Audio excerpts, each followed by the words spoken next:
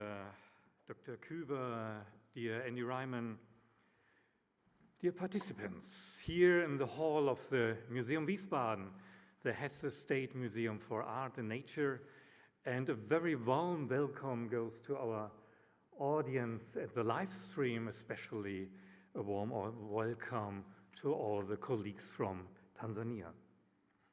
2 years ago, we met here in the hall of the Museum Wiesbaden for the first academic conference of the Hessian network on the handling and processing of collection items from colonial contexts. At that time, we spoke about the network, which was just getting started, the good initial results, and we also referred to the kick-off event of the joint project with Witzenhausen, the approval of which we were able to make possible thanks to the addition of funds of the Hessian network. Today, I'm delighted that the extensive results of this very project will be presented here over the next 2 days, along with a wide range of Provenance Research projects from Hesse, but also from far beyond. You will have noticed that the Hessian network has made further progress since 2022. Thanks to the great support from you, Dr. Förster, and the German Lost Art Foundation, we have been able to initiate and implement 2 further projects and already in talks about others. Together with the Hesse Museum Association, we were able to carry out numerous consultations and small projects, thereby providing important impetus for provenance research throughout Hesse. You probably already know that the result of the first conference will soon be published in open access format, edited by Andy Ryman, the coordinator for provenance research projects of colonial contexts at the Hessian State Museums. In his additional role as a curator of the ethnological collections of colonial contexts here in the Museum Wiesbaden, he was also involved in organizing the exhibition "The Hare is the Hunter's Death," which not only presents the animal world of Namibia, but also deals intensively with the German colonial past. And, well, usually German museums are closed on Mondays, but we'll give you the chance and opportunity to visit at least this exhibition during your breaks. But this should not stop you from listening, from discussing intensively today. The group of selected contributions that Mr. Küver, Ms. Johann and Ms. Ryman have been able to assemble here reflect an excellent cross-section of current provenance research. Therefore, I wish you 2 inspiring days here in Wiesbaden, great discussions, and now I would like to change a little bit the program and would like to welcome State Secretary Degen for his greetings. Thank you very much.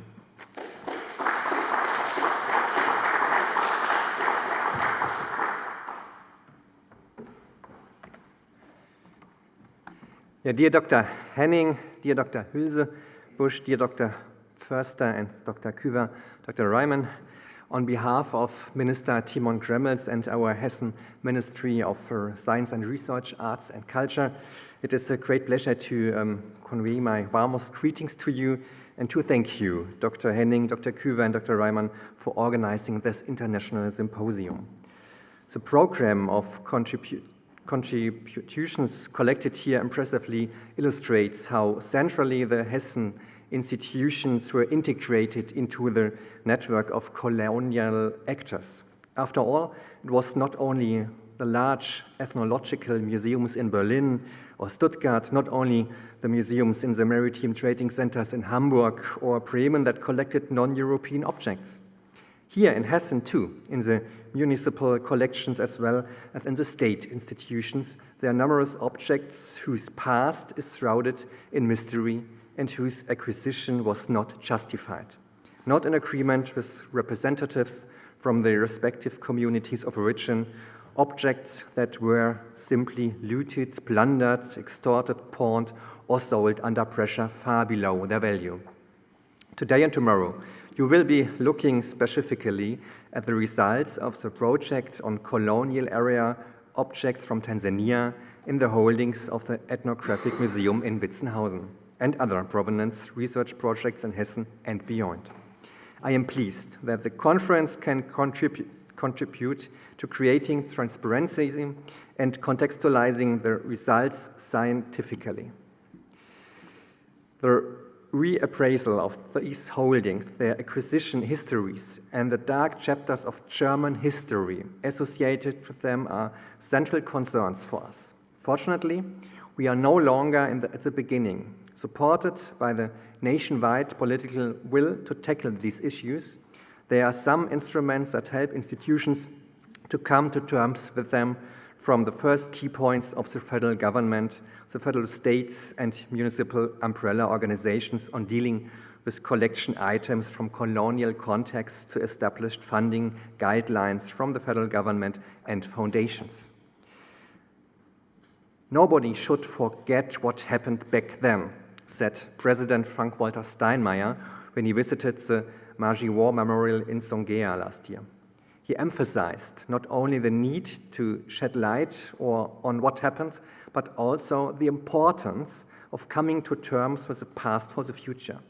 Pupils, students, academics, and museum professionals should work together to grasp the historical dimension of German guilt in such a way that future generations will also understand what happened back then. On this basis, a new future-oriented form of cooperation, but also of living together in a tolerant, equal community should be made possible both here in Germany and worldwide. Ladies and gentlemen, students, academics, and museum professionals, all these groups of people are gathered here today to make a contribution to historical and political education. The recent efforts of right-wing extremist groups throughout Europe show how necessary it is to bring profound knowledge about our history and its consequences into society. This makes it all the more important for historical and political education to begin as early as possible and for the results of science to go into public, into society, even to school children. Dr. Henning, I know this undertaking is in the right place in your company. As I had the pleasure of opening the exhibition, you told us, The Hare is the Hunter's Death here, I was able to see for myself that pupils in particular can not only marvel at Namibia's wildlife here, but also gain a deep insight into the terrible crimes of the German Schutztruppe in German Southwest, and learn how this continues to have an impact in Namibia today. The Hessian state government is aware that this research must be adequately funded. For this reason, the state of Hessen has been providing 200,000 €15 annually since 2021 for the processing of collection items from colonial contexts owned by the state of Hessen. We have created a position for the coordination of cooperation projects, which also manages the Hessen network and works closely with the newly created position for Provenance Research as the Museumsverband Hessen. We have also created a funding pot of 75,000 euros per year for the preparation and follow-up of provenance projects at the non-state museums. These funds are well invested. Not only the numerous projects established by the network and the Museum Association in this area over the past 3 years speak for themselves, but also the cooperation project that you will be dealing with today and tomorrow. Ladies and gentlemen, please forgive me as I have to leave you again. I wish you a successful conference, a lively exchange, open communications, and good impulses for further processing of collection items from colonial contexts in Hessen and beyond. Thank you very much.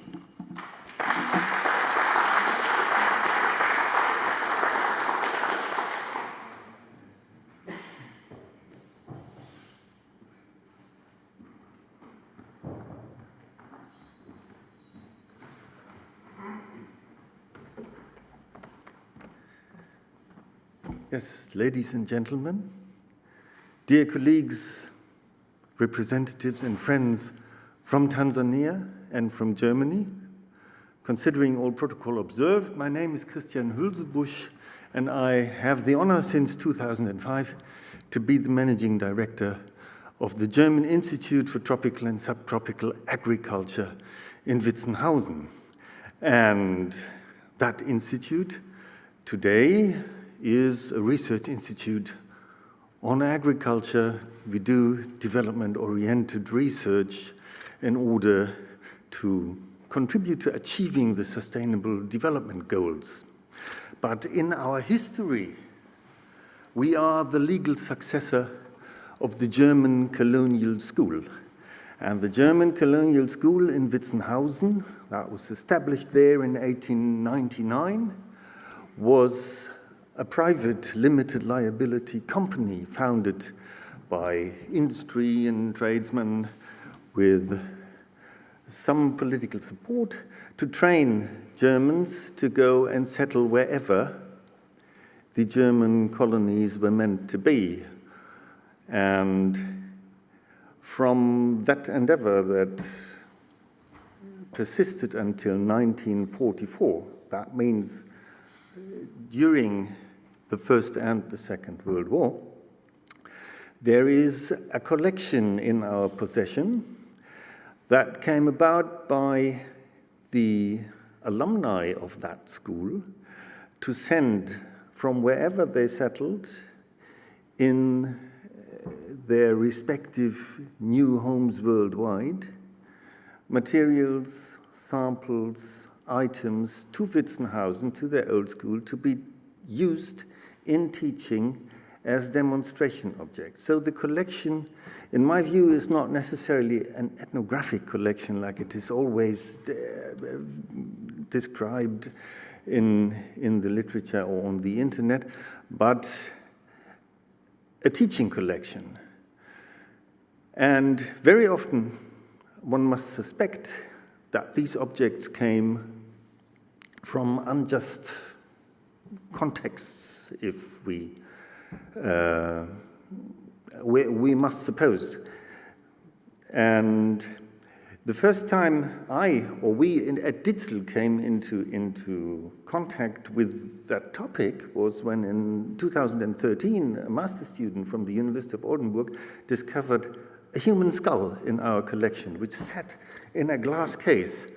And we immediately contacted the Foreign Office and the Embassy of Namibia and asked would they like to have that skull back.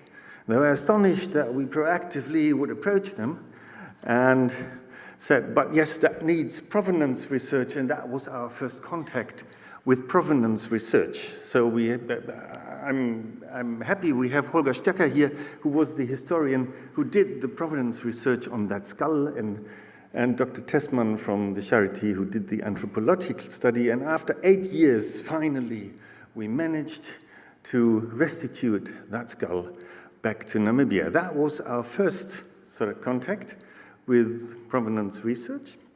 And I'm very happy that now, with the generous support of the German Lost Art Foundation, we have been successful in establishing this project with the energetic enthusiasm of the Tanzanian partners and of Dr. Jan Küver, who is half Tanzanian anyway, to implement this project on a much larger scope, on a much larger number of items, some of which you can see here. And I'm happy to see in this program that from the Tanzanian perspective on provenance research, through more general aspects of provenance research, we will have a number of contributions from the scientific community.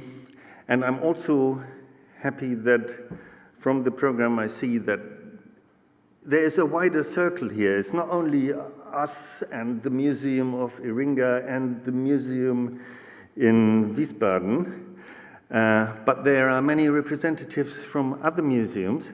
And I'm particularly happy that in that way, we as an agricultural research institute suddenly make new contacts into new topics, particularly with the museum in Wiesbaden initially, but hopefully with others in the future to come.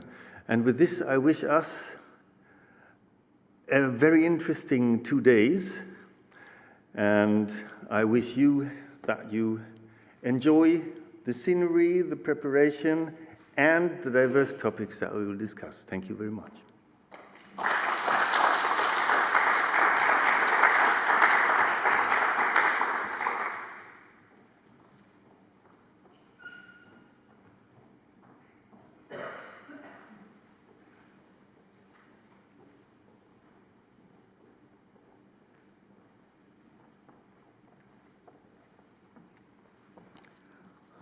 Good morning, everyone. My name is Jimson Sanga. I'm working with fahari as assistant director to the project. I'm so glad that I'm standing after listening to German voices in a series that we have, Christian has declared Jan to be half Tanzanians, and I'm glad to take him back. That is 100% your son is a German son. Is Jan the German, but working in Tanzania for more than 20 years now. Usually, I'm glad to send you greetings from Tanzania.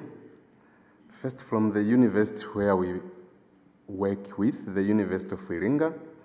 We wouldn't be here without the permission from His Excellency Professor Edward Hesse, our Vice Chancellor.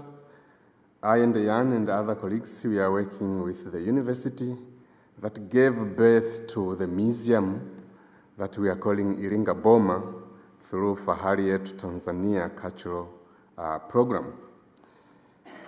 Usually we are glad that the sponsorship, I should be saying, of the project and the organization, Jan and the colleagues, they made it possible for we Tanzanians to be here. At least today, you will hear the voice from the original community. It's fine that we have been participating in this Provenance Research, where we have information from Germany based on pictorial. So it's you having the objects, but then we cannot take these objects back home. Rather, we take it through photograph. But sometimes it's not even easier for the community to understand the photographs. But we are so glad as we will hear through various presentations from our own representation of the findings of how the community reacted towards this. I'm glad that not only us from Tanzania who are unaware of what's happening within German collections. From what Christian has said with the human remains, that only 20 years back he came to realize that somewhere this information is lying. This for me speaks like there is so much that are still uncovered. And for this one, I appeal before all of us, collectively and specifically from our diverse area of specialization or participation, to jointly and uncover the unknown. And how can we do that? It's you, the Germans, who are sitting with within these collections, and some of them are stricted for you, that you are not even allowed maybe to open up. See an alarm now from Tanzanian perspective. While we are acknowledging your contribution for allowing us to take this vital part of participating and bringing our voice before you, maybe I can appeal now, I'm doing the other way around. I can invite as much in number as I can that please, Tanzania as a land still stands as a virgin land for research. Because we do have communities who are owning all information, and you do have communities that you as Germans, you are owning both documented information with limit, and you are owning the objects. While you call those objects, maybe from our perspective, we call it different. because sometimes you are regarding some of the materials, cultural materials, as the past historical information for you, but if you visit Tanzania, you will find some of those practices are still alive today, as we'll be seeing through our presentations. So we acknowledge that so much. But on the other hand, these are the so-called objects that we have got from you, of which is a small fraction of what we have released for research, has allowed our fellow Tanzanians to trigger and to cultivate more knowledge from elders and even involve other unknown realities of the same objects, of which now it brings us into another sphere of bringing the young scholars and the young artisan to try and interpret what is being told into today's own perspective of today's generations. So one of the presentations that possibly today we will be lucky to understand is how the young ones can interpret the tales into artistic and graphics. So we are coming up. If you give us a call, we will pay a respond. If you invite us, we will come. So by so saying, I repeat again saying we are so proud of being in your midst. Possibly you will be hearing from yourself interpretations, but give at least a platform to hear from us, and then see how much you can sustain what you have been funding, how you can sustain this type of participatory approach. We know that you are providing mostly you have been providing resources in 3 parts. Possibly the human resource academically, based on what you understand, of which you join with the community of origin in Tanzania, of which as well as in 2 parts. We do have scholars who are working at universities who have been involved, but they are in a very small number compared to the counterpart. Maybe my greetings this morning should be appealing as well to you in numbers and in individuals that keep on thinking.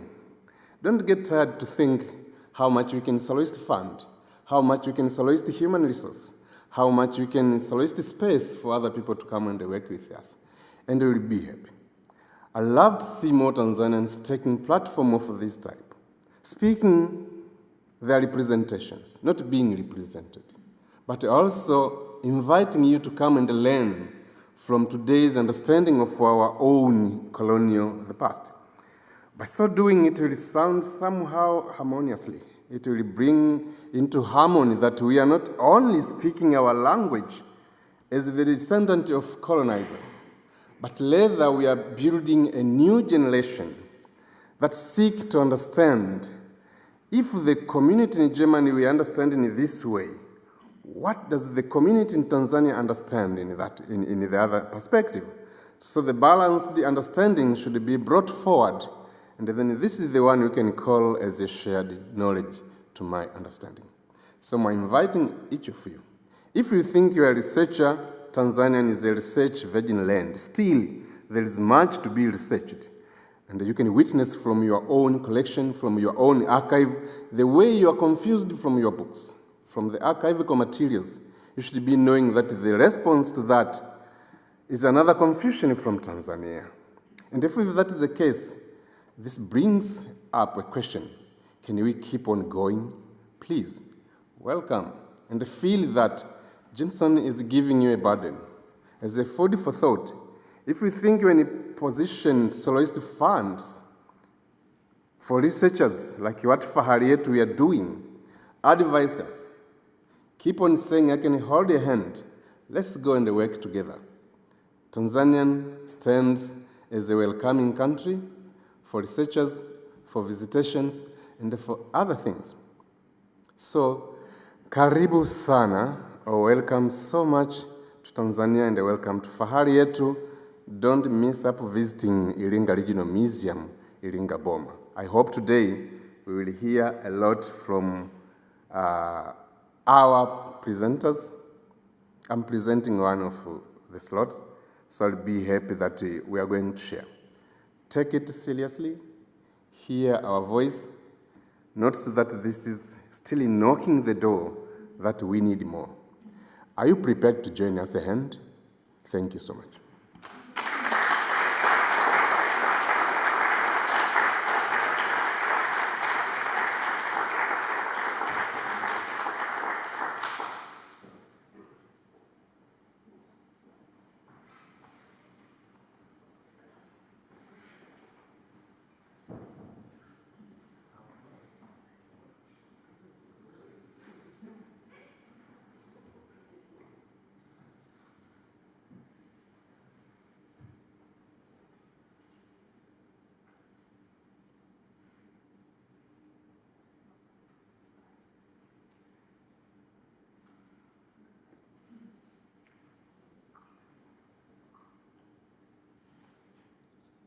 Excellency, representatives from the Hesse Ministry of Science and Arts, representatives from the German Lost Art Foundation, deputy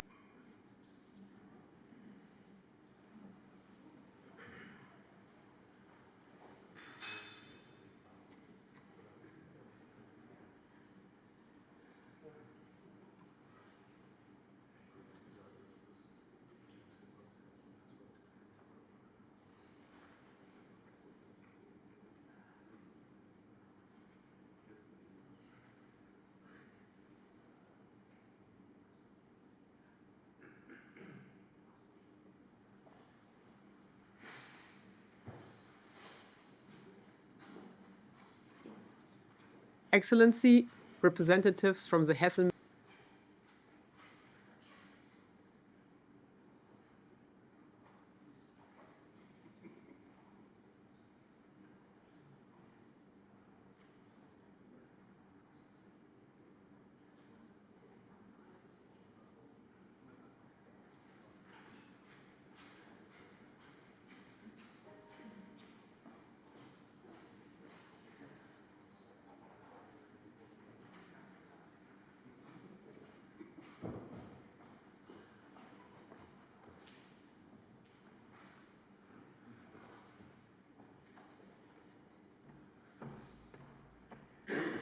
So, good morning, everyone.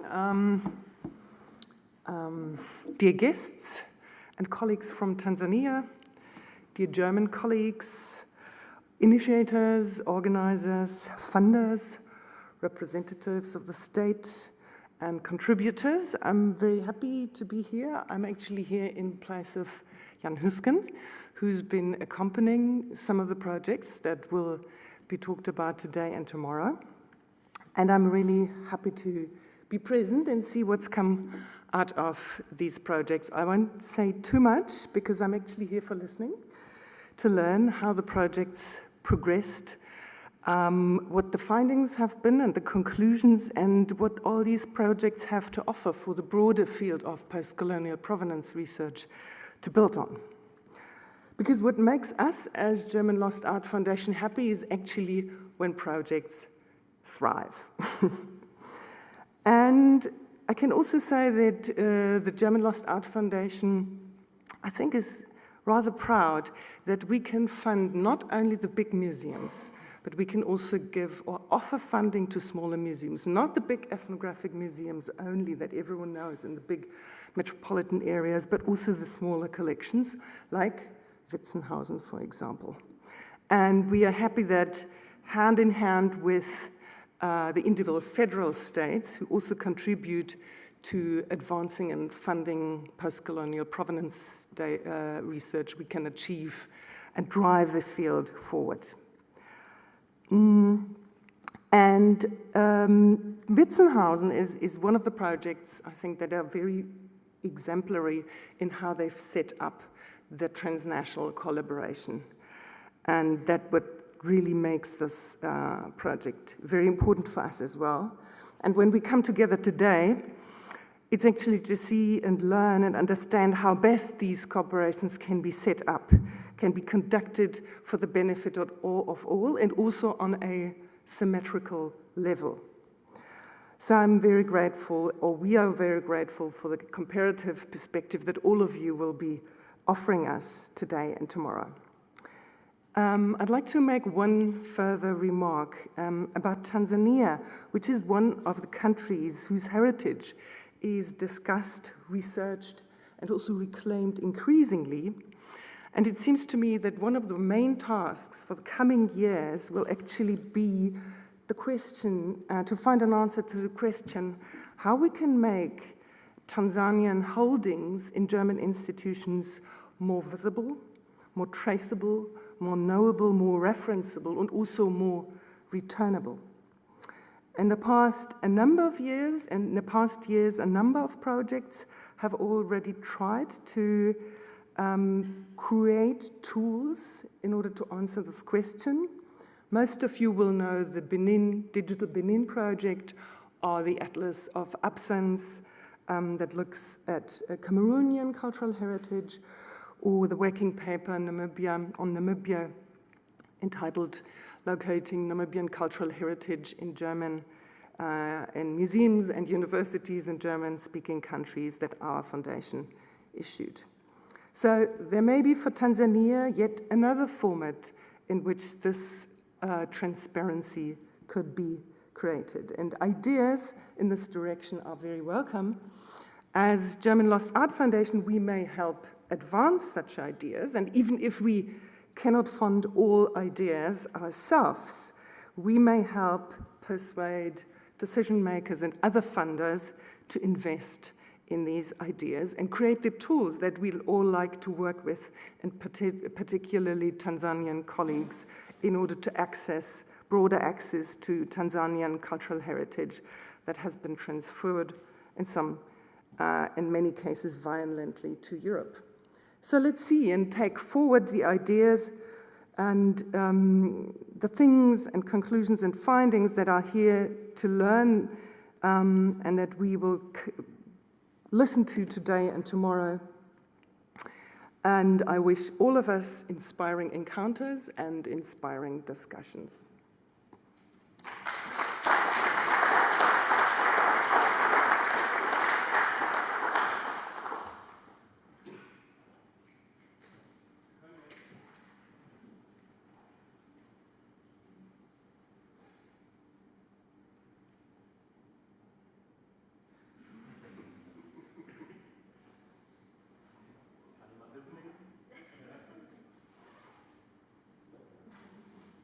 Thank you for inviting me to the opening of this international conference.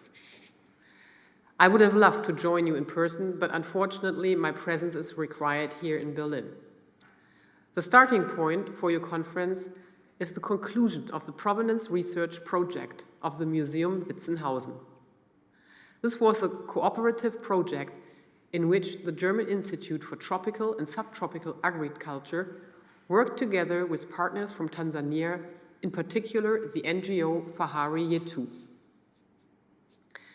I would like to congratulate everybody involved on this successful project. It highlights the importance of working together with local experts when it comes to artifacts from other countries. Indeed, this kind of cooperation should serve as a best practice for further research projects on the provenance of cultural objects and artifacts. For two main reasons. First, we would never have the knowledge and expertise on our own to do this right. Secondly, this joint work is building bridges to our partners. This conference itself is the best example. It marks the end of a research project, but it is a beginning of further international exchange, and hopefully further cooperation will follow. Therefore, projects of this kind contribute to strengthening our relations to the countries of the former German colonies. As State Minister in the Federal Foreign Office, I am responsible for our relations to the countries of Africa. Finding out about our colonial past, facing its injustices and cruelties, the restitution of stolen artifacts, and the cooperation with countries of origin is a central part of my work. Since I took office in 2021, I have visited Tanzania alone 3 times already. My latest trip, just a few months ago, took me to Old Moshi, where I met descendants of Chaka chiefs who died at the hands of German colonial troops. Their skulls were taken to Germany. Their descendants wished to bring them home, so that their families and communities can heal the wounds. We as government are doing everything that we can to facilitate their repatriation and the repatriation of all other ancestors that are still in German museums and university collections. This requires dialogue between communities of origin, cultural institutions, scientific communities, and also between the countries and their respective governments. Because it can never be a solitary decision of my government to repatriate. It needs the political will of the respective country and the communities to take them back. Whenever I meet with officials, descendants, and diaspora representatives, I am reminded how much the past is still present and that is still very hurtful for many people. Therefore, we need to remember and reflect on our past, acknowledge injustices, and raise awareness in our society about what has happened. We need to do this as government, as cultural institution, as society, and as individuals. Only if we know our past, we will be able to understand the present and build better and stronger relationships. Therefore, I would like to thank all of you contributing to this important task for your commitment and for your excellent work. In the upcoming days in Wiesbaden, you will further discuss the results of the Provenance Research project and follow up. The fact that the talks will take place in German, English, and Kiswahili speaks for its inclusiveness and a truly joint approach. I wish you fruitful discussions and would like to assure you of my government's continued support. Asante and kila laheri, all the best.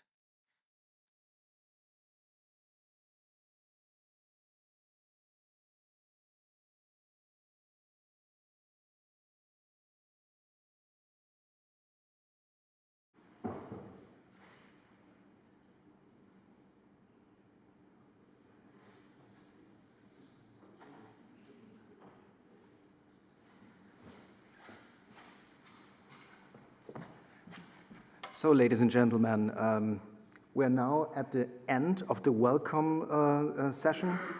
Due to short-timed reasons, the Tanzanian embassy had to cancel its participation today. And so we should have still some minutes. My suggestion would be we make a little coffee break and we meet here again at 11 o'clock for the first panel. Thank you.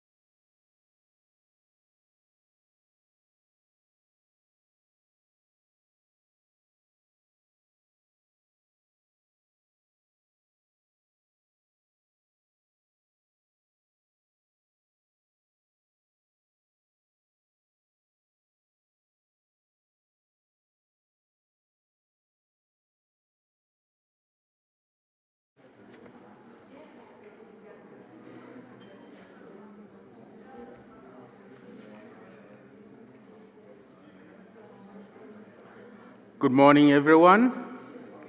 Shall we start? My name is Valens Silayo, and I am chairing this opening session. It's my great privilege to be here with you today and share the first session for this amazing workshop. I take this opportunity, just like the organizers and previous speakers, to invite each and every one of you.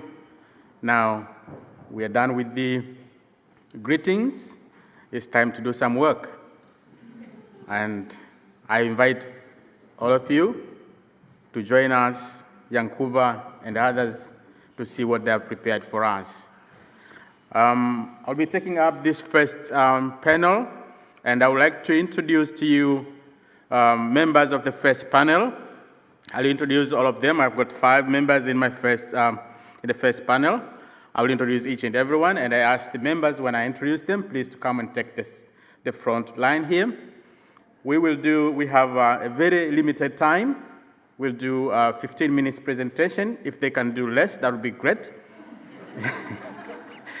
And then I will kindly ask participants to take note in each presentation so that you reserve your questions, your comments, and anything that you want to say in each presentation to the end. So after we hear all the 5 presentations, I will invite all the panel members here for a general discussions engaging the floor. Thank you very much. Without further ado, I would like to invite or introduce to you my first member in the panel, Professor Dr. Jan Kuva. Professor Dr. Jan Kuva is an anthropologist, a heritage practitioner holding a master's in sociology and ethnology from the University of Göttingen, and a PhD in heritage studies from the BUT University in Germany. Since 2007, Dr. Kuva, he has served as a lecturer and administrator at the University of Iringa in Tanzania. From 2013 to 2016, he managed the European Union-funded heritage management project for fahari yetu Tanzania, for which he oversaw the historical restoration and conversion of a former German colonial building into Iringa Boma,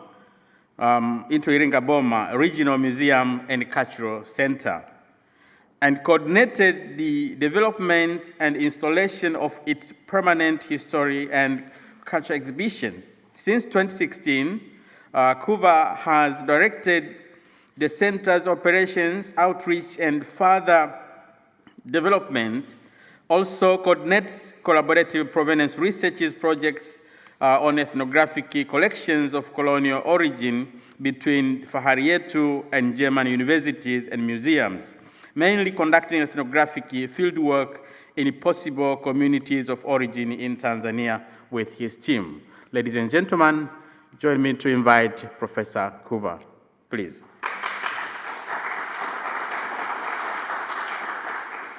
The next member in my panel this morning is Harry Titus. Harry Titus is a media management professional currently working as a publication officer for fahari yetu Tanzania. Harry handles a variety of tasks to help the organization's archive achieve its goals, including website and social media maintenance, photographic documentation, and the creation of film documentaries that highlight specific fahari yetu projects. His work generally plays a key role in documenting, documenting, preserving, and sharing Tanzania's cultural heritage with broader audience. Harry has a BA in journalism from the University of Iringa and is about to complete his master's in journalism and media management at the same university this year. Ladies and gentlemen, please welcome Harry Titus. Next in line is Jimson Sanga. Jimson Sanga holds a Bachelor of Arts in Ethnomuseology from the University of KwaZulu-Natal in South Africa, and a master's in tourism, culture and society from University of Iringa. He works as a lecturer in cultural anthropology and tourism at the University of Iringa, and also serves as assistant director of fahari yetu Tanzania and Iringa Boma. And the Iringa Boma Regional Museum and Cultural Center. He is also a member of the fahari yetu Provenance Research team and involved in restitution's agenda to enrich the heritage exhibitions in Iringa region and other parts of Tanzania. Currently, Jimson is developing a PhD proposal in medical anthropology at the Free Berlin University, where he is planning to research the provenance of Tanzania worship and healing objects in German museums collection together with their historical and contemporary use and relevance among communities of Iringa. Ladies and gentlemen, Jimson Sanga.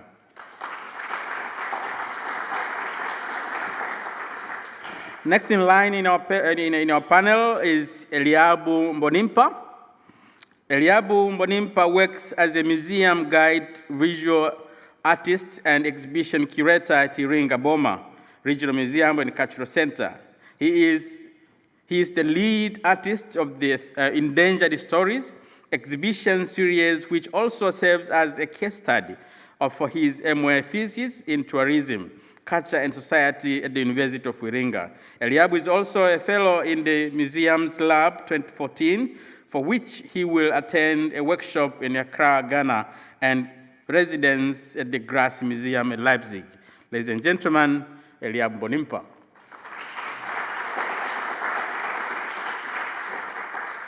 Last in the panel is Kefa Ngakonda.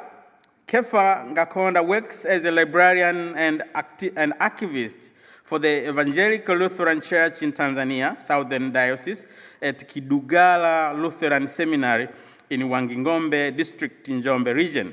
He holds a certificate from the School of Library, Archives and Documentation Studies in Bagamoyo, Tanzania, and he successfully attended an A1 German language course at the Goethe Institute in Dar es Salaam in 2014. Apart from his archive work, he is also engaged in environmental conservation by recycling organic remains for the production of natural fertilizer and animal feed.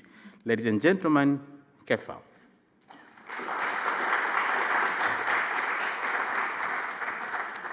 And thank you very much again. This is my team for this opening session, and without wasting more of your time, I would like to invite Dr. Jan Kuva to give us the first presentation. Dr. Jan Kuva, please.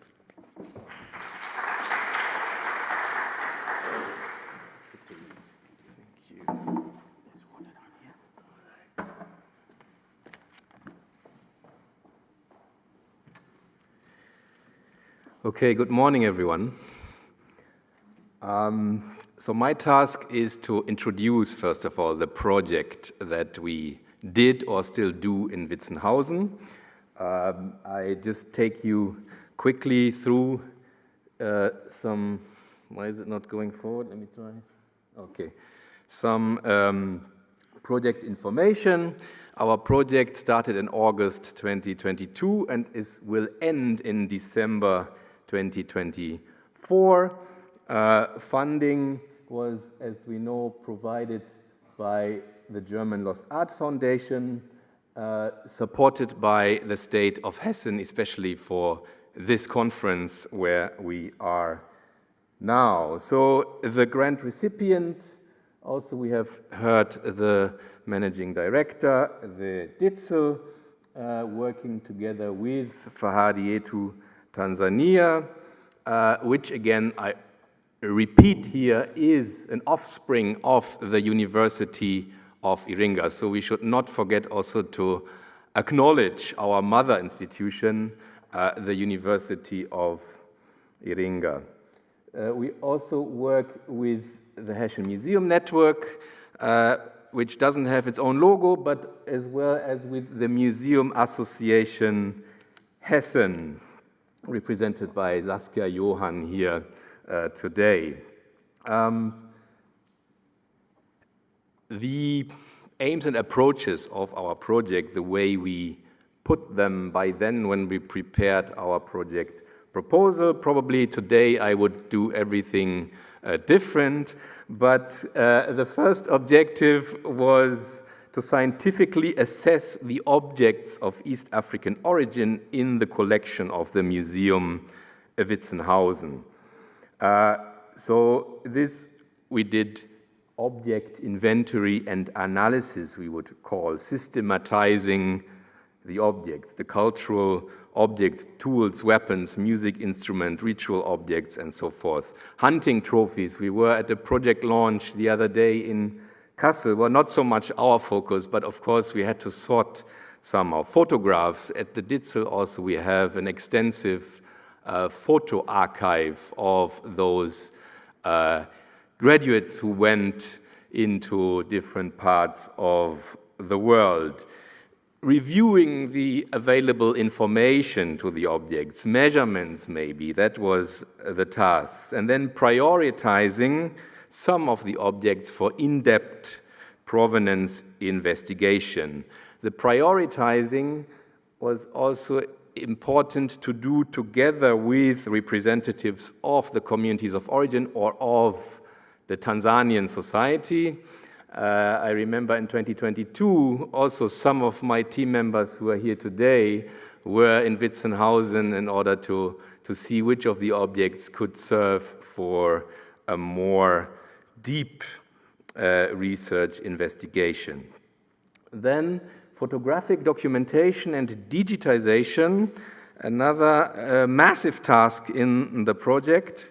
From still pictures to 360-degree spins to full 3D models, starting with selected objects, but in view in the future, it should be that all objects should be digitized and made available online. Here I would like to go further. Just all my Tanzanian colleagues are here, but I would like to acknowledge also my colleague Jana, working in our depot, and our photographer Klaus, who is working, he has maybe the heaviest task in the entire project, doing the photography. Going back to this arrangement here,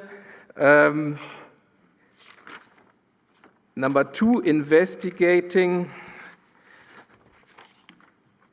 provenance of selected objects or object groups, while we were supposed to highlight possible contexts of unlawful appropriation.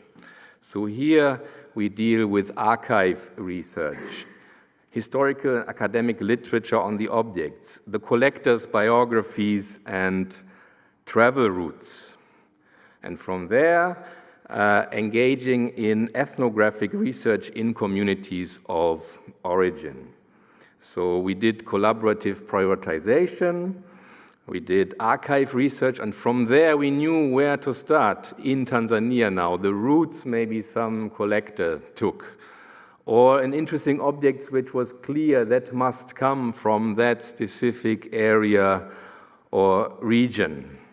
So we followed those routes, doing interviews and focus groups with selected community groups and individuals, finding out their attributions, their associations with the object from, as Jimson said earlier, photographic documentation that we had, which was at times not as easy if you just have small photographs. Their memories and interpretations of historical events related to the objects. Here we go into colonial wars, for example, what happened, the intervention of the colonialists. Their views on restitution and exhibition of objects, which was often something completely new that we took into these communities, that these objects are in Germany and bringing them back. This whole thing is not something that many people in the Tanzanian communities are aware of. So from ethnographic research, archive research, and object analysis, the core or the heart of the project basically was to tell object stories. Object stories, and then Number 3, it would be to turn these object stories into joint exhibition and possible restitution projects between the DITSL, fahari, yetu, and community actors or other museums in Tanzania. So we have prepared the stories, now how to display them in the museum. Which ones could we take to Iringa Boma?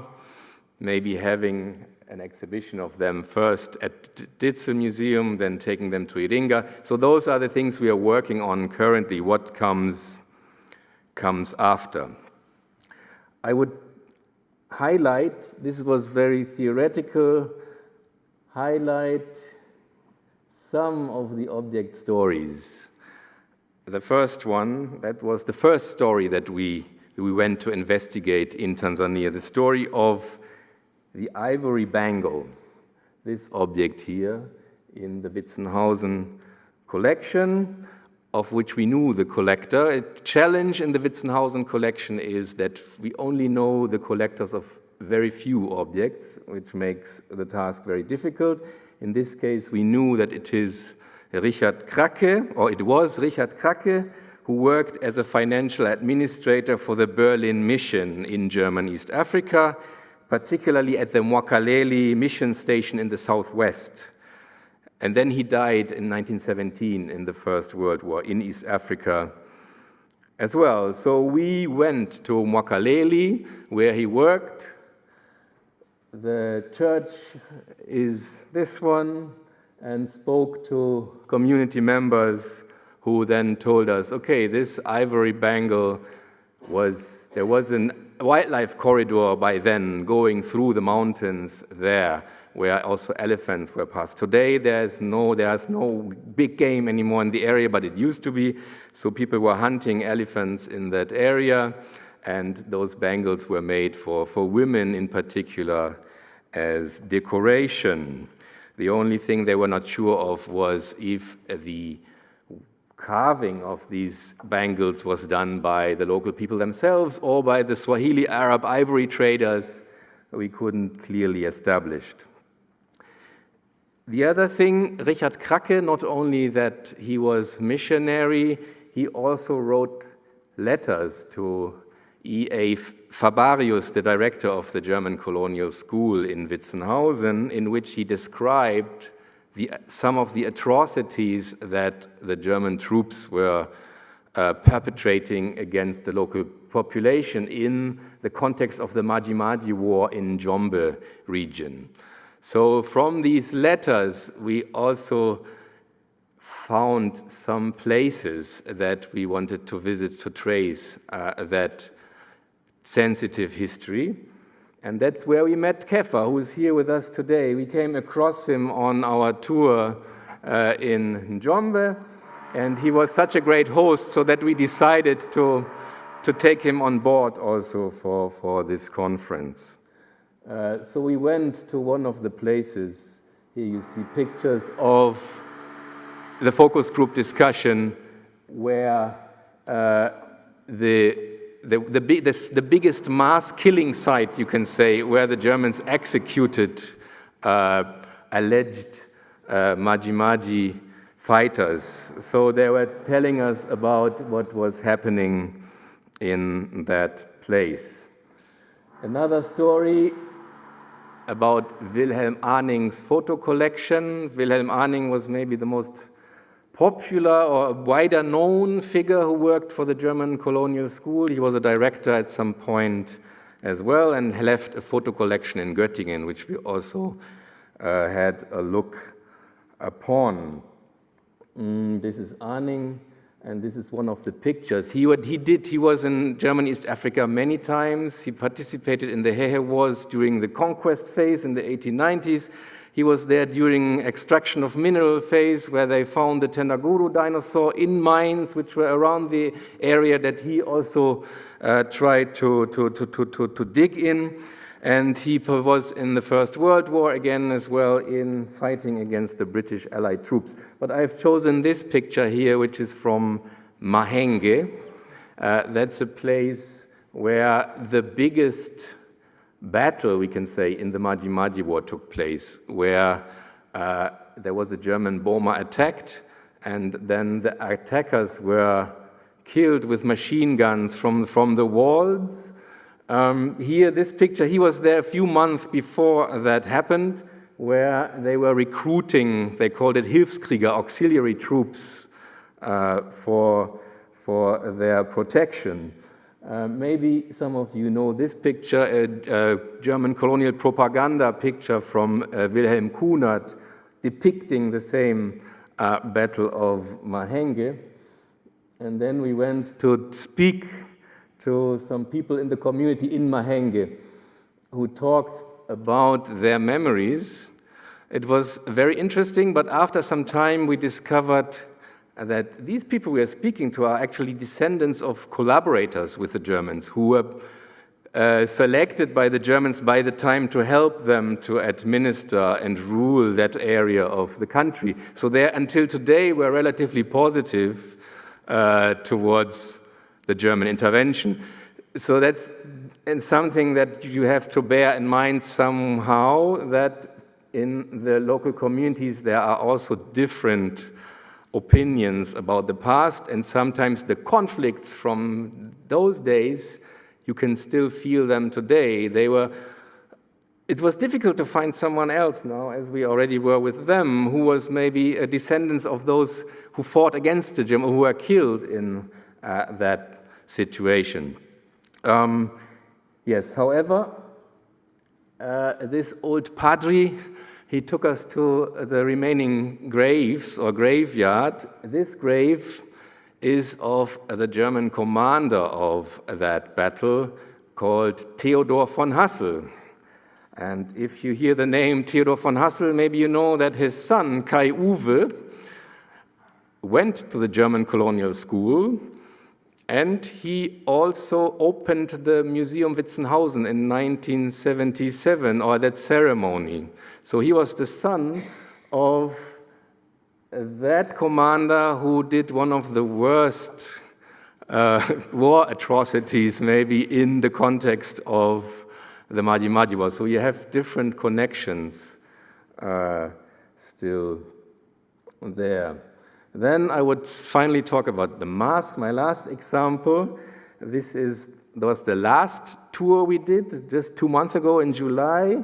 We went to follow up some Makonde masks and carvings. One was the titular object of this conference, this in the middle, and they were collected by Fritz Linder. Linder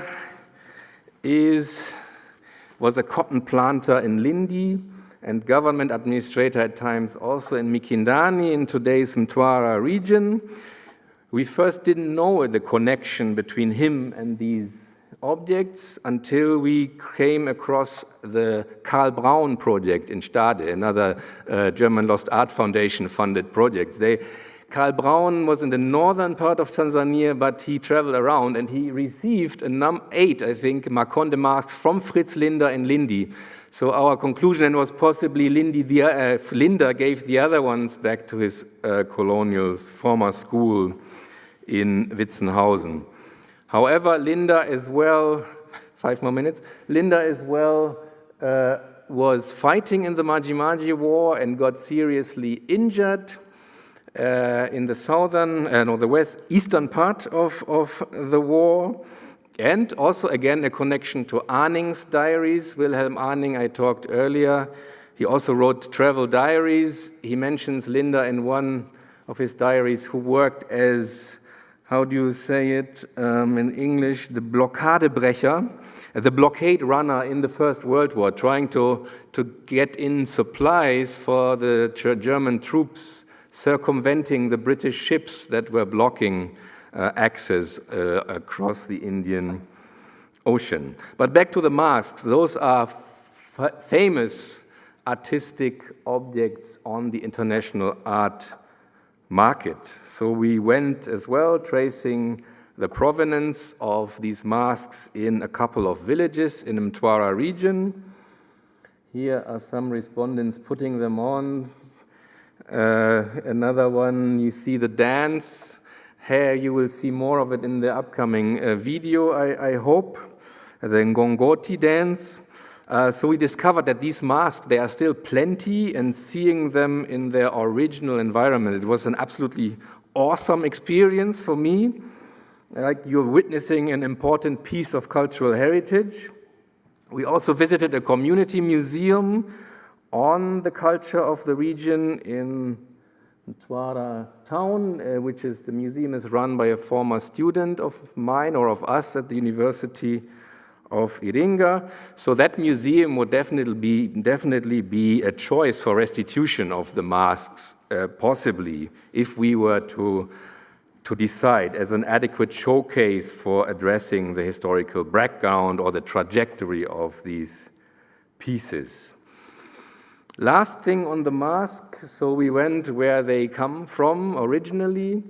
Recently, I came across a project that Where's Mareike Speth did with the Kenyan-German artist and art professor Sylvia Kiambi, I think, let me pronounce it properly.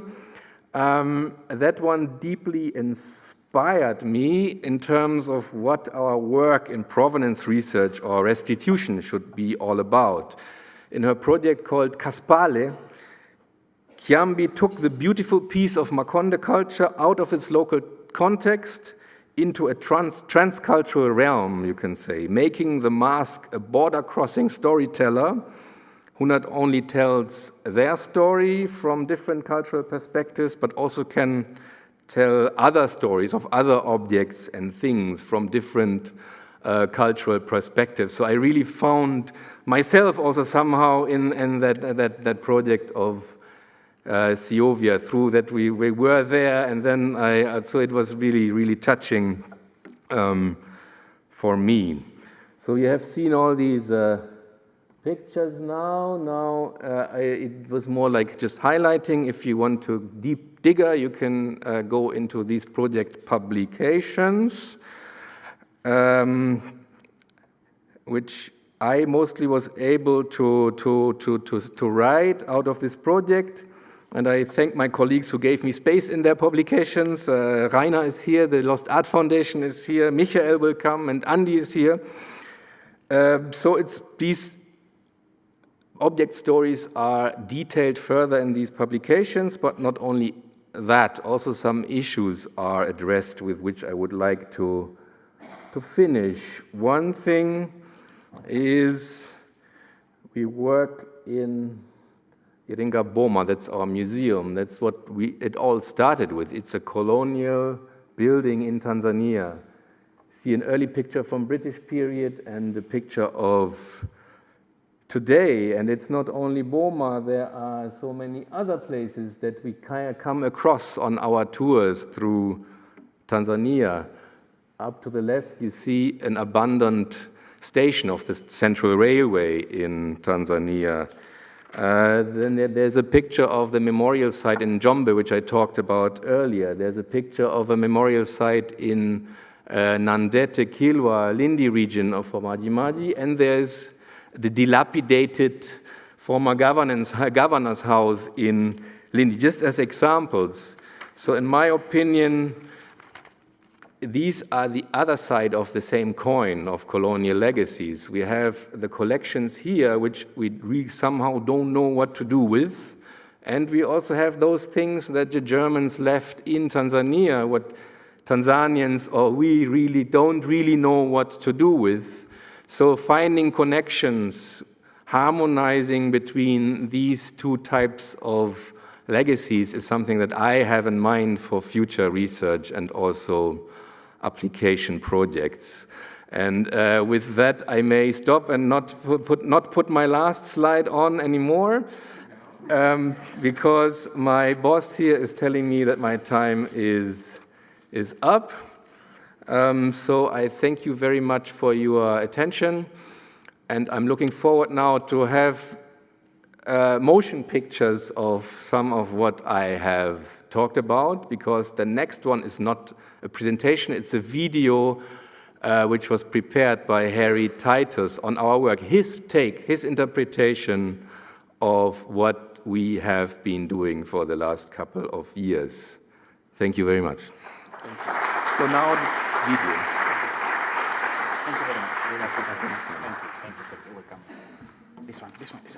We are investigating the origin, Thank you. the meanings of ethnographic objects, of cultural objects that were collected in the past and now are found in museum collections.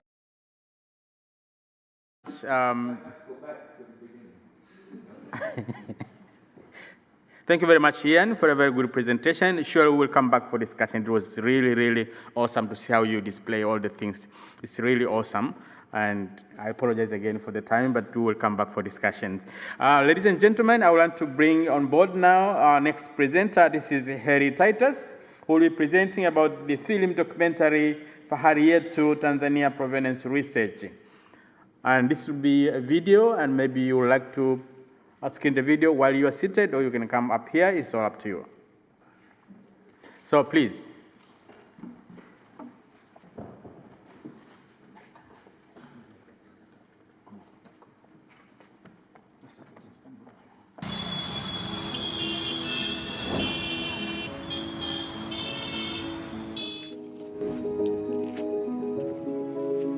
My name is Dr. Jan Küfer. I'm the managing director of Fahari Yetu Tanzania, and therefore also of this place here, Ingaboma Regional Museum and Cultural Center. I am a research coordinator of a Provenance Research project. We are investigating the origin, the meanings of ethnographic objects, of cultural objects that were collected in the past and now are found in museum collections, depots of different places in Germany. So I work for the German Institute of Tropical and Subtropical Agriculture, which used to be the German colonial school.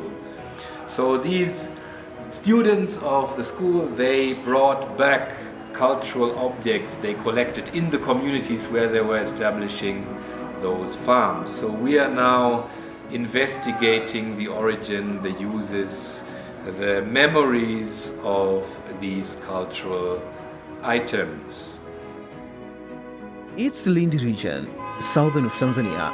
This is where the history of the country and the colony is preserved. A siren's journey from the center to Nandete village, the region of the Wa Hapindi area of 20th century.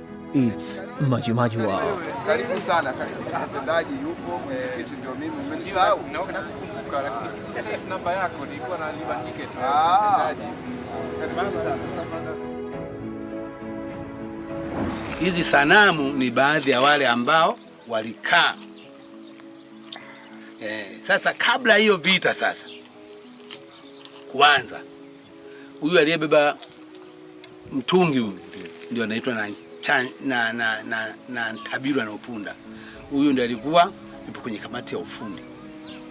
Sasa alipokaa sasa akasema, mimi kazi hii kuifanya peke yangu, pamoja naweza huu uchawi kwenda kumloga huyu mzungu, lakini kuna kijana mwingine anakaa Ngarambe anaitwa nani, Kinjekitile Ngwale, ndio akasema mimi nitatoa dawa, lakini itachanganywa na maji.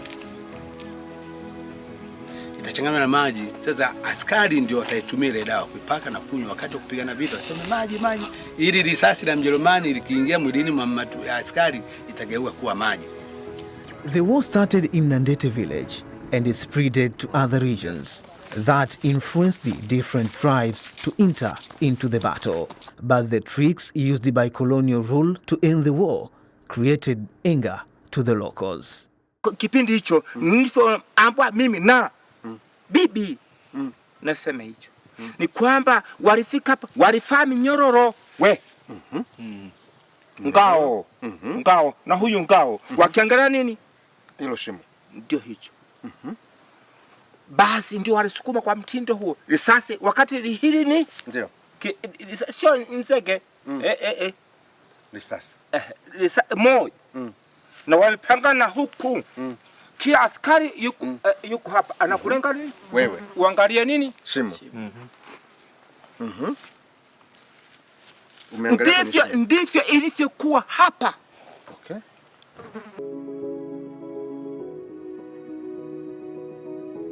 Na vifaa ambavyo watu wa zamani walikuwa wanavitumia, ambavyo mpaka sasa baadhi yetu bado tunavitumia na vingine bado tumeviacha. Nilichoshika sasa hivi hapa ni mkuki, lakini kwa Wamatumbi tunaita nkwa, ambayo ni silaha kubwa tunayoitumia kwa mambo mbalimbali, ikiwemo kuulia wanyama waharibifu na hata wanyama wa hatari. Hii ndio silaha yetu kubwa ambayo kipindi hiko ilitumika hata kuwapigia Wajerumani. Jina lake linaitwa mkwa. Nilichokishika sasa hivi hapa kwa Wamatumbi huku kwetu tunaita mbopo. Mbopo tunatumia kulimia, kufyekea na hata kulimia machenge, na hata silaha vile vile unaweza ukatembea nayo. Kuna nzizi tunaupanda, una mbegu ndani, unapanda alafu vinazaliwa vitu vya ndani. Kitu hiki kinazaliwa, yani yanazaliwa matunda kama haya. Sasa yakiwa madogo ndio chakula, unakatakata unaweka kwenye chungu, unapika unakula. Na mbegu zile unakula tu bila tofauti. Yanapokomaa ndio tunafanya vikombe. Hiyo ilikuwa penzi lao kama sisi sasa tunavyovaa hii kipini. Si nyinyi mnajua? Ndio, hizo tunazijua. Yaani zamani hapo au mababu zetu wale wa mabibi zetu hawakuweka hiki. Walikuwa wanavaa hiki. Okay, waliona urembo. Waliona ni urembo au nini waliziweka? Alafu huku walikuwa wanatoga hapa. Wanaweka vingine. Ndio. Sio kitu kama hiki. Walikuwa suka karatasi za mitindo. Wanaweka hapa na hapa. Na huku hapa na hapa. Na ndonya wameweka. Basi unapofika wewe unamuona kupendeza, hata ngikuwa mwali mimi nakutaka. Ili kwa penzi lao la kuchezea. Na ikiwa kubwa zaidi ndio mrembo zaidi. Ndio unakuwa mrembo zaidi sana. Kwa maana mimi nimevaa kwa maana kama hivi nilivyovaa leo. Hata wazee wangu huko walikuwa wanajua kitu wanakumbuka. Hivi tu ya jadi.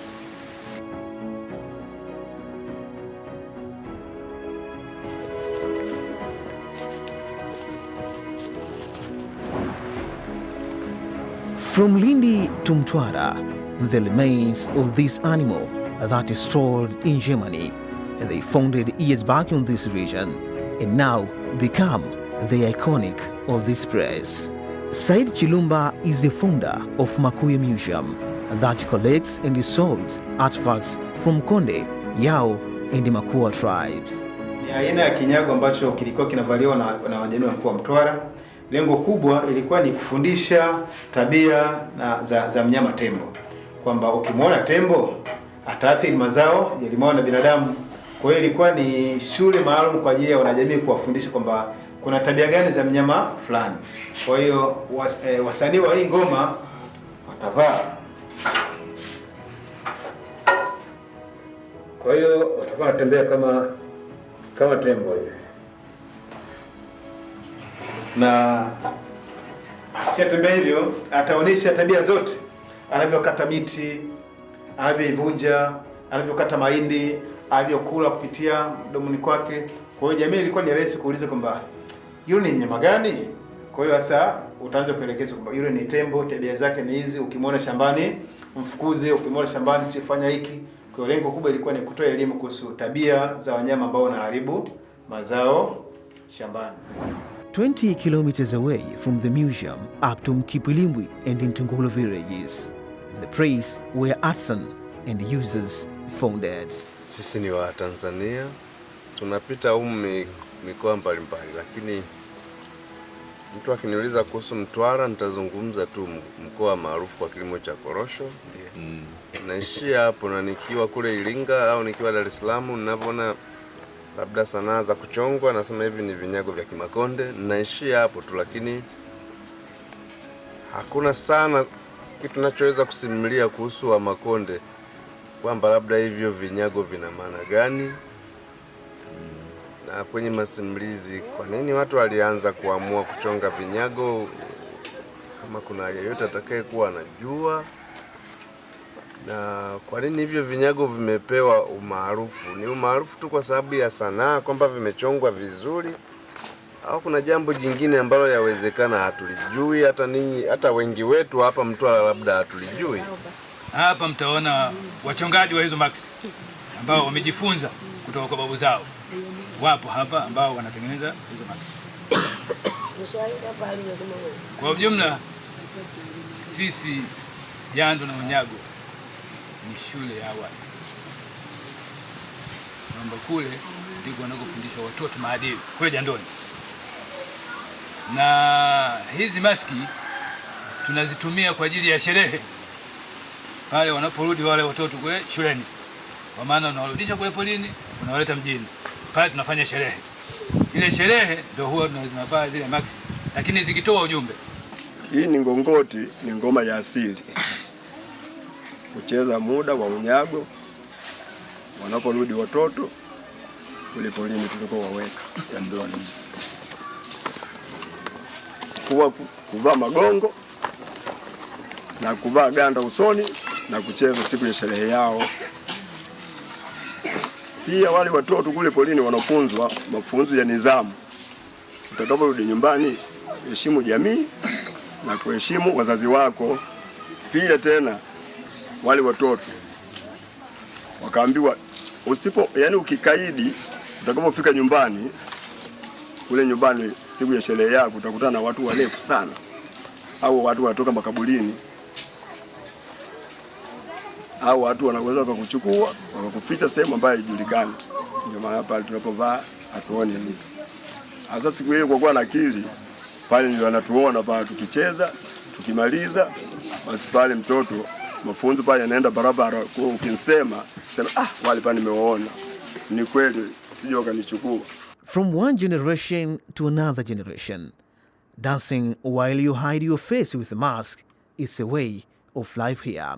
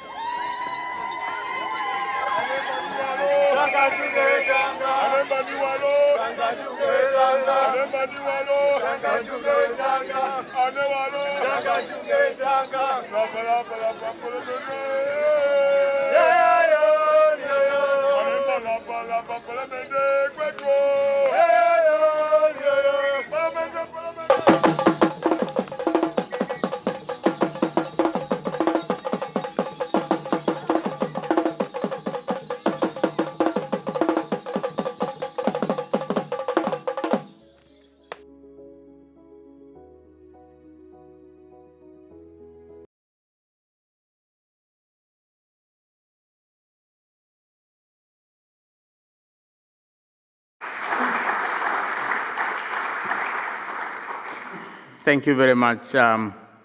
Thank you so much, Titus. What an amazing documentation. Thank you very much.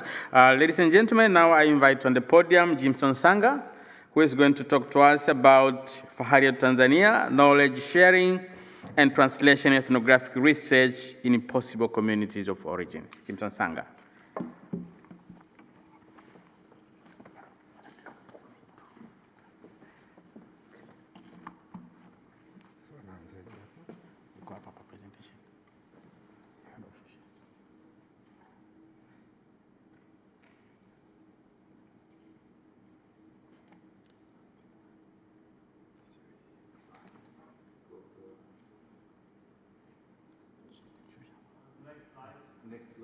Next slide, this one.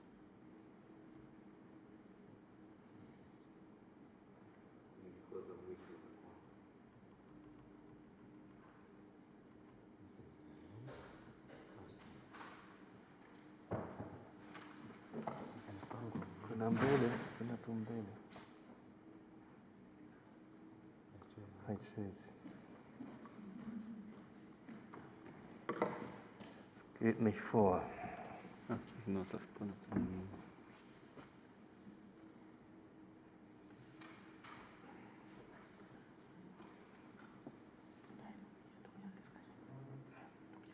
Nee, noch weiter, noch weiter. Die hatte ich nicht mehr geschafft. Da, genau.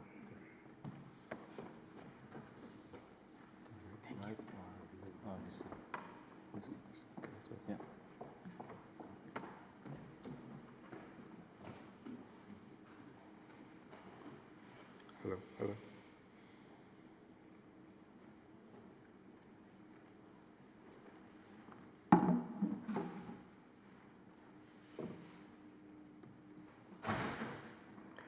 Okay, thank you so much. Sometimes it's challenging to be a third presenter after hearing the overview and the video. Usually what I'm going to do is highlighting the same, but in another approach. Usually through our provenance research, while we were going around the country, we were trying to see how much people they can, first of all, remember, but also what does the meaning have to these objects that we are sharing with them. So as my colleagues have said before, that we are coming from Iringa Boma, that's where we start our journey. So among many objects I'm going to present, few I've chosen to take spears and shields as well. That these are the collections from kept at the Witzenhausen Museum, and we thought, how can we link it to the community of origin? For information given to the archives, and we thought how much this can be remembered by community of origin. And we came to realize that communities could remember mostly of these pictures only because they are linking to their daily use. That some of these objects are still in use today, so it's easier for them to recall. But also when we went for the masks and the retos, people are still in use like what we have seen to Heli. And I wanted to ask, is it still, what kind of purpose is it serving for today? As we have seen people there, we went there and we wanted to understand what meaning does these masks make to them today, and why are they still keeping? And we came to realize that it's part of their epistemology, part of their knowledge passing from generation to generation. So sometimes our oral libraries that still exist into our elders, they use these as tools to descend information from generation to generation. So this is helpful as today. So sometimes when we share them photos, they don't see photos as photos, but they relate photos to the real cultural objects that they do have. So as my colleague discussed, when we go for this ethnographic research, when we go around the communities, it's not an easy way. Sometimes to the video, you saw us driving but somewhere it's the end of the road. I was sharing with Dr. Ina that we wanted to go to Tendaguru, and then 60 kilometers before we were told there is no access. And then if you have to hire a boda or motorcycle, you have to arrange for another 6 hours of riding to a place. So this is part of challenging. But luckily enough, when you arrive to the communities of origins, they are very cooperative and they feel be honored. So being honored is another bridge that I'm talking about, that when we are coming from these almost hosting communities here in Germany, colonial hosting communities, and walking to the community of origin is another bridge, so by itself is facilitations. And this community during discussion, they feel like they are very much honored, and they feel like someone remembers them.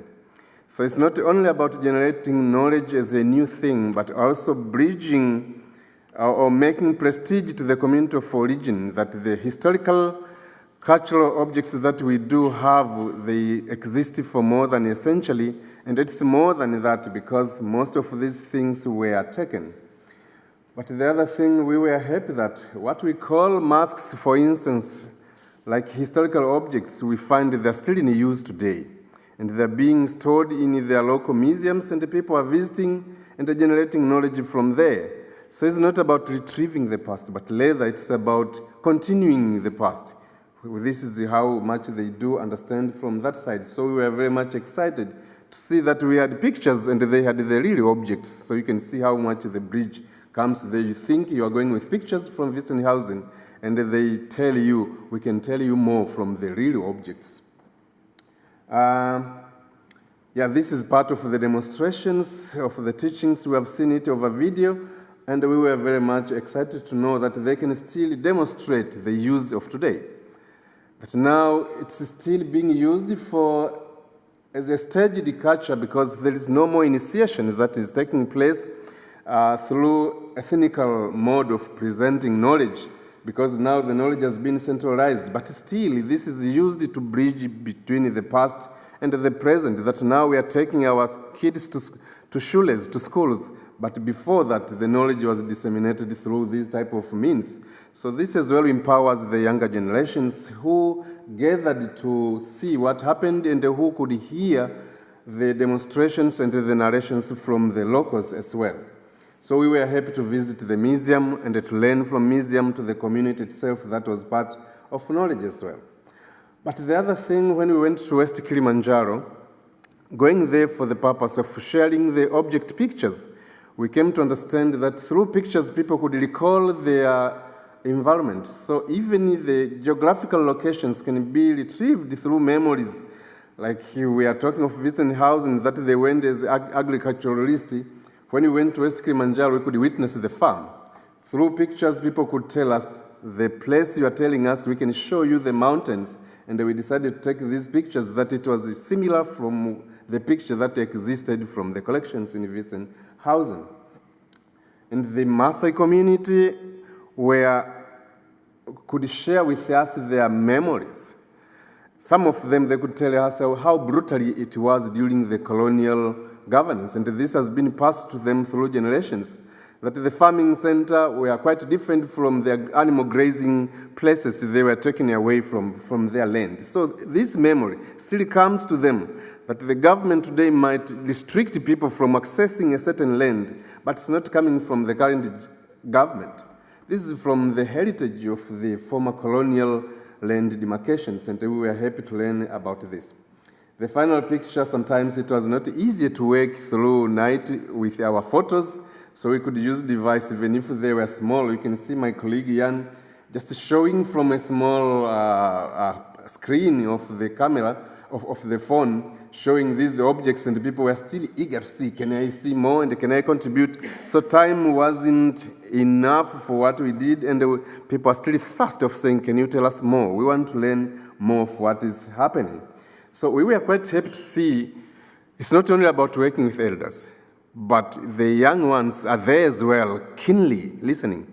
So as I said to my greetings, that this is not about bringing knowledge to German, but through these objects, it says, well, awakening our own knowledge. So it's like we are building capacity among we Tanzanians ourselves, understanding our past as well.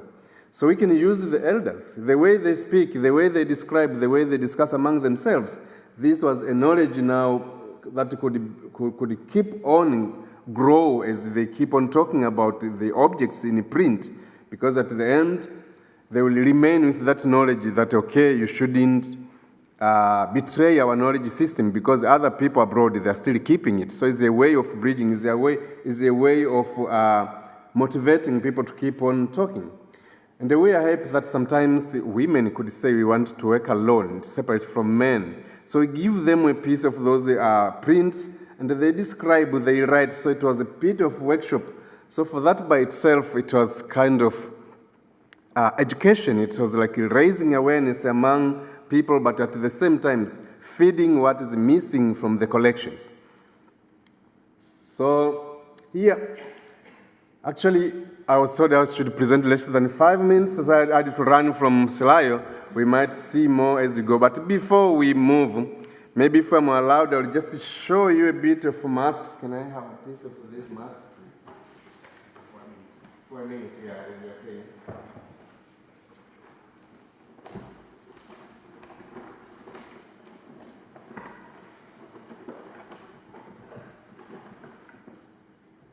Actually, we had the privilege to ask them, do you think you can reproduce what you have seen in a picture? That was remarkable for us.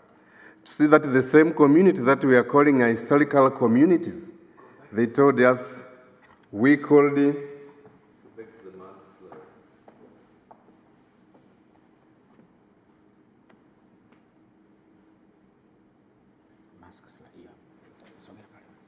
we asked them, could you reproduce the masks?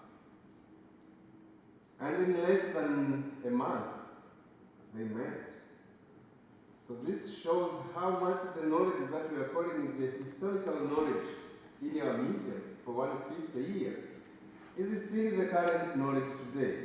So if I put on this mask, I'm no longer the same Jinson, but I become a masked Jinson. So I'm becoming a new thing for you as a teaching aid. So if I put this, I'm no longer the same as this one. So they're still using the same approach, but in a new way. So they're trying to share information to generate knowledge for more generations to understand our cultural values. As I said, these are still virgin land. You're welcome to research. Thank you.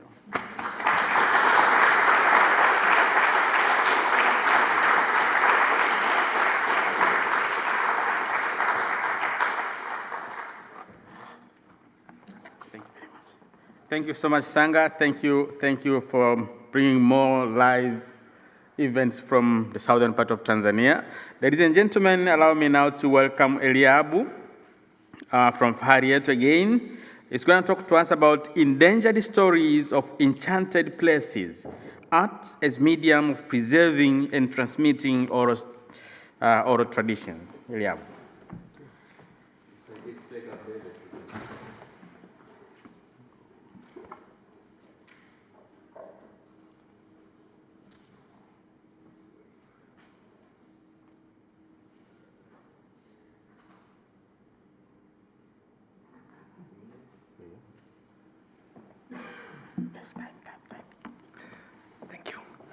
Thank you, everyone. And as my colleague already presented their work, I will also highlight some of the things that came close to me presenting this topic.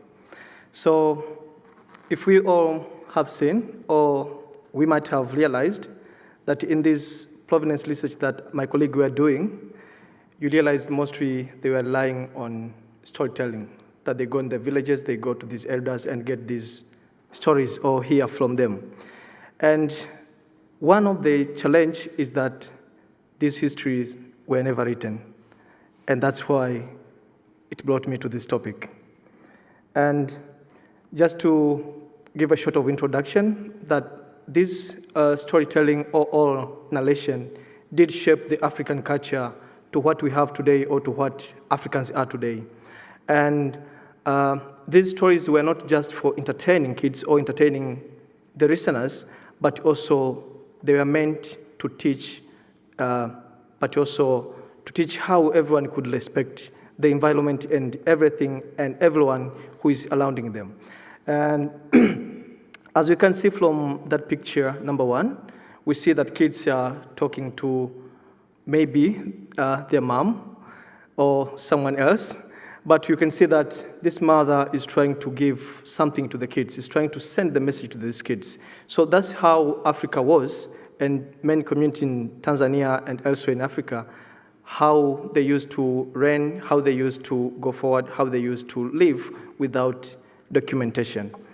And today we are facing the challenges. Since colonialism in Africa, it's been one of the biggest challenges in storytelling. So this culture of storytelling, and some stories were restricted by colonization, but also the Western religion that came to Africa and changed the entire way of belief. So this also, in one way or the other, facilitated the death or the loss of oral narration or storytelling in different parts of Africa. But also another challenge we have is modernity. That today in Africa, as the developing continent, we see that technology is affecting Africa. Modernity is affecting Africa. Today, while storytelling was not about just going to meet other kids in another family, but storytelling starts at home. But today, our mother, our father, they are no longer available at home in the evening so that they can tell us stories.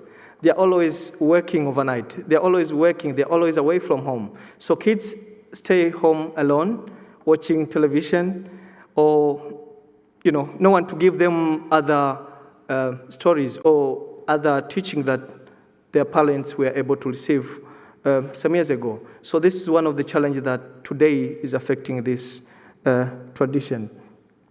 But we are lucky today that we still have elders who still holds this culture, these stories, these legends.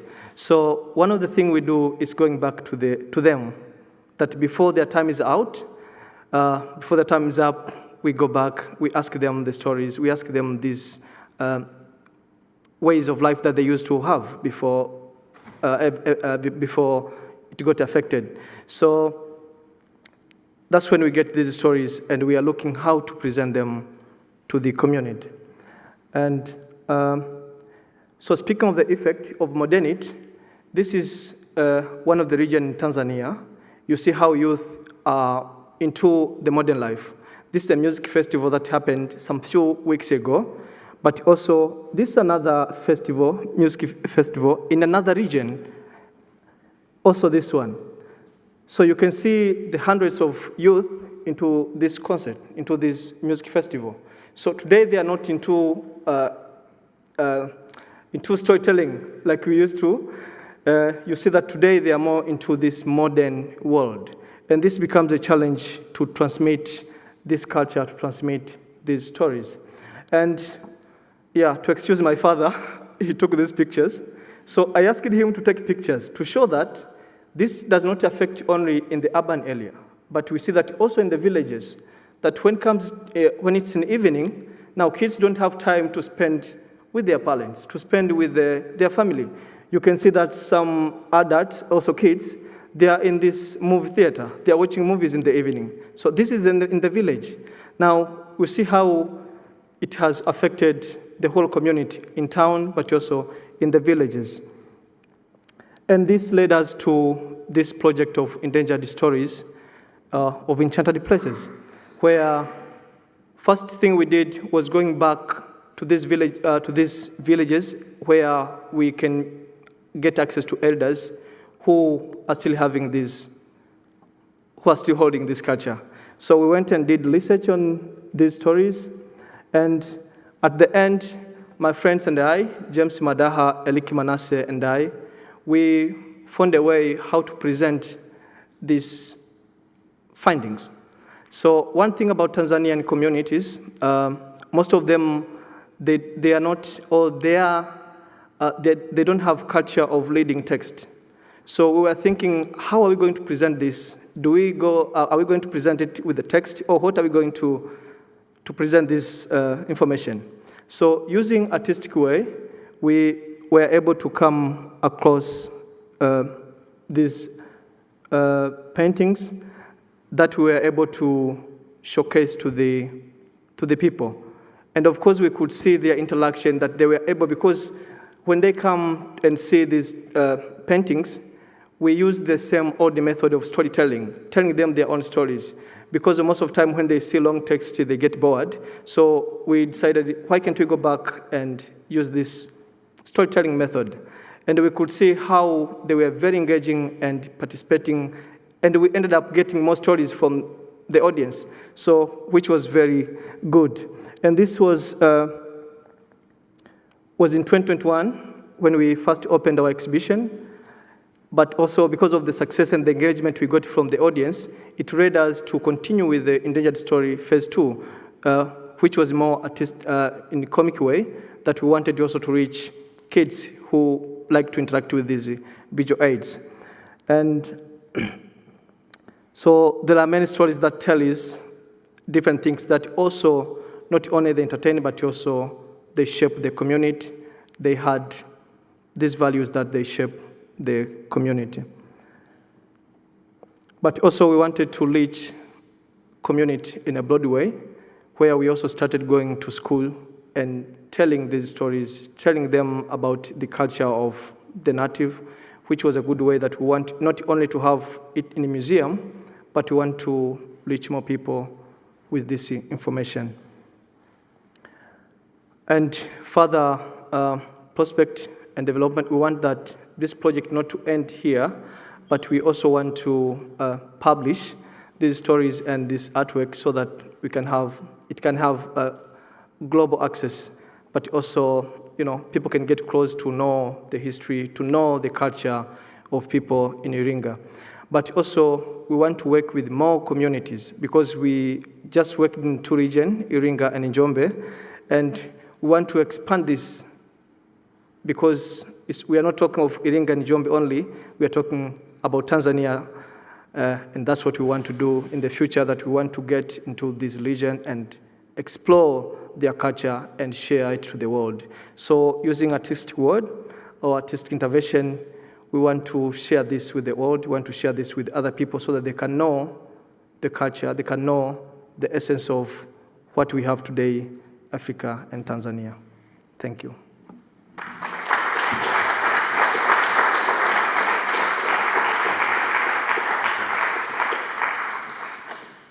Thank you very much. Ladies and gentlemen, the last presenter will be Kefa, who is going to talk to us about Southern Diocese Archives Department within the impact of the Berlin Mission Society in Southern Highlands of Tanzania. Please, Kefa.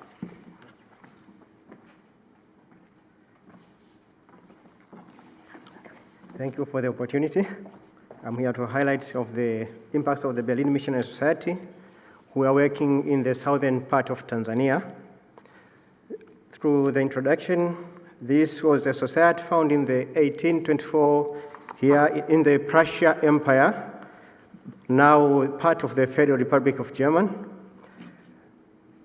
On 25th of September 1891, they reached the north end of the Lake Nyasa. Thereafter, they went on to a place known as Pipagika. They reached there on 2nd of October and make the tents for the first day. And on 1892, they managed to build the first station to the southern highland known at the place Pipagika, but they changed the name for the honor of the director of the Berlin missions here in Germany, who was called the Hermann Theodor Wangemann. So it was called Wangemannshoch. Thereafter, they managed to extend the mission stations from the Konde area, which now we call it Mbeya region. From there, they went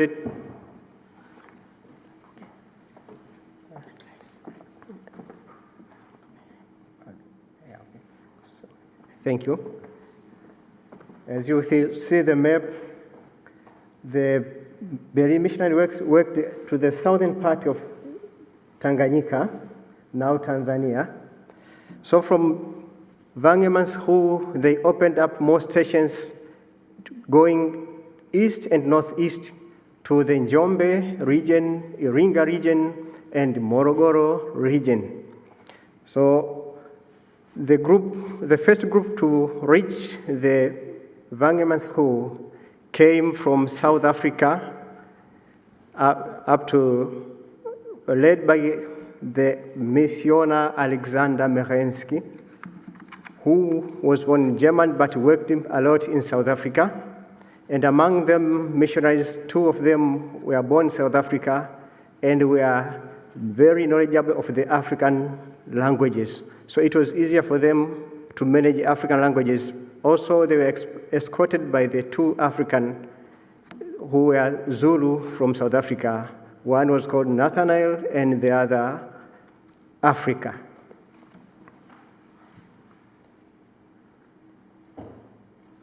So after the missionaries went to German East Africa in the southern part of Tanzania, they introduced the medical health services to the natives. The natives had their own medicines from herbs, but the Germans, Berlin missionaries, go there with industrialized medicines. So the people who were disturbed by several diseases were treated by the Berlin missionaries, and that what made a friendship between the natives and the missionaries. So among the centers which were giving health services now have been developed to the hospitals. As you see the photo there, that is the remaining of the ward at the health center during the time. This photo was taken in 1940s. Currently, but there's another photo, which is not here. It was of the 1940s. So those patients who were going to be treated there, these were the wards which were to be sleep there. It was taking 2 people at once. So the hospitals which have been developed more, their place now, it is called the Ilembula Lutheran Hospital. The other hospital developed is Lugala Hospital in Morogoro. And the other, it is a nearby place from the Wangermanshoek, which is called Noe Wangermanshoek. Now it is called Itete Lutheran Hospital.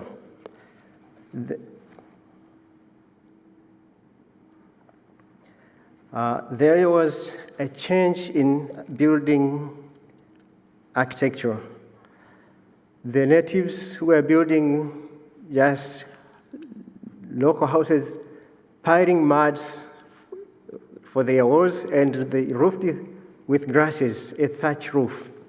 But when they came, the missionaries, they introduced how to make the burnt bricks and the roofing tiles from muds, which they burnt in order to harden them, just not be destroyed by the rain. So from there, the community started witnessing building of the big houses and churches. The one which is seen there is the church which is still in use up to now. It is in the Lupembe division in Njombe district.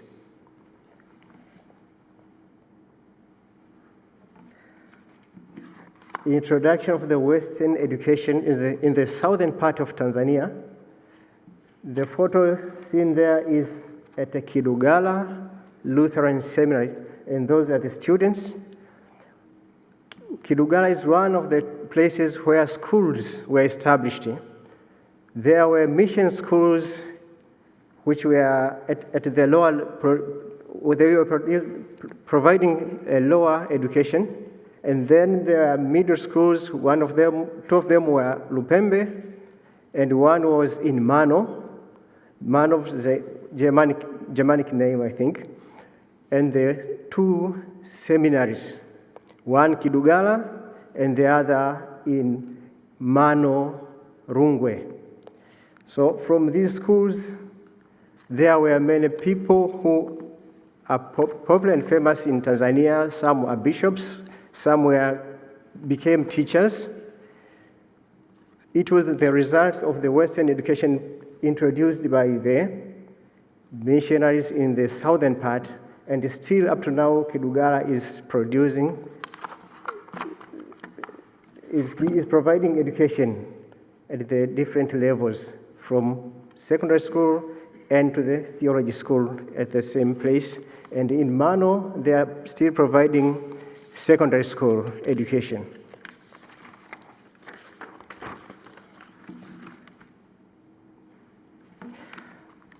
Keeping the native language into modern scripts, the missionaries reached the place, found the natives with their own languages, and they opted to use natives' languages as the media of instruction to schools and for communication to the society. So each missionary who was to work in the particular place has to learn the language of the natives that can be given a parish to lead. So in order to facilitate the use of teaching materials, Sunday services, books, they decided to take the native languages into modern writings. So they printed some books according to the tribes. One of them, which was called the Grammatik der Nyakyusa Sprache, the Nyakyusa language grammar. Also, it was a religious book known as Inongwa za Yehoswa, News of the Old Testament, which was written by Paul Groschel in 1907.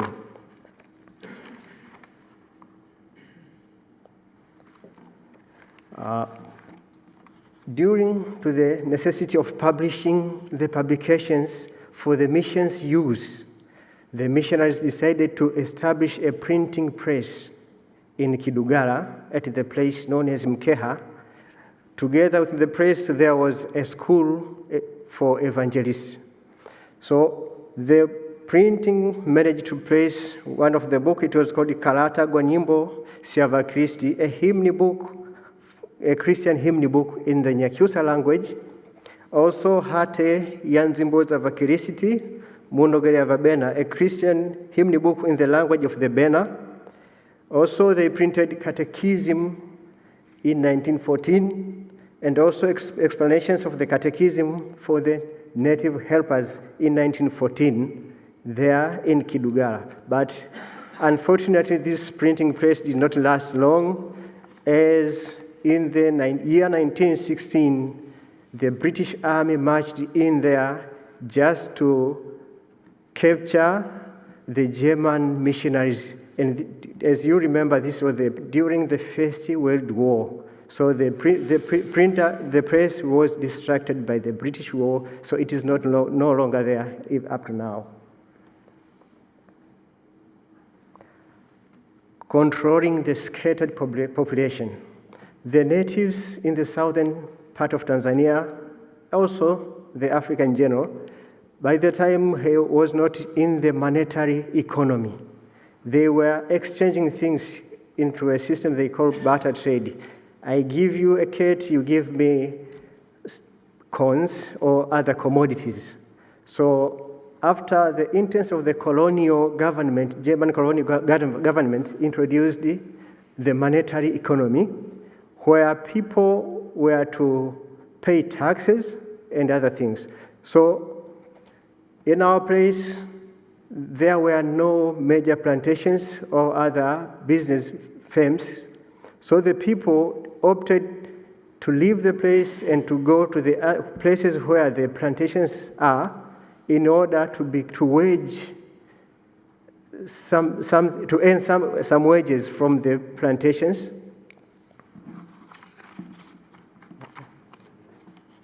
Okay, so people were migrating just to earn some wages from the plantations, that they can be able to pay taxes. So the missionaries decided to establish the farms in the southern part, that people should not migrate from their place of origin, that they will remain there, work in the plantations of the missions, then they can be able to earn some money, and to pay tax to the colonial government. So they maintained to keep the society not in scattering.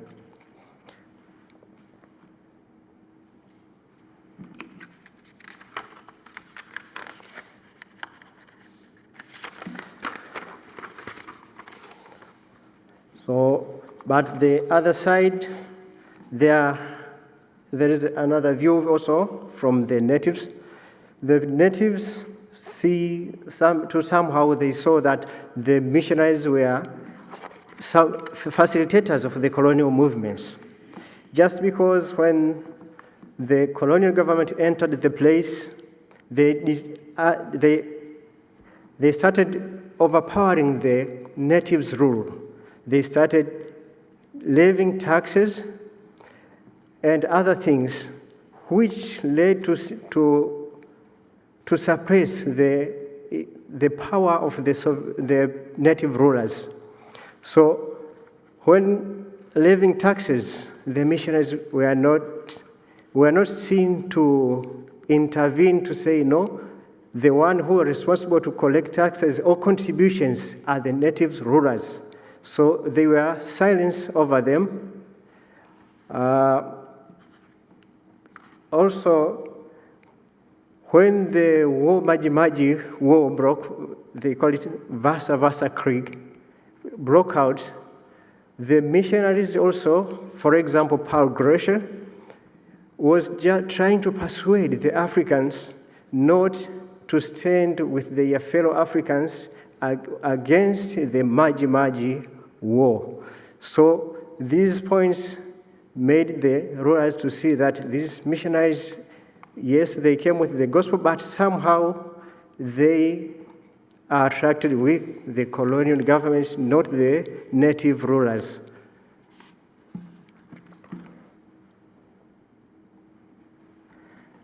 Also, there was, and there is still even now, a conflict on medicines.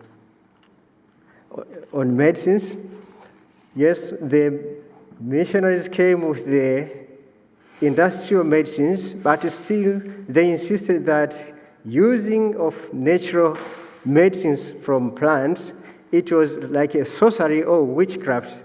So up to now, the people are like puzzled.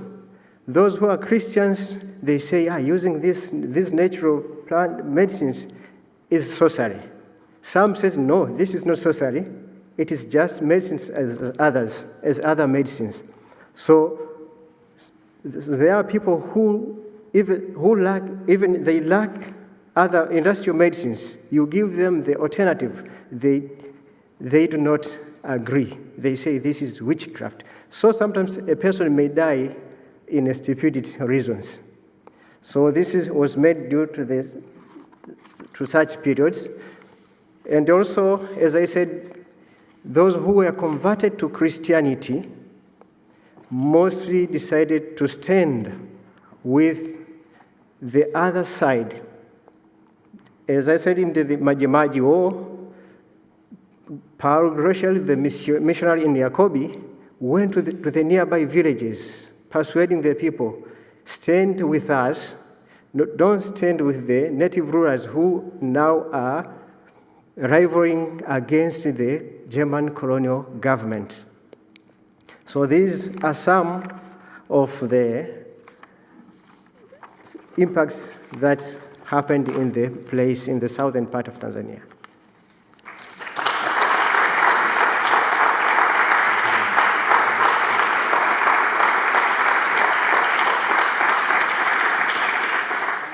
Thank you very much, colleagues, and thank you, my panel members. I would like now to invite all the panel members to join me on the podium so that we can allow the floor for follow-up questions and discussions. Ian, please, and the other colleagues.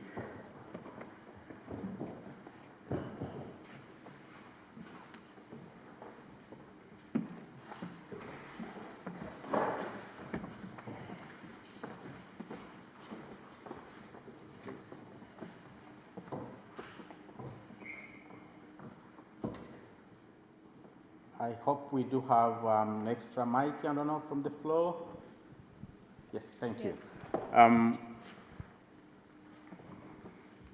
Ladies and gentlemen, I would like now to open the floor for questions or comments. And I'll take 2 rounds of questions for each of the presenters. Then we give them time to respond, and then we take the last round, if you agree with me. Thank you very much. So once again, I thank you very much, presenters, for a very good opening. I would like to open the floor now for any discussions, questions from the members. Please welcome. Thank you. Thank you very much for a very nice series of presentation. My question would be concerning communities of origin. I think everybody working with communities of origin has noticed there's nothing like a community of origin, because there's different actors, different interests, different histories. And I think in Jan Kluver's contribution, it was scratched a little bit on how do you deal with the fact that returning stories, returning objects can steer or revive old hostilities eventually. And I mean, how do you go about that one? Thank you. Please, next question, but please say your question, who are you directing to, or if it's a comment, and try to make it as short as possible. Thank you, Ina. This was really, really interesting. Thank you so much. I have a question for Eliabu. I would love to know more about the songs you found out and the myths and stories, and also if you are able to measure how bringing those knowledges back changes the relationship the people have with their environment. Thank you, Ina. Another question, please? Yes, please. Thank you.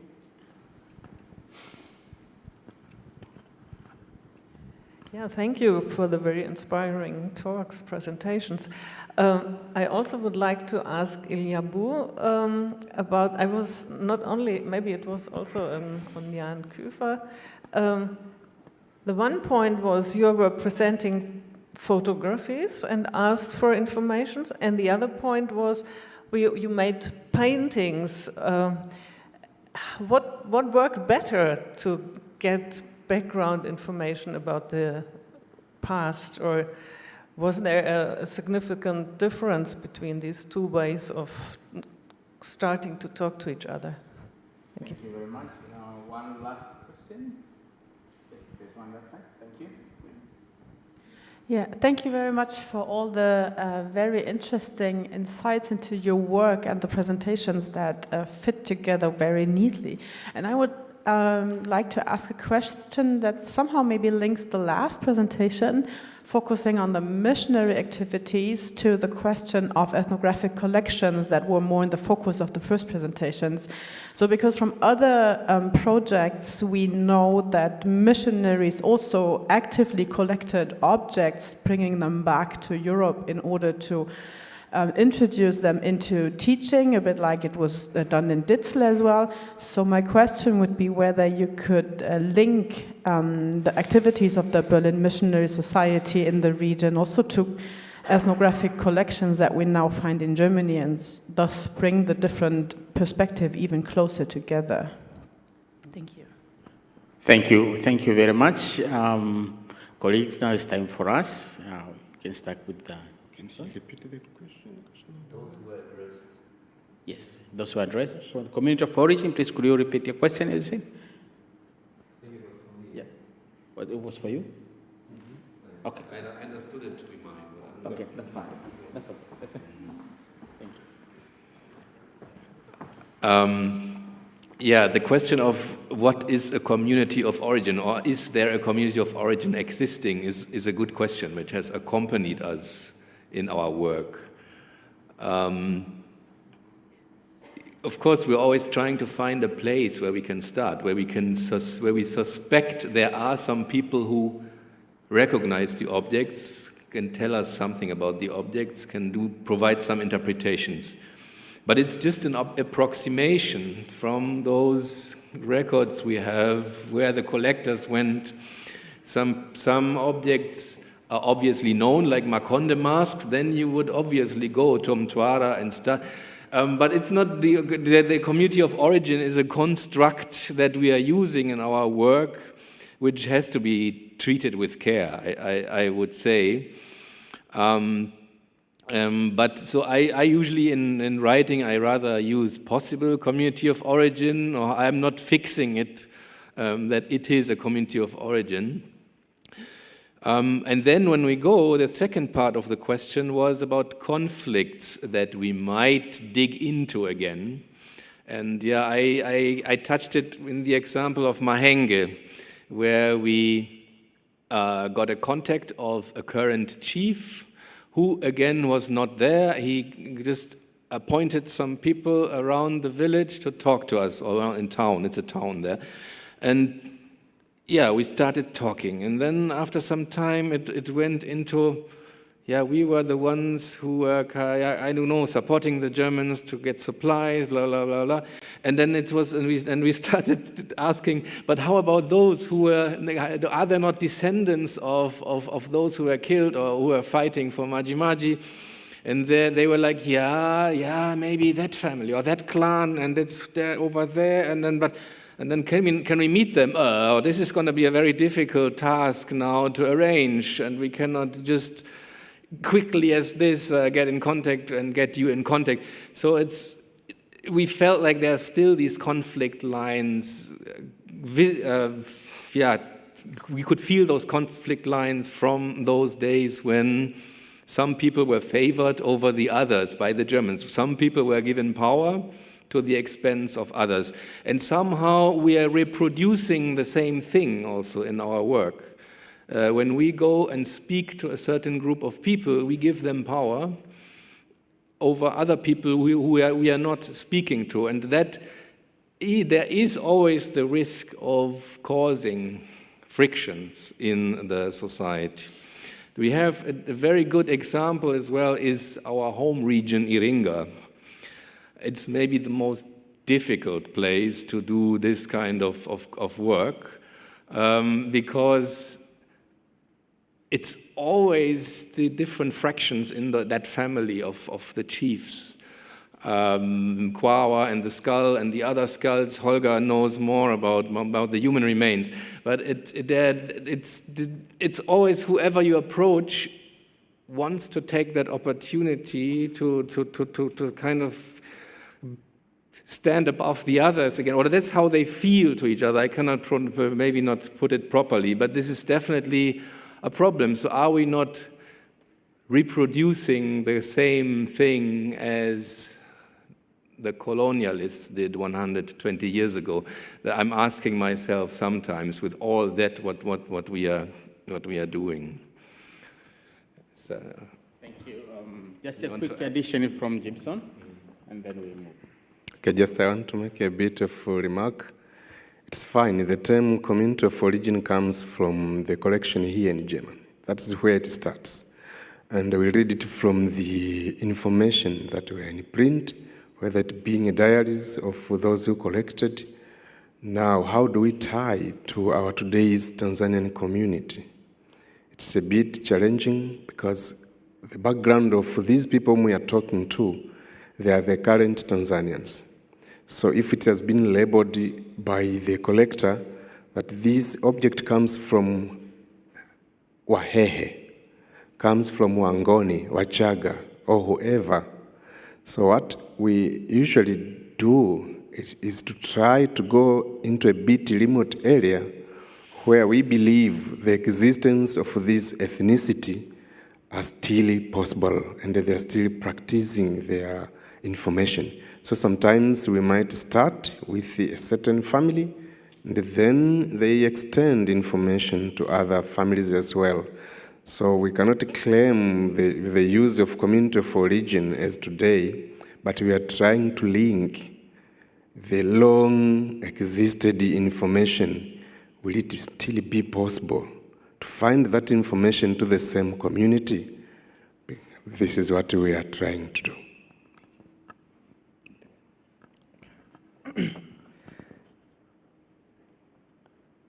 Oh, I don't see who asked the question. Oh, thank you, sorry. Sorry I didn't mention the songs and the stories because of time. But some of the songs that we collected, it's about the belief of the existence of different creatures that live with us, like in our daily life. And in Iringa, we came across to this story named Litemela. It's a belief of the existence of a huge snake with more than 7 heads. And for them, this big snake has no effect to them as long as they keep all necessary things that they have to. For instance, that the snake protects the water bodies. So if you do not come across destroying the water bodies, then the snake will stay there alive. But then if you, let's say, try to do farming around those area, that means you are disturbing the residence of the snake. So it will relocate, and when it relocates, then the water bodies will dry. So when it comes to us now interpreting this story, possibly this was how our ancestors used to tell these stories and connect how to preserve the environment, how to preserve these water bodies, that the rest of the community cannot come and destroy these water bodies. So this is some of the stories. There are more stories, some connected to the culture, how they used to bury the dead, the stories about shape-shifting, the stories about how they used to solve different problems. For instance, when they first drought, how did they solve? Now we are coming to the point of rain making. People who were able to make rain. So these are stories that are there, and we did research in Iringa, but these stories are all over Tanzania, that there are people who can do this, there are people who can do this. And now connecting to another question you said about relationship of people seeing the exhibition in our museum and connecting to the environment, for instance. Now there's a huge shift of culture, and most of people now, like, they are not connecting again to the nature. But we see the regret people see or feel when they visit the museum and take them through the exhibition, telling them how these stories meant to the people. We see them feel regret that, yeah, we used to, our parents told us this, our grandma told us this, but we get today that we are not doing this. So we use that platform also to educate that if we do this, we are going to protect our environment. Today we are facing climate change. It's because of abandoning of these stories, abandoning of this culture. So we are also trying to bring this sense to the people who visit the museum, who hear these stories, that it's necessary we protect the environment and the nature that's surrounding us. And to answer that, another question the colleague asked, about Jan mentioning the images during this research and mentioning about the paintings. So these are 2 different projects. One project is a Provenance Research that we don't have physical object. Most of these objects were in German, so we get these pictures with tag telling where the object is from. So they went back to that place with those pictures where, like, they could identify this object. But this project that we did about endangered stories, we went in the villages seeking for these stories because we wanted to have them and protect them or preserve them, because we saw that who have this knowledge or the oral heritage it's in the mind of people. And the number of elders now is getting lower every day. We are trying to find a way to rescue the still present history. So what we did, now coming to the painting, was the presentation of what we found during our research. So when we did these paintings, now we received different guests from everywhere. So people from different parts of Tanzania, when they visit, they come with other stories that, oh yeah, the same thing is there in our village. The same thing is there in our communities, in our region. So that's how we receive more stories, more information, just by the visitors visiting the museum. Thank you.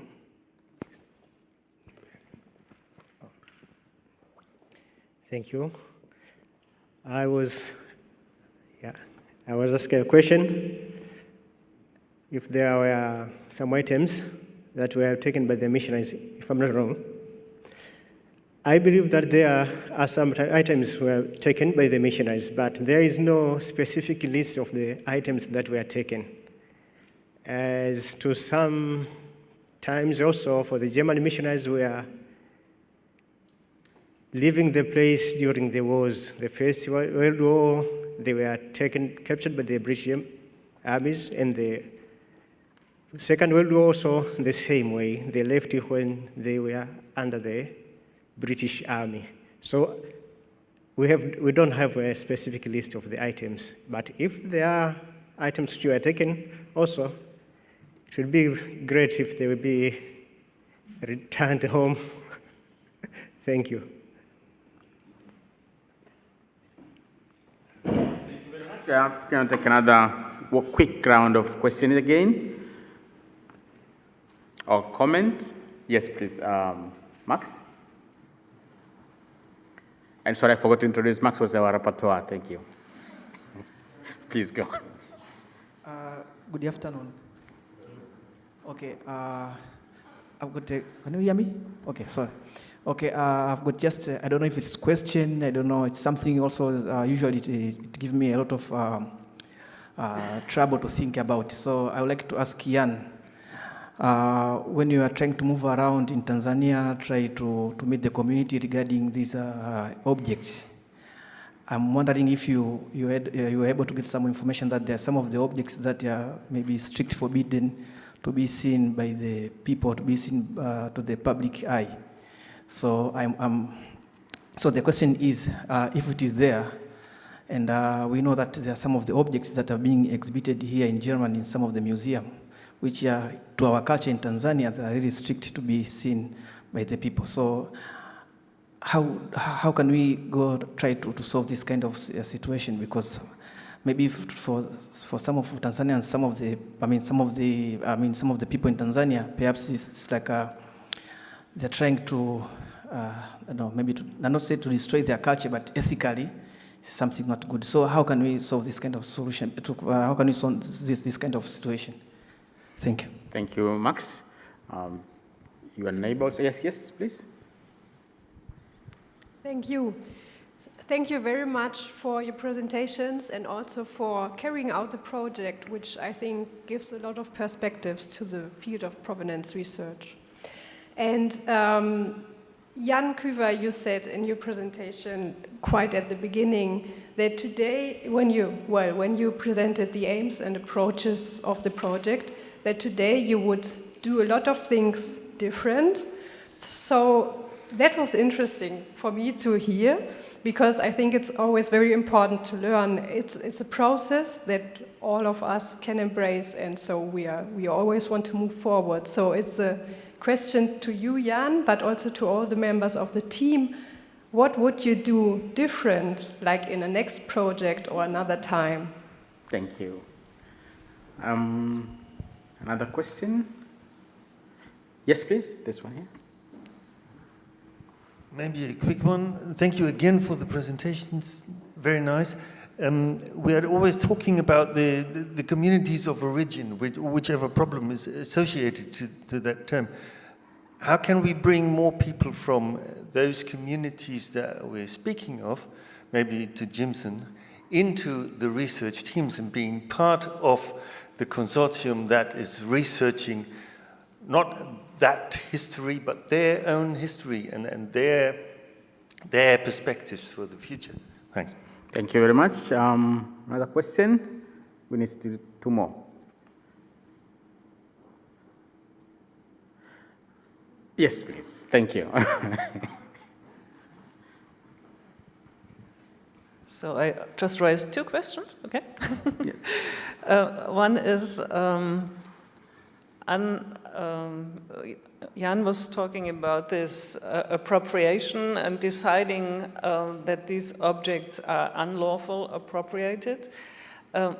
I think we have a project working on sensitive objects in collections, and for us it's a big problem to decide what is really sensitive. Probably we know, but what is between? Is this already something which was unlawful appropriated? And it was the question, what is law? What was the law? So I think that's problematic, and maybe you just can give a hint in which direction you went. And my other question goes to the film, which I think was a very interesting and wonderful film. Thank you for that. And but there was a short point in it where I think it was old film in black and white, where women were shown, and their body was, or their breasts were pixeled. How does it? I was interested in how did it come that you made this decision to not show the women in their body as it was shown in their original film? Thank you. Thank you very much. Colleagues, very brief answer. We start with Ian. The first question was about the sensitive objects from Max, and Susanne also picked up on it.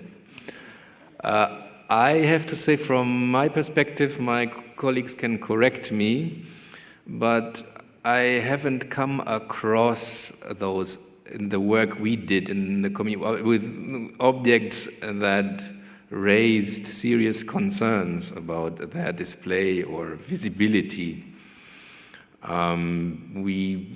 Maybe it depends on the collection you work on and the objects you have. I have come across this topic in the context of human remains, of course. The sensitivity is there, and can you show pictures, can you not show pictures?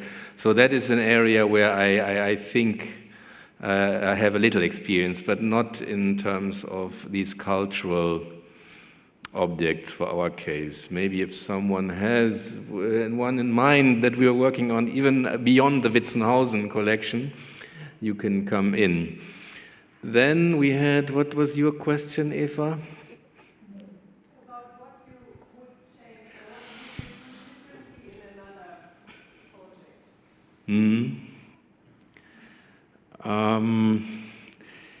Yeah, that's a good question.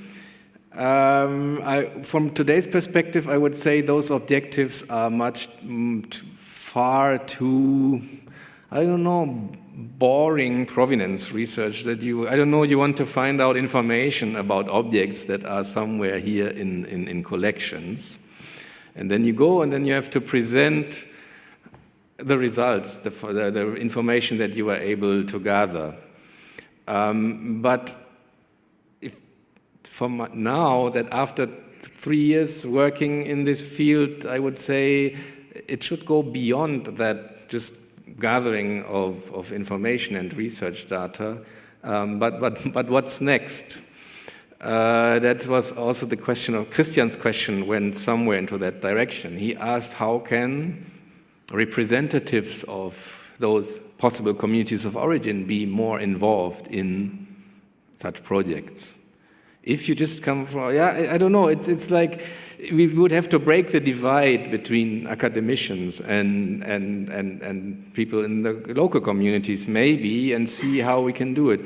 Or generally, when I write the next project, I will go much more into capacity building. We have done it now, and we have tried our best here to present and what we have learned from the project, but I would much more focus on creating opportunities for the colleagues in Tanzania to participate, to publish, to come to occasions like this, so that this knowledge transfer really works both ways.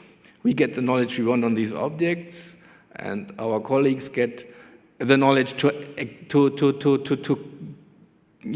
make their lives more prosperous, or something like. Thank you very much, Ian. Very quickly, please. If I'm not okay. Kefa? Yeah. About? Yep. Do you have anything to us? Okay. Jimson? Okay.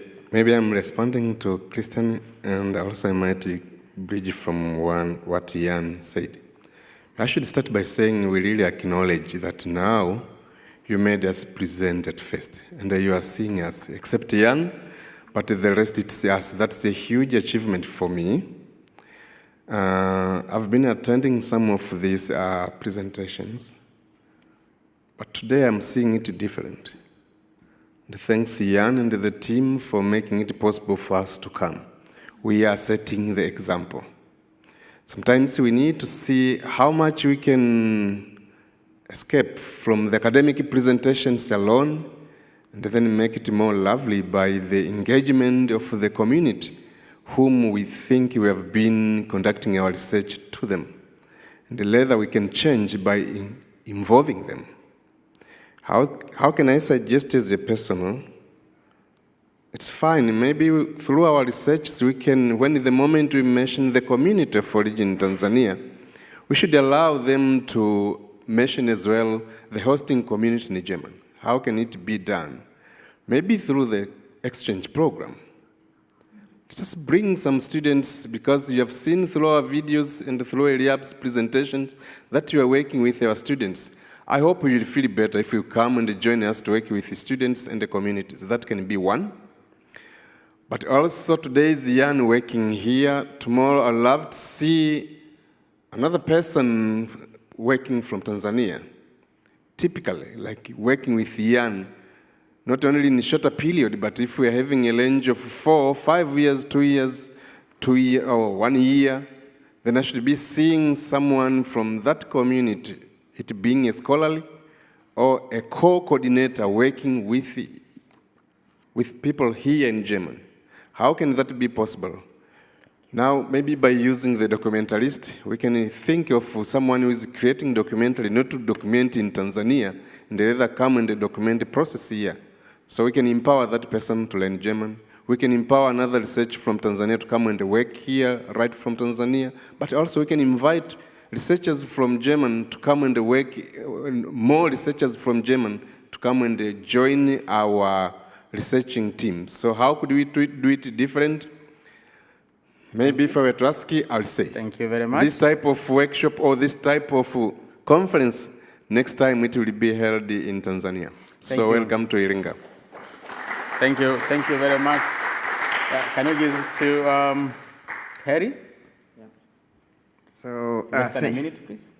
Thank you so much for the question. You were asking about why did I hide some of the part of the women during in the documentary. So I can say that in African culture, that is not allowed to show some part of the women, but also the documentary we will use also in our museum. So there are some of children who come there, so it's not good also to show such kind of things. But also in journalistic ethics, that is not allowed. Thank you so much. Thank you very much. I'll take the last question and then I'll give them a round for saying a word. Mine is for the fahari yetu. Thank you for making us proud.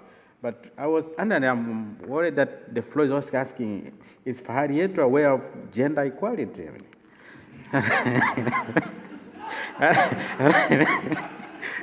I don't know, but you can ask us later during lunch or coffee. Otherwise, thank you very much, colleagues. I'll give you a minute each to say a last word.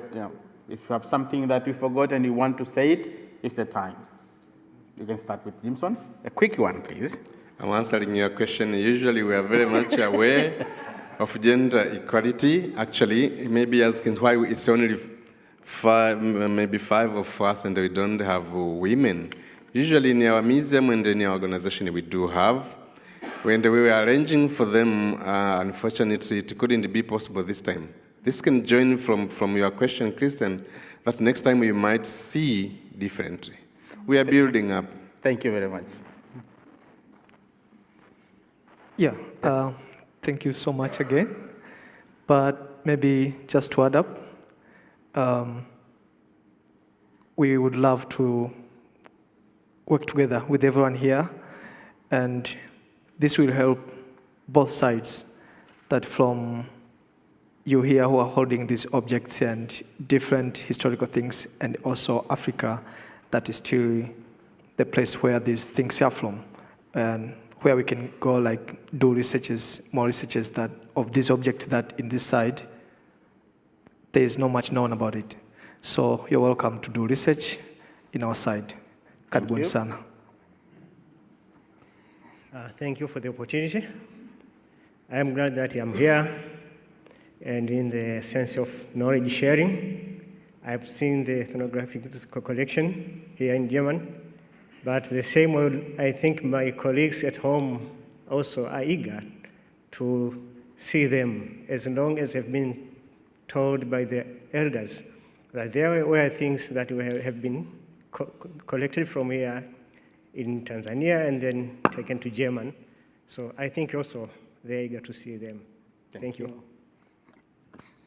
So thank you so much, and I'm very happy for the invitation. It's my first time to be in Europe, and it's my first time also to display documentary in international conference. So I'm very happy for that.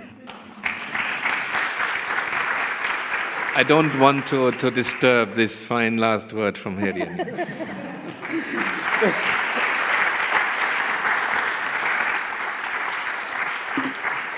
Thank you very much, colleagues, for a very good morning and a very good beginning of our workshop. I thank the audience, and please join me for a good round of applause for our presenters.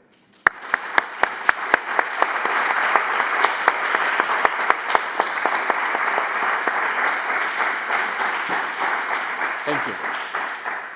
So I return the floor to the floor manager for any announcement if there are. Thank you. Asante sana bosi.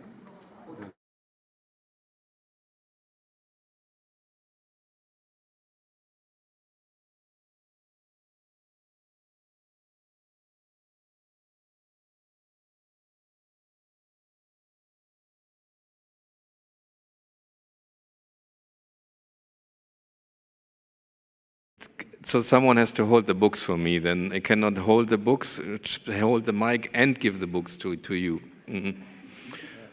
So this is, or do you want to hand them over, Andy? Yeah, I think you are the one from Museum Wiesbaden. I would kind of feel like I'm stepping in someone else's shoes now. Okay. Okay. Well, when we were planning this session, we were thinking about what can we do as present for all those who make us the honor of giving a speech. And you started here and made wonderful presentations about your project. Thank you very much for that. And a small gift, a small present, we wanted to share something from you as part of our exhibition about the nature, the animals, and colonial past in Namibia. We made a small publication. It is about a missionary who was born in Wiesbaden and then went to Namibia, especially at the time 1904. So during the genocide against Nama and Herero, we had the chance of finding his original letters to the missionary main position in Wuppertal, and we had the possibility to publicate it. So just to give people here in Germany a small hint of how it was in the past. Because we in Germany have the same problem as you told, Jan. Many people here have forgotten what happened, and as museum we try to give the people another hint to that colonial past. And so it's a small present. Thank you very much. Thank you.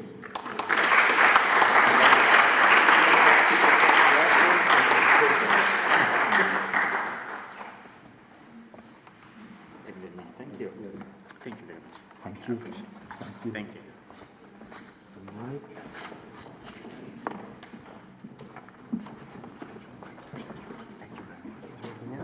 Yeah.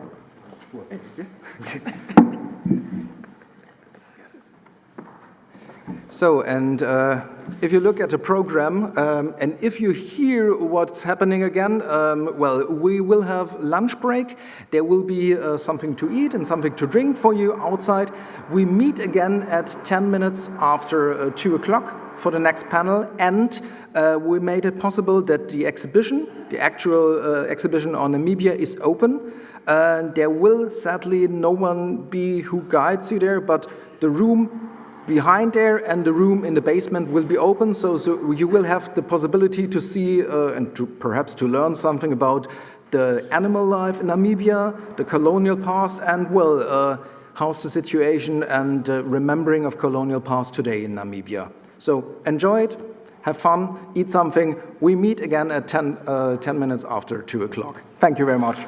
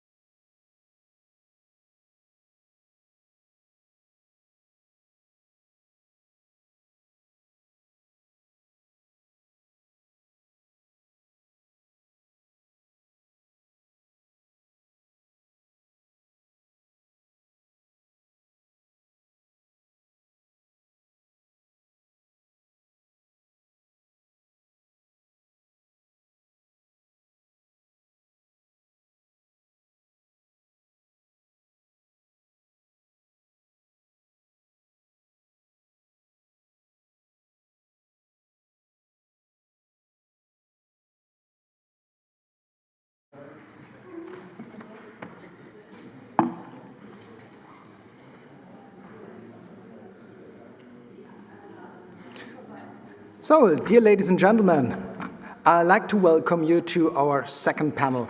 And I hope you had the possibility to get something to eat, to get something to drink. Perhaps you had the possibility to take a quick look into our exhibition. And I'm glad that still many from you are here. You know, at other conferences, sometimes you have a lot of loss of people after the first channel, but I'm glad that you're here. And I'm glad that all the presentators of the second channel are already here, gathered together. Please allow me to only introduce one after all every time at the beginning of each speech. And so let me start with Dr. Richard Kuber from the Provenance Institution in Frankfurt as part of the Goethe University. As ethnologist and specialist in rock art, I might say, okay, one of your focus is Africa, but I might say you're a specialist for rock art all over the world. Now, meanwhile, I would say, well, as specialist for this kind of source, you had also a lot of project with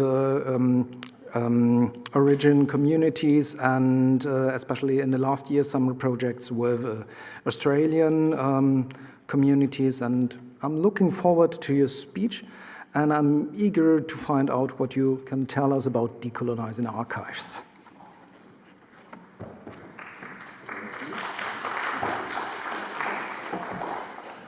So, thank you very much. I'm pleased to be here, and I have to apologize first for my voice, which is not that great today, and number two, because of the kind of unusual presentation you will have.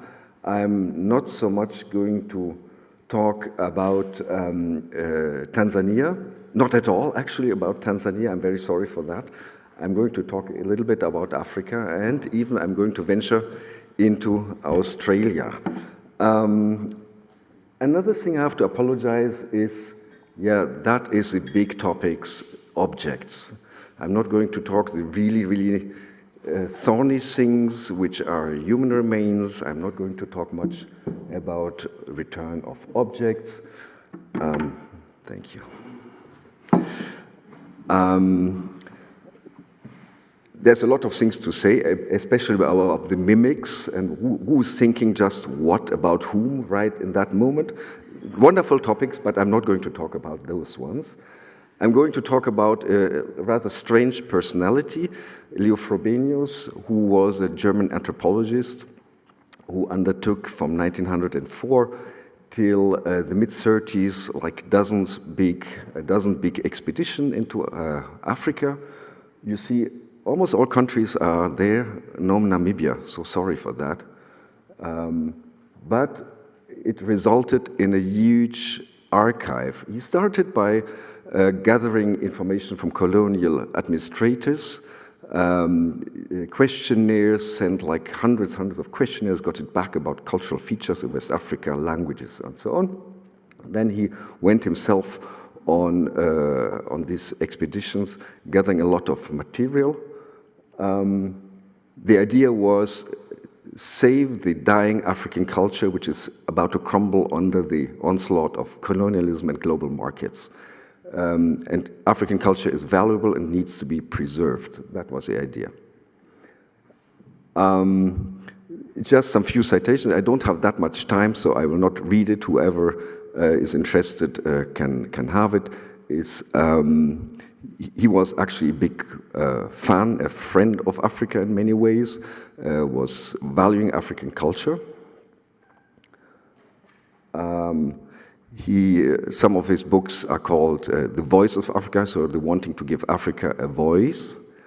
At the same time, trying to popularize Africa by when he discovered the old Ife culture in Nigeria, trying to sell it as a lost Atlantis, saying, of course, it's not a genuine African culture, but coming from the north. We had to, of course, looking at his archive, look into the political contexts. He was a good friend of the German Emperor, Wilhelm II. And that helped him because till 1912, he had to finance his expeditions by collecting objects for German museums. And he was probably one of the most prolific collectors. Most of his collections ended up in Hamburg, in Berlin, in Leipzig. But there's almost no anthropological museum in Europe and beyond who doesn't have an object collected by Frobenius.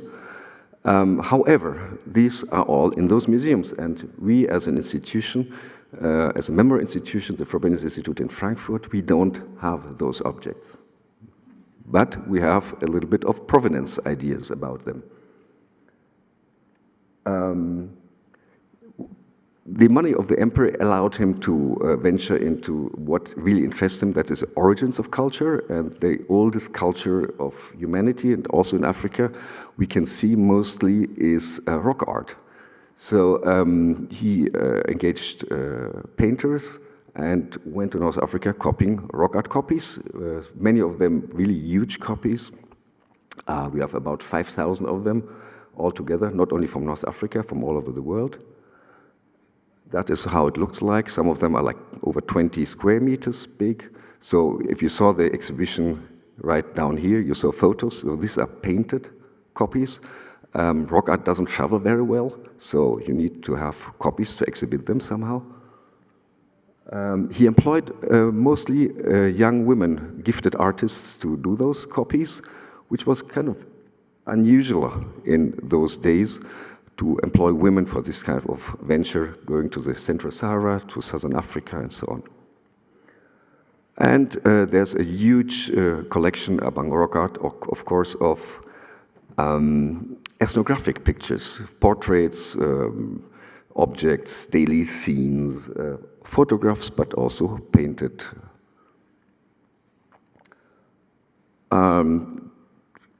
To see a little bit the ideological background, the funny thing is he saw that the German character and the character of the Ethiopians, the black Africans, are actually quite similar, while the French and English and the Hamitic, so-called Hamitic Africans, which are the herders mostly, are also on the other side of the kind of a national character. So race was not really at the center of his ideology. He talked about its verblödete Rassesucht, and that was in 1934 when the National Socialists were in power. So stupid racial addiction, he called it. And indeed, looking in the archives, we find that the National Socialists didn't really like him that much because he didn't get to have race as an important category of his thinking. So when his book, La Civilisation Africaine, in French was published in 1936, and Léopold Sédar Senghor, who was then a gifted African student in Paris, got to read it. He writes later on, it was like a coup de tonnerre, like a thunderclap, opening all the history. And he became a big fan of Frobenius, and there are some other African intellectuals, such as Aimé Césaire, or Webb Du Bois, who also thought that his writings are really, really interesting. Up till today, Théophile Obenga, one of the biggest Afrocentrists, are still a big fan of Frobenius.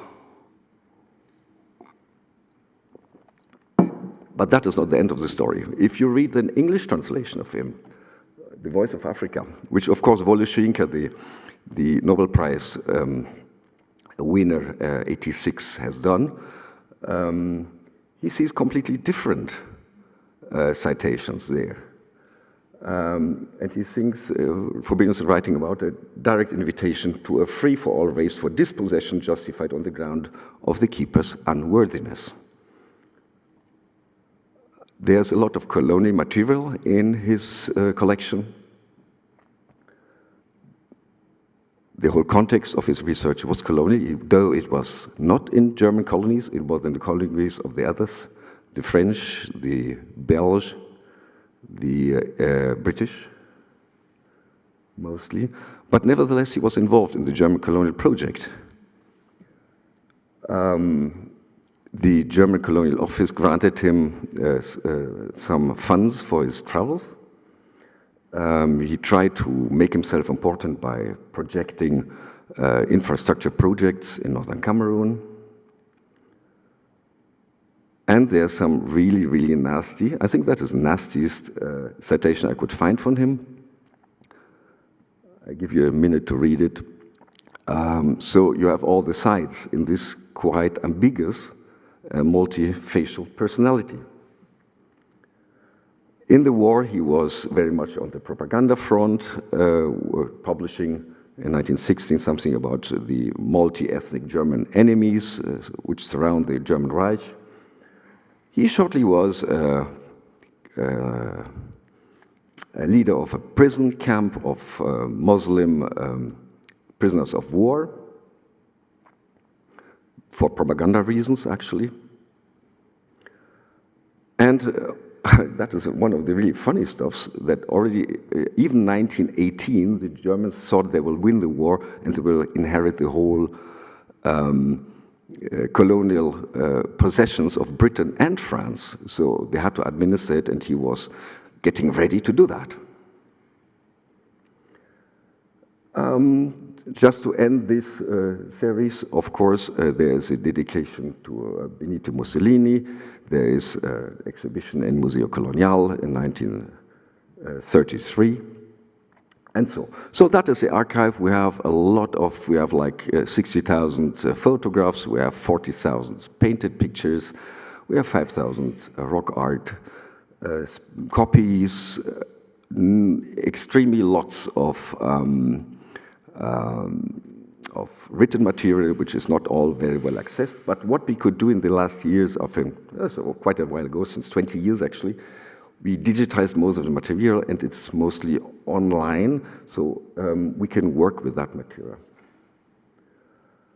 Bringing back, now that is why I actually want to land with this material, is we have been doing several exhibitions in West Africa, but also in Ethiopia,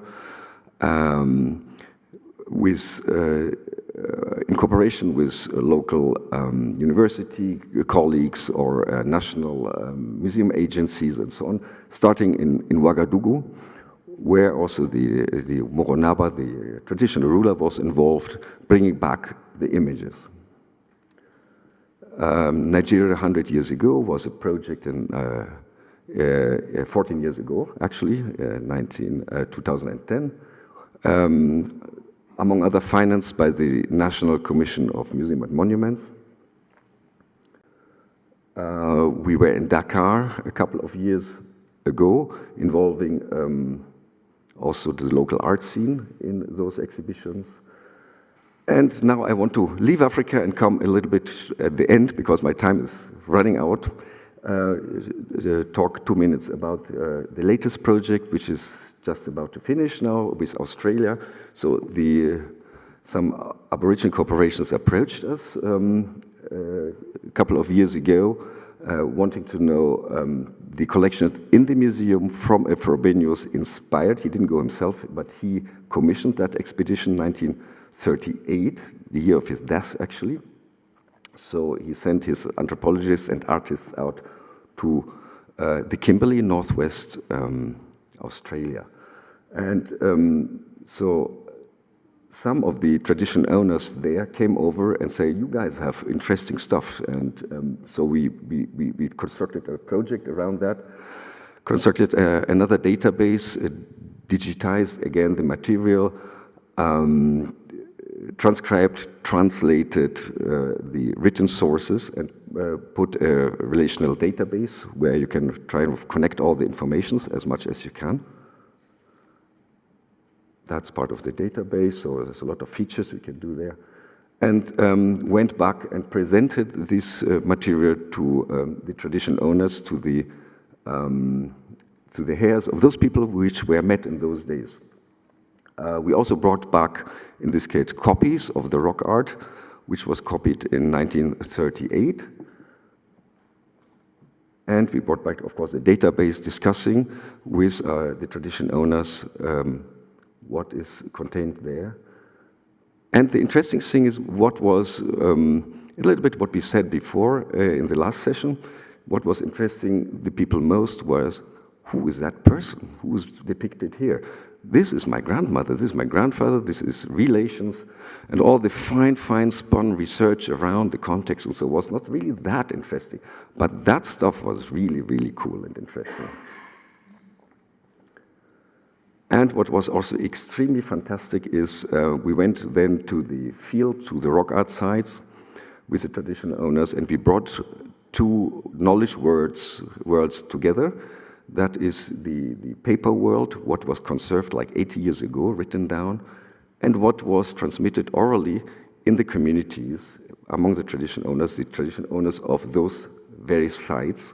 So it was interesting because it's two completely different ontologies which met and which created a very, very creative kind of exchange. So I think everybody really profited from it because we started to make sense of what was written in our sources, and traditional owners could find extra information they didn't have transmitted.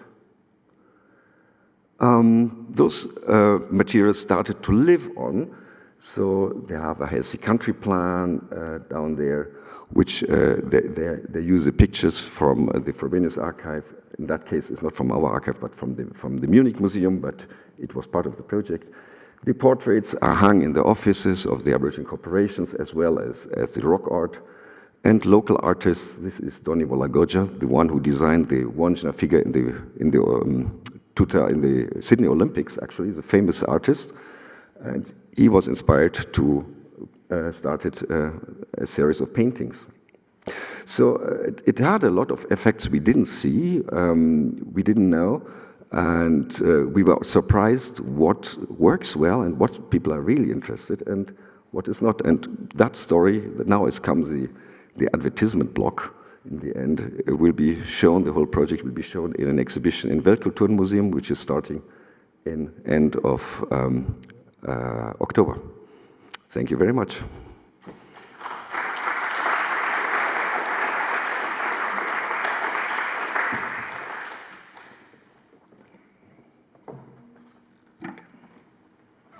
I think, if you don't mind, we make it this time that if you have questions now, you can ask them now.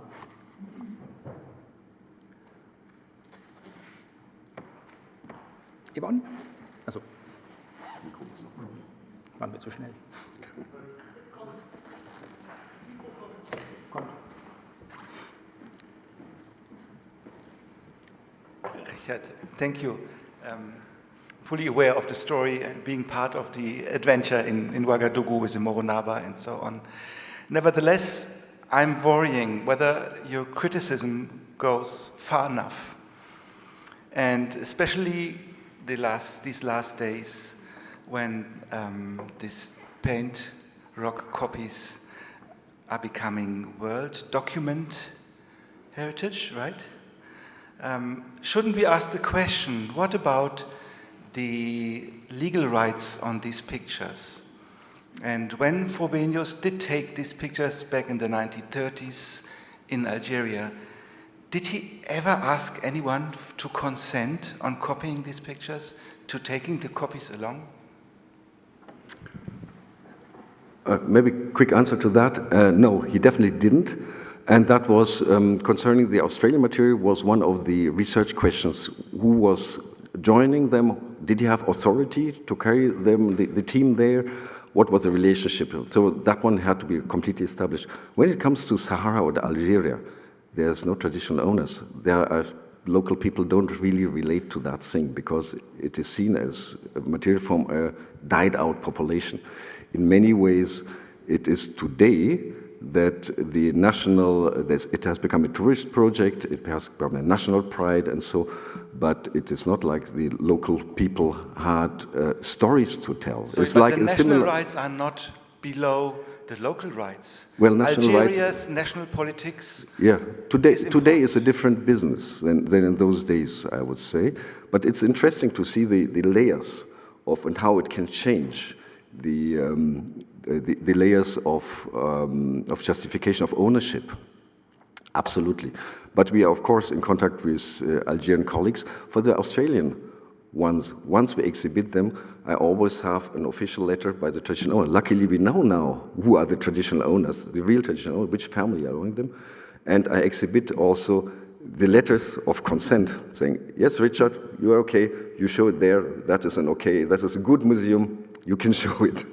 That one, I think is very important. For worldwide rock art, it's difficult. I mean, you go to Lascaux village, ask the villagers, what is it yours? What is the sense of it? You'll have a problem. Yeah. Thank you, Richard, for a very good presentation. My question is a follow-up to the former colleague just asked. How accessible are these archival materials to researchers based in Africa?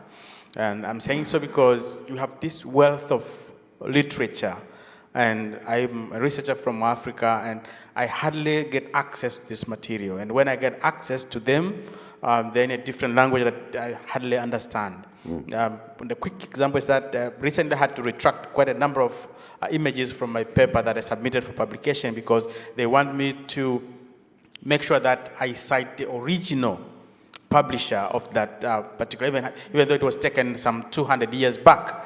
So that's how accessible now, or what efforts are you doing to make sure that the material that what you are talking about are accessible to scholars in Africa and other parts of the world?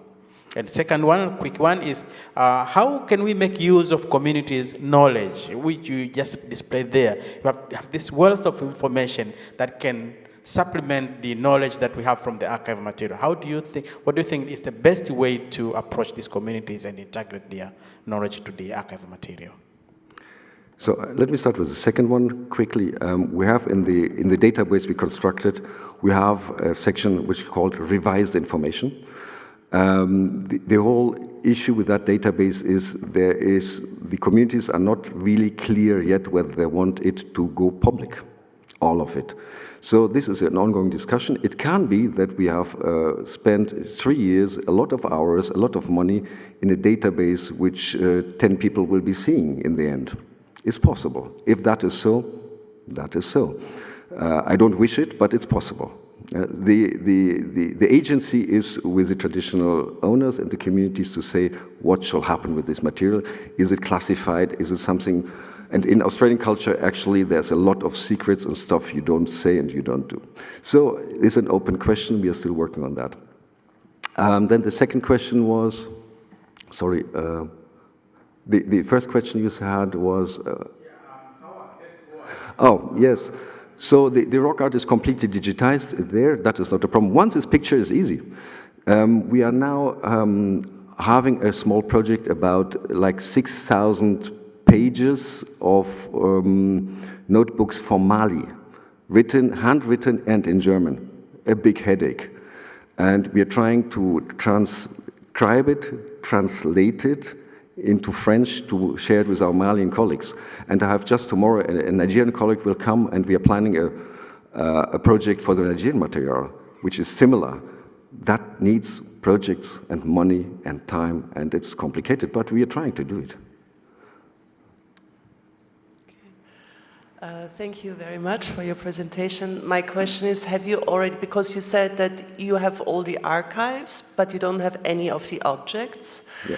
So have you tried mapping where all the objects from Frobenius are located, in which museums inside Germany and maybe even outside Germany, so that maybe also researchers can make sense of the archives and the objects? Yeah.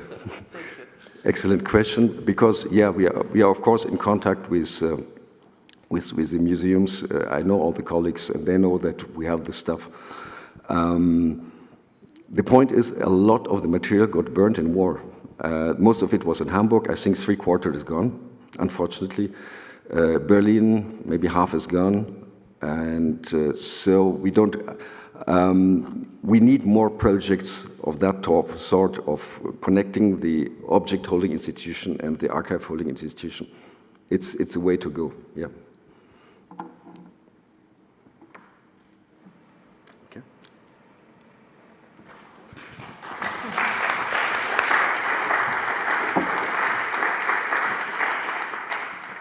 So thank you very much. The next talk will be from Dr. Rainer Brömer. He is a historian and ethicist of science and medicine, graduated in history of science in Jena, made his PhD in Göttingen, and nowadays is working at the University Marburg, where he is at one hand part of a research project of an interdisciplinary research group carrying out research into the colonial past of academic disciplines. And on the other hand, as temporary curator of the anatomical collection, he's engaged in the preservation and study of human remains prepared for didactic and research purposes in the last 200 years. Thank you.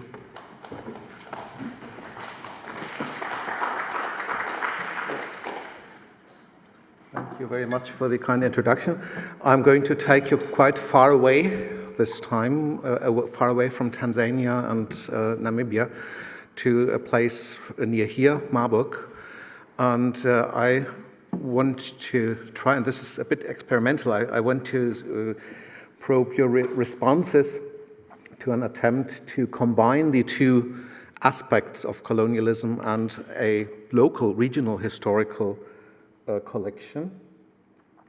So what is this collection about?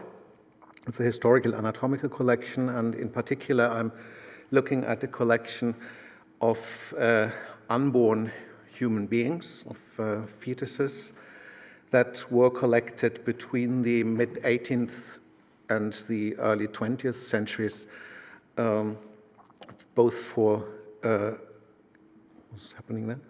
Both for scientific research and for teaching purposes. And in this case, too, we are engaging in provenance research, as we have to ask ourselves how these organisms got where they are. And we were talking about consent just before. The concept of consent in the medical realm only dates back to the 1970s, basically. So, except for the collection founder's skull from 1842, we have no consented objects in the entire collection. And the background to these collections was the medicalization of obstetrics. So you're probably aware, in the late 18th century, increasingly male obstetricians tried to wedge out the midwives from the practice of delivery. And how could you train people to do that? How could you actually find women who were prepared to be examined? And the answer given at that time was, well, not bourgeois wed women, but unwed women, because being pregnant out of wedlock was actually a criminal offense at the time, and it was subject to both financial and moral fines. And so from the mid-18th century, so-called accoucheur institutions or birth clinics were set up, and one of them in Marburg at the end of the 18th century, where women could give birth and avoid the penalties involved, but at the price of being examined by male physicians. And of course, they had no say over the bodies of the children if they were not viable, if they were delivered prematurely or stillborn. And so the doctors had the opportunity to collect these fetuses for their research. So what we see there is a large power differential. These women were not enfranchised to give consent or not. On the one hand, because it was not usually done. On the other hand, because these women were definitely not in a position to make themselves heard. And so we now are left with these collections and ask ourselves about their provenance and about the future, what to do with these organisms. Today, they are hardly used for teaching anymore. We have models or nowadays digital animations. So there is no didactic purpose to preserve them. They are important historical documents. They can be seen as expression of very advanced craft work in the preparations. So it's a very large discussion, but what I want to try today in this context is actually think about the relation between what in some contexts is called internal colonialism and the colonialism that we have been talking about today.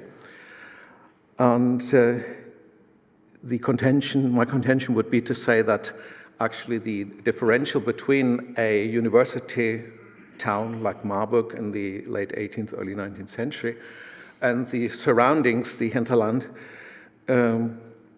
could be paralleled in some sense to what we discuss as colonialism.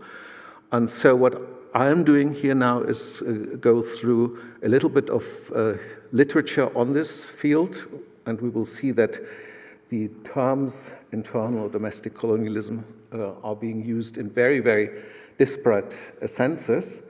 And then I would end with a question to the audience, really, to see if you think that this concept is fruitful for decisions to be made on the future of collections that originate from a source community, if you will, whose descendants are partly sitting in this room and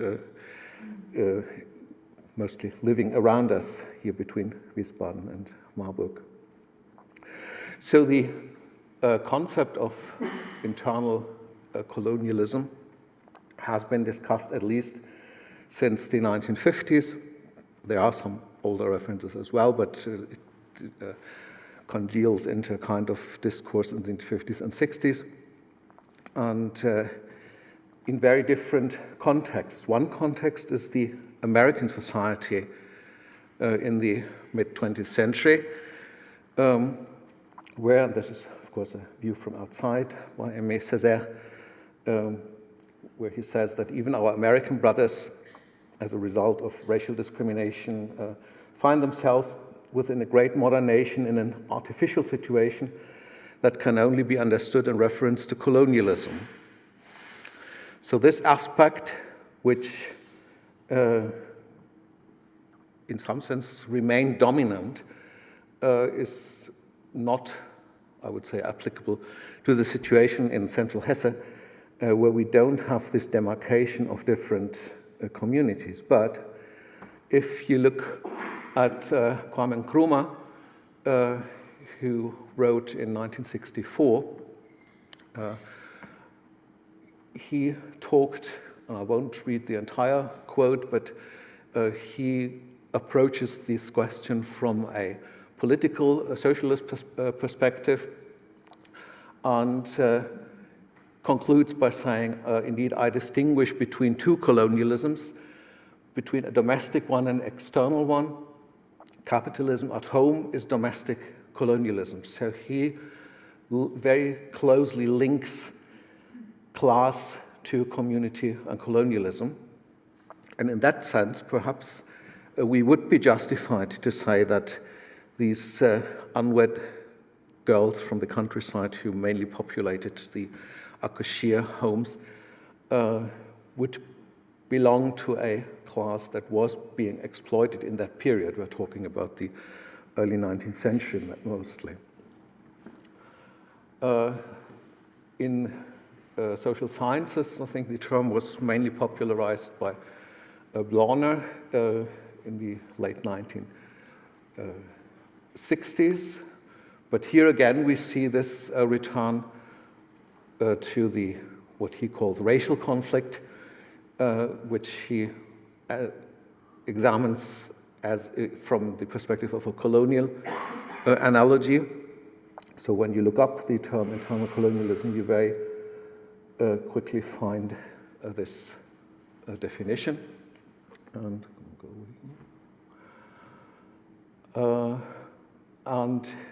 the discussion in anthropology was then expanded to other regions and other imperialisms. And this is an issue that I think today is quite sidelined with the example here of China and the relationship between Tibet and China, which again is probably less helpful for what we are trying to say about our own region. Another root of this discussion comes from the field of urban planning, history of urban planning. This is probably quite well known, Jane Jacobs' book on cities and the wealth of nations from 1984, where she mainly looks at distant regions, but in general she looks at the relationship between the city and the hinterland, and again identifies colonial economies in non-formally colonial situations, which she describes as supply regions, and shows how the cities are dependent on an exploitation of the supply regions, which in the case of medical specimens certainly can be confirmed by what we observed in 19th century Germany, where it's mainly not the people in the center who are the suppliers, if we want to say it like this, for the collections for teaching and research.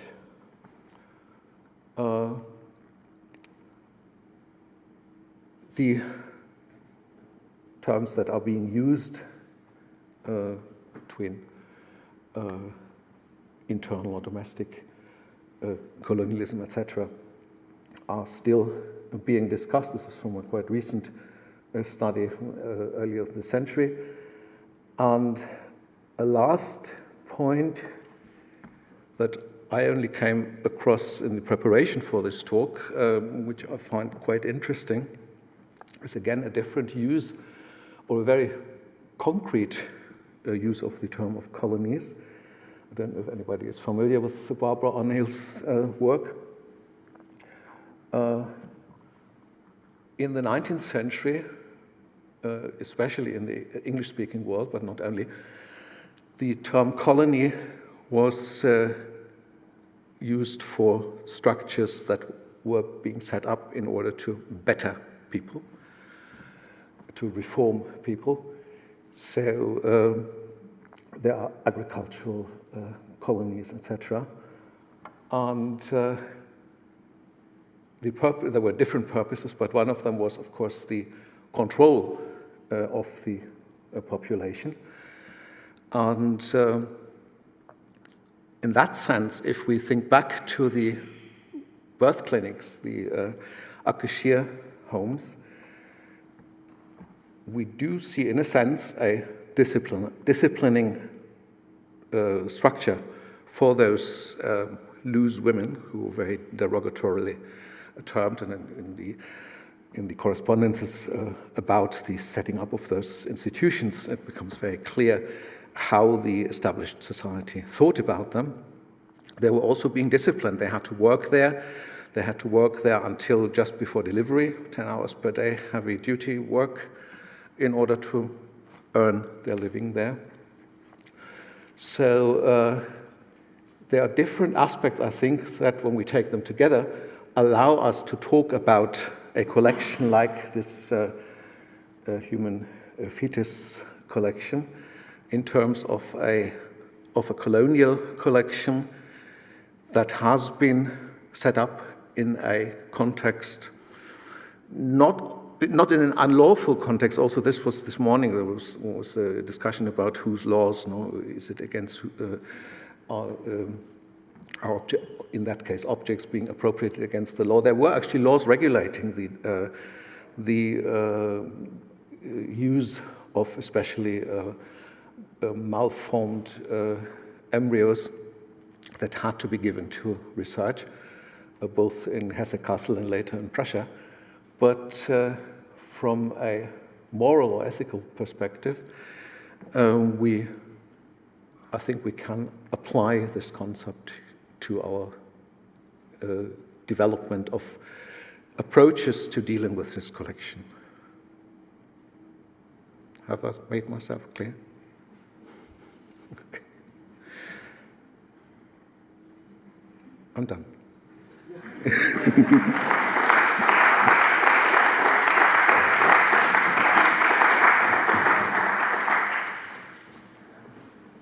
Thank you.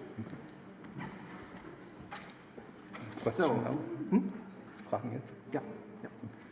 So, has anyone from you questions about a very theoretical approach to a practical problem, to say it in that way? I'm sure that with this concept of colonialism and a discussion about colonialism, I'm sure there will be questions. Okay, see, you're already done.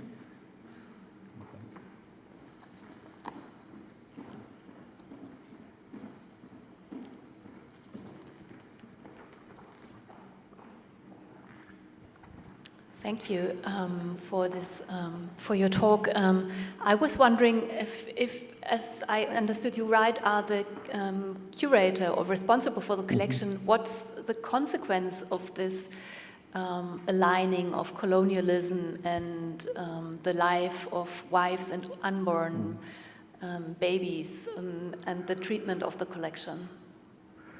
Yeah, thank you.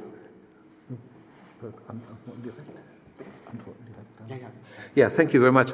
Well, actually, I wanted to keep this a bit in suspense, but I think if we agree that our society today are the descendants of the community of origin of these specimens, of these unborn children, then we should get into a conversation with the descendants of the source community, i.e. with our community, about what to do with the collection. And in Marburg, it's a huge issue in the general public. I mean, everybody has a position. There's no middle ground. So one part wants to visit them every day, and they can't because the museum has been closed for 5 years now, and the other half wants them to be disposed of and buried immediately.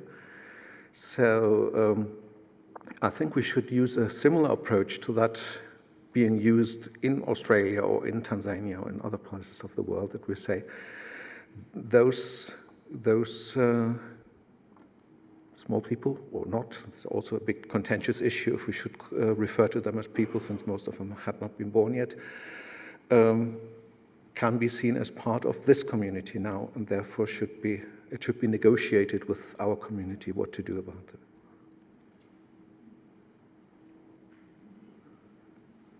Okay, sorry. I was just wondering whether the theoretization of race and class has not been done pretty well within the subaltern studies, and whether the term colonialist or colonies how does it expand over that? What does it help in the end? I think it would be an alternative approach, but it would, using subaltern would beg the same question, because subaltern studies usually looks at communities in the former colonies, and they're not looking at people in Europe, in Central Europe now. So we would have to make the same argument to say how this is applicable. It's an interesting suggestion, thank you very much, but I think it really runs into a similar kind of issues. Thank you very much. As much as I agree with the with the inner colonization. I'm very interested in the völkische Bewegung in the 1920s. They used the word colonize to describe small villages inside Germany. So, yeah. That's a good but I would ask, is it necessary to label it colonial to discuss it as you want to discuss it? So is it necessary? So, or can you just discuss it as a matter of social problems or other problems? Is the term colonial in this matter necessary? So. Yeah, thanks. I think it is useful because it allows us to link directly to discourses that are being developed in decolonial studies. It may not be necessary, but then if I wanted to be provocatory, I could say, do we need this in colonial studies? And those also could reverse the phrase, we can't understand colonialism without capitalism. We could say we can't understand capitalism without colonialism. So we might be able to do away with the term, but I think it is actually a useful category in the practical sense when we are discussing what to do with it and how to deal with it. Okay, thank you. I think one last question from Mareike Speth.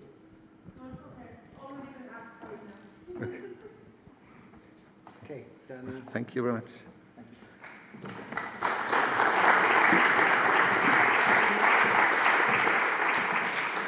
Well, looking at the time, we have to approach.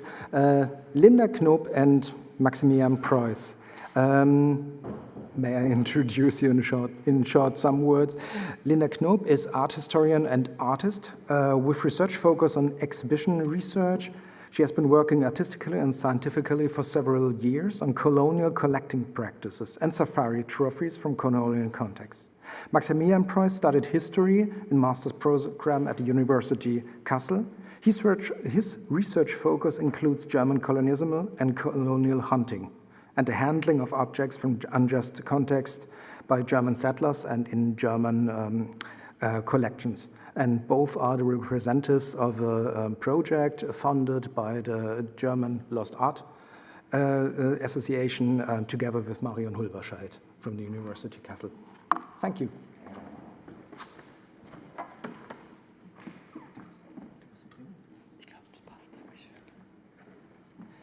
So thank you very much for having us. This is a very nice opportunity for us to discuss our project since we've just started in June of this year. We are very fresh into our project called Between Bewilderment, Triumph and Shame, Provenances and Trajectories of Colonial Hunting Trophies in German Museums. And we should send our best wishes from Marion Hulverscheid, who is very sad that she could not have made it today.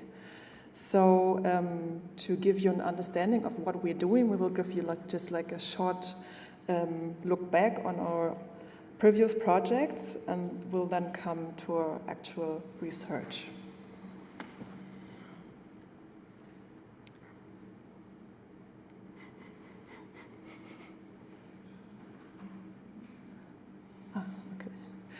So we started in 2021 by working with a collection of the Museum Witzenhausen, which you have already heard about today. So I will be keeping this one quite short. So there we discovered quite a lot of trophies in the depot and started to recover them and clean them and inventorize them, and found around 90 objects of horns and skins and skeletons, skulls and dermoplasties. We did a provenance research and we're starting to explore the colonial context of these trophies. And additionally, I developed an artistic concept for the area on the DITSL ground that should allow the contact and the debate with these objects, even though due to the small body of sources, we weren't as successful as we hoped in the provenance research. We still found the examination with this colonial context of the trophies as very worth doing, so we kept going. Yeah, and we came to our second project from 2021 2023 till 2024. We had in collaboration with the university library university library in Kassel, a project funded by the Hessian Ministry of Science and Arts. We wanted to 3D scan these 90 trophies in Witzenhausen, and we had several aims in this project. One were to capture these objects as 3D objects and their metadata, to intend to archive these objects in a database, who will be made available in the library online. And we had the aim to use these objects pedagogically, and so we worked together with a programming firm to make a pedagogical video game for kids and teenagers who will be present in the museum. So I will get to this now. This is how it looks. It's very 8-bit style. And yeah, we follow a researcher, Pangolini, it's a pangolin, and also a provenance researcher. We have several mini games where you connect the processes of provenance research. These are playable, and when you play them through, you get clues to the objects. So you just do the work of a provenance researcher in a game for kids and teenagers. And it was not the only object that came out of this project. There were also this card game. This is like a classical quartet, and we made a selection of the Witzenhausen objects and designed this card game. And we collected the facts on each object and made them into playable categories, such as weight or the number of specimens living today, for example. And if we had more information on them, we also put information on the object history, or, for example, on the IUCN red list facts or whatsoever on the cards. And they will be available on a vending machine in the museum. And if you're interested, just contact us after the talk. We have some in our pockets. And however, from this punctual starting in Witzenhausen, we try to get our research onto a wider base, and that's where we are today. Now we come to the final part of the presentation, focusing on our current project based at the University of Kassel and funded by the German Lost Art Foundation. And in the beginning, I want to get a little bit theoretical. So we're asking several questions about colonial hunting and the trophies of colonial hunting. And when we talk about hunting trophies, we must talk about hunting practices, colonial hunting practices. And when we talk about this, we have to address safari hunting. Safari hunting parties were often very large, with a significant portion of the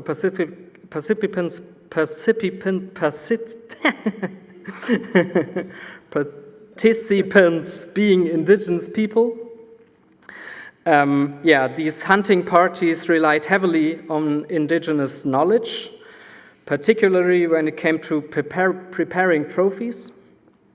So safari hunting produces trophies that reflects the hunting skills back to the hunter or the huntress, and thus become special capital. However, they not only contain a reference to the person hunting, but also to the indigenous member of the safari parties or societies. So here we see the display of safari trophies in the colonial hunting exhibition? Exhibition 1907. And we see it here in the house. We saw it a few minutes ago. Like if you visit the upper room of the current exhibition, you see something like this. We're very interested in this kind of exhibition of display in our project. It is largely based on what I just described, indigenous hunting practices, even if it is colonial hunting in system. There are a few things that are important when we consider this kind of understanding of nature and the African continent and hunting.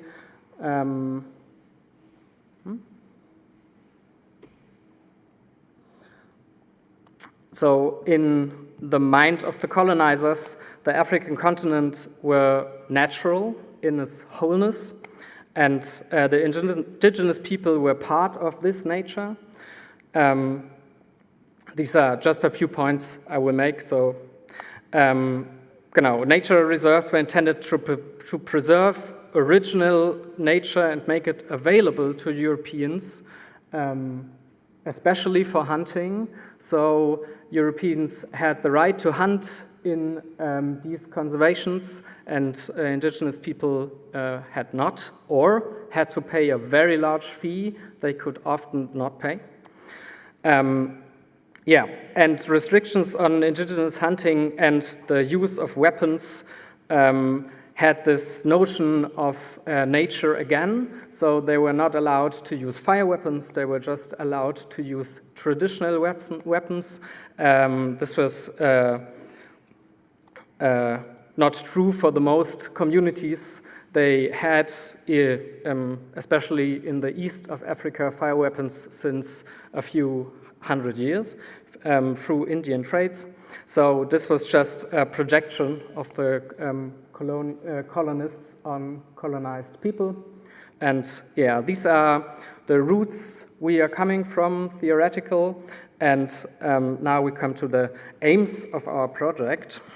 So with a multi-perspective approach, so like I'm an art historian, Max is an historian, and Dr. Hulverscheid is a science historian. We want to formulate fundamental questions about the collection practices, and we try to trace the trajectories of these objects, which we do by exemplary collections, which will I show you in a minute. And we have different cooperation partners in societies or countries of origin, Jan Kuva from fahari, yetu.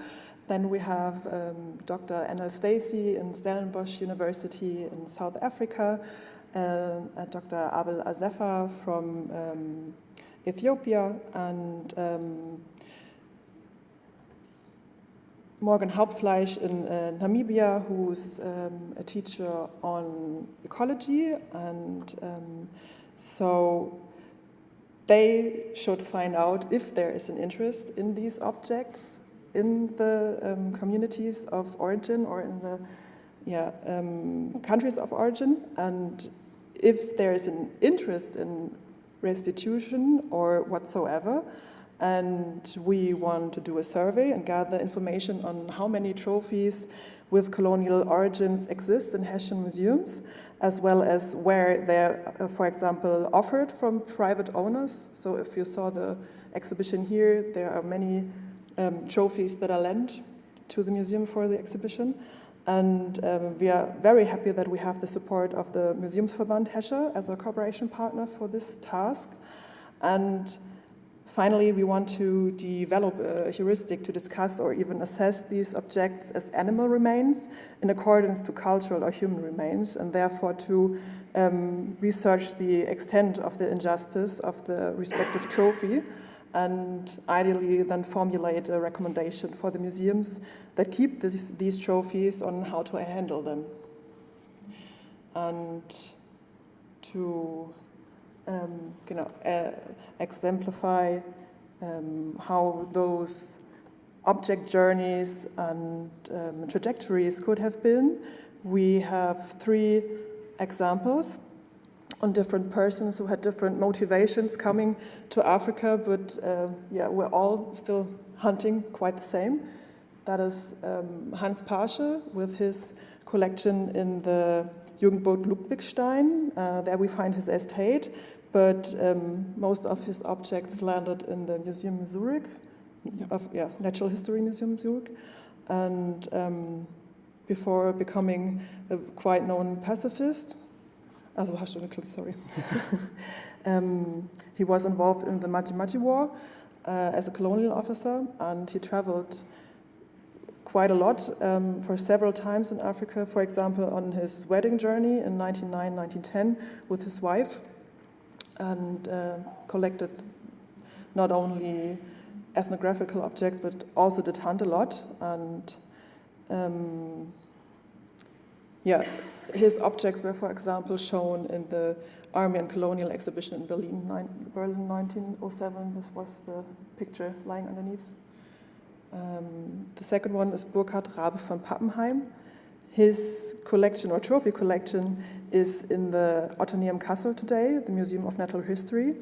Pappenheim was stationed in Oldiani as officer in the Schutztruppe between 1908 and 12, and Oldiani is close to Ngorongoro Conservation Area, which had quite rich hunting grounds, and his collection was given to the museum by his son after his passing, due to the bad shape they were in. The castle where the trophies were hanging had a quite wet grounds or wet state, and there were a lot of worms in the woods. So the family didn't want to invest in repairing them and gave them to the museum. And the third collection will be Gustav Kors, which is today in the Hanover State Museum. And Kors came first to America as a railway official, and then later on became head of the Central Magazine in Dar es Salaam. So he had a position where a lot of objects were going through his hands, and gave a lot of objects to the museum of his hometown. And he also did hunt a lot, but also bought hunting trophies, which is very interesting for us, since the trophies regularly reflect on the hunters' efforts and memories. And if you buy someone else's trophy, this is also a very interesting object as well. So we are very happy to have shortly presented what we are aiming to do, and are looking forward to your questions.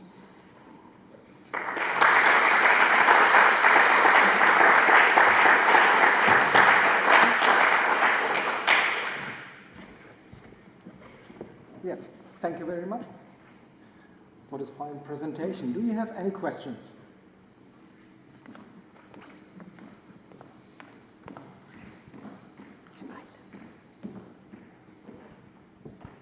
Yeah, thank you very much. It was fascinating. One term that you introduced, and I realized that you're at the beginning of the project, so maybe the question is a bit premature, but you're talking about animal remains and about a judicial assessment of their legal status and how they should or should not be returned. And so do you already have some preliminary thoughts about what the relation between the source communities, I mean, those beasts were not really part of the community of that time, that would have been their game, so they would have been able to hunt them if they hadn't been banned from hunting them, as you explained. So it would have affected their food status probably, on the nutrition of the population at the time. But that was 120 years ago. So do you have any preliminary thoughts about how this will be argued? No, not really. So we began very open to ask questions in this project, because we found these collections, they're all over museums, especially here, and we aim to ask the question: are there relations to these indigenous communities of origin, and are there aims to get something back or to work on something theoretically, because we don't know, and nobody really knows because nobody really asks. So this is one of the aims to ask the question, is there something in these collections we need to work on, or is there not? So it's a very open format we are approaching. So yeah. Yeah, of course, that was a term which also I was hooked, the animal remains. And it just recalled me that there is the restitution demand for animal remains, actually. I don't know how far it is in the context of the International Inventory Program. The Tsavo lines of Kenya, I don't know what their status is, but they wanted those ones back because they're historically extremely important for the country. Yeah. So, yeah, it's interesting because they are handling these as cultural objects. So, and we want also to discuss: is there a hard border between cultural objects and animal remains, or is this very ambiguous? So, and in the nature of where are the lines of the term trophy? Yeah, like you could argue that quite a lot of ethnological objects are trophies as well, and yeah. How do you handle this this term and the term animal remains to the term cultural objects and things like that? So yeah.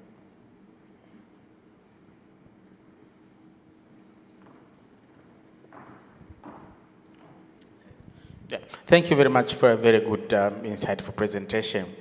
My question or comment is on the involvement of indigenous hunting groups that we said, okay, maybe in the hunting process, the indigenous communities were also part of the troops that went for hunting.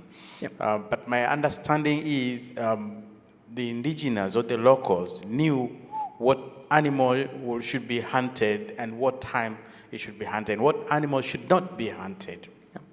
On the contrary, the colonial officers, and we have examples from Kilimanjaro, for example, where white colobus monkeys were not be hunted at all, and the local communities respected so much a lot about them. And when the colonialists came in, at Saturday they made a trip and a competition who can kill as many white colobus monkeys as possible, and they made the locals go and beg them, please, don't kill the white colobus monkeys. These are humble creatures. No one in your place kill a white colobus monkey. So we see that when we discuss about indigenous being involved in the hunting, we need to be very careful. How are they voluntarily going into hunting, or they're being forced to join the expeditions for hunting? Yes, just a comment. Thank you. Yeah, exactly. That's what we're trying to aim at, because sometimes there wasn't even payment for the work, and or the perception of different species. For example, if you have Hans Pasche, he's later on a pacifist and quite critical and reflective on his own time being in Africa, but he is still proud on having shot more than 300 crocodiles because they were perceived as a pest, because they were so threatening. Yeah. So there are stories about hunting safari huntings, where indigenous people are forced to go with, but there are also stories where indigenous people are, I would call it, lured into coming with, because there was prospects of getting the flesh as Nahrung, mir gehen die Worte aus. Food. Yeah. Food. I'm sorry. Just as food, something like this. So, but we need these stories. So it's like this. So we can get further in our questioning what is this complex of colonial hunting, and how are indigenous communities and colonizers, how are the hierarchies, how is these things. So yeah. and who did the work and what extent? Yeah. There are strong evidence that the indigenous people did most of the work. So it's like oftentimes indigenous people shot the animal, and then the last shot was done by the white colonizer. So it's his trophy, but the animal is like easy to shoot. So yeah. Yes, thank you very much for that presentation. What's the time horizon of your study? Are you ending somewhere in colonial hunting, or are you also carrying your thoughts forth to modern trophy hunting? Because you can still do hunting safaris with very similar setups and for very high prices, which then have the discussion, how is the revenue distributed and what remains where? So we are really focused on the German, in our research on the colonized trophies, or the trophies of colonial hunting. But for our cooperation partners in the societies of origin, they are free in what kind of questions they do ask, what kind of method they use. So they may be drawing the connection, but we end with the colonial trophies. But we are interested Yes. in the connections between today, and we have made talks with people who who are offering hunting safaris and things like this to just check out the connections. But the project is aimed at historian and object history. So yeah.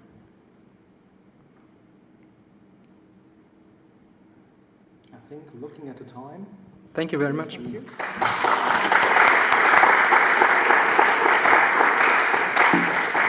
Thank you. I may introduce as next speaker Dr. Holger Stöcker. He's historian and dealt a lot with African, German colonial and scientific history in his research, as well as Provenance Research on human remains and natural history collections. I welcome you. Thank you. Thank you.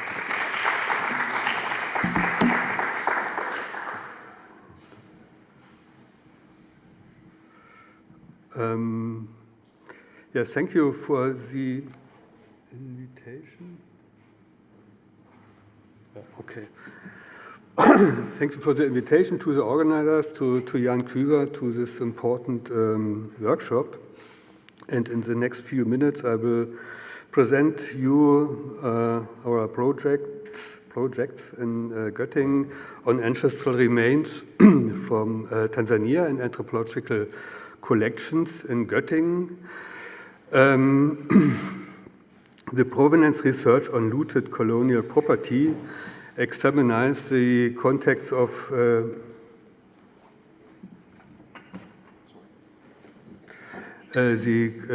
of injustice and violence that accompanied the acquisition. Provenance research on colonial collections items also makes substantial contributions. Thank you. Contributions to an informed collection management in the institutions. This is a side effect that should not be underestimated, especially with regard to the collection's ability to provide information in response to inquiries from the countries of origin. Above all, Provenance research provides important arguments for the substantiation of restitution claims and thus for the repatriation of looted colonial property and ancestral remains. Provenance research and repatriations are not singular processes that end with an handover ceremony. That they are part of longer-term processes that the South African historian Siraj Rasool refers to as restitutionary work. They are acts of reconnecting cultures of origin with their ancestors. These acts include the de-objectivation, rehumanization, and re-individualization of human remains in colonial collections. In this respect, provenance research and repatriations are always a fundamental critique of museums and university collections and their practices. Restitutionary work also requires these institutions, that means universities and museums, to reconnect their own history as collecting institutions, as academic disciplines, and as collaborators in the colonial project. From 2020 to 2033 at the University of Göttingen, there was an interdisciplinary research project on sensitive provenances, human remains from colonial contexts in the collection of the University of Göttingen. Its task was to investigate colonial provenances, contexts in two anthropological collections of the University of Göttingen. The first was the Blumbach skull collection at the Center of Anatomy at the University Medical Center in Göttingen. And the second is the anthropological collection, so-called anthropological collection at the Institute of Zoology and Anthropology at the Department of Historical Anthropology and Human Ecology. The Blumbach collection is the Blumbach skull collection, is the oldest university skull collection still in existence worldwide, funded and created by the natural scientist Johann Friedrich Blumbach from 1770s until 1840. Blumbach is still famous today for his description of the 5 varieties of modern man: the Caucasian, Mongolian, Ethiopian, American, and Malayan. In the middle of the 19th century, these varieties formed the basis for the division of humanity into races. All 5 type skulls, so-called 5 type skulls, are still in the collection.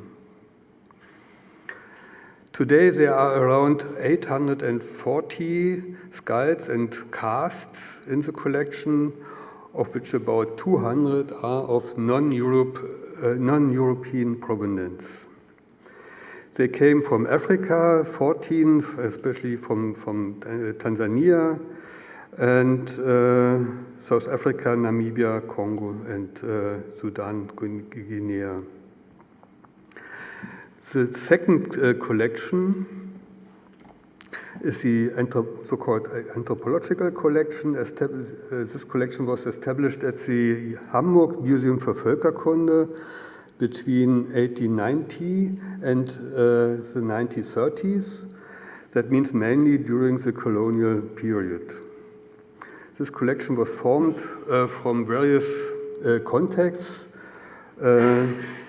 One very important context was the Hamburg South Sea expedition from 1908 to 1910.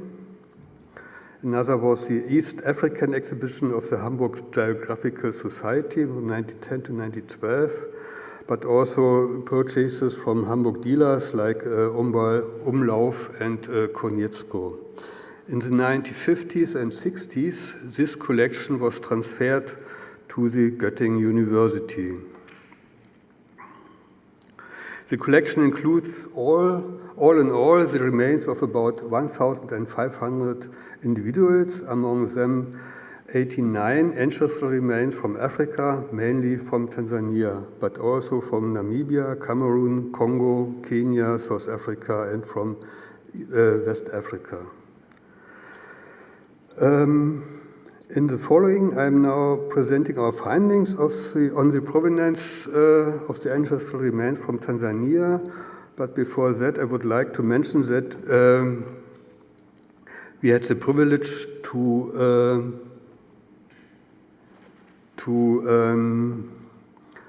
do the research together with fellows from countries of origin. And the provenance research on the Tanzanian ancestors was a close teamwork, especially together with Dr. Maximilian Schamy, who is with us today, and I'm very happy that he is sharing his knowledge with us.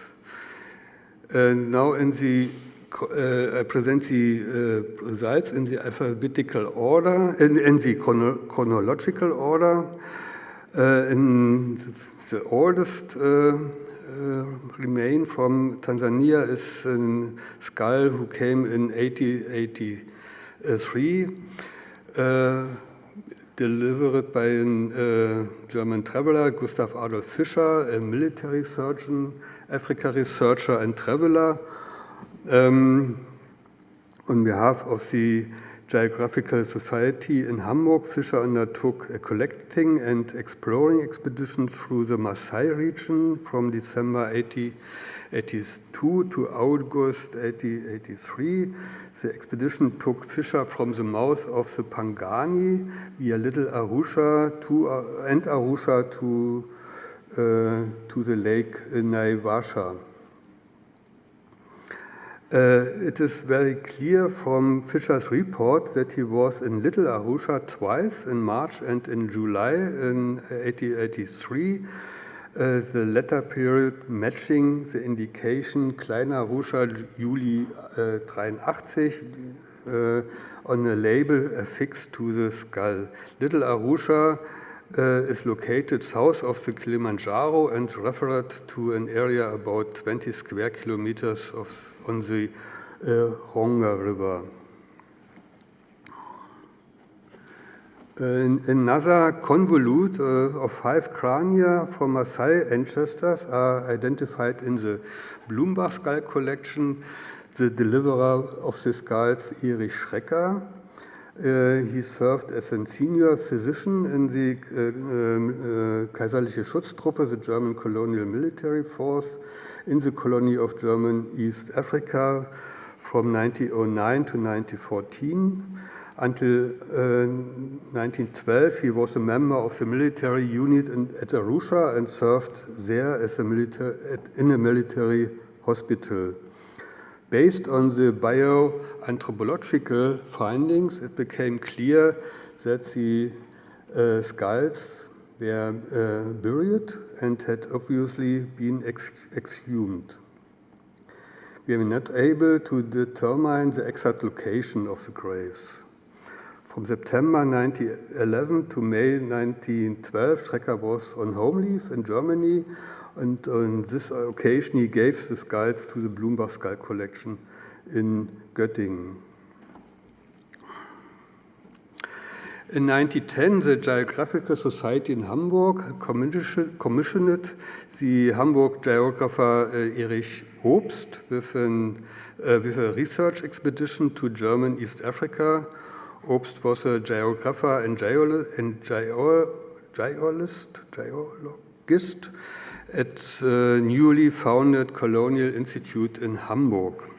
The main objective of the expedition was to explore the geological morphology at the Great East African Rift in the central to northern part of today's Tanzania.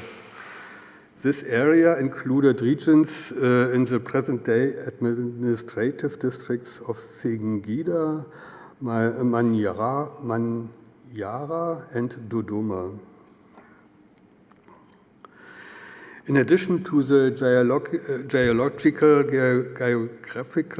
geographical investigations, the human inhabitants were also to be included in the investigations because in these areas, according to Obst's initial assumption, the remnants of the indigenous African population, Bantu, Hamites, and mixed people can be found. In at least 9 different situations of the expedition, Obst tried to take human remains, not always succeeding, from Turu, Isansu, Sandawi, Burungi, Hansa, Irangi, Iramba, Wasasi, and Wafiomi.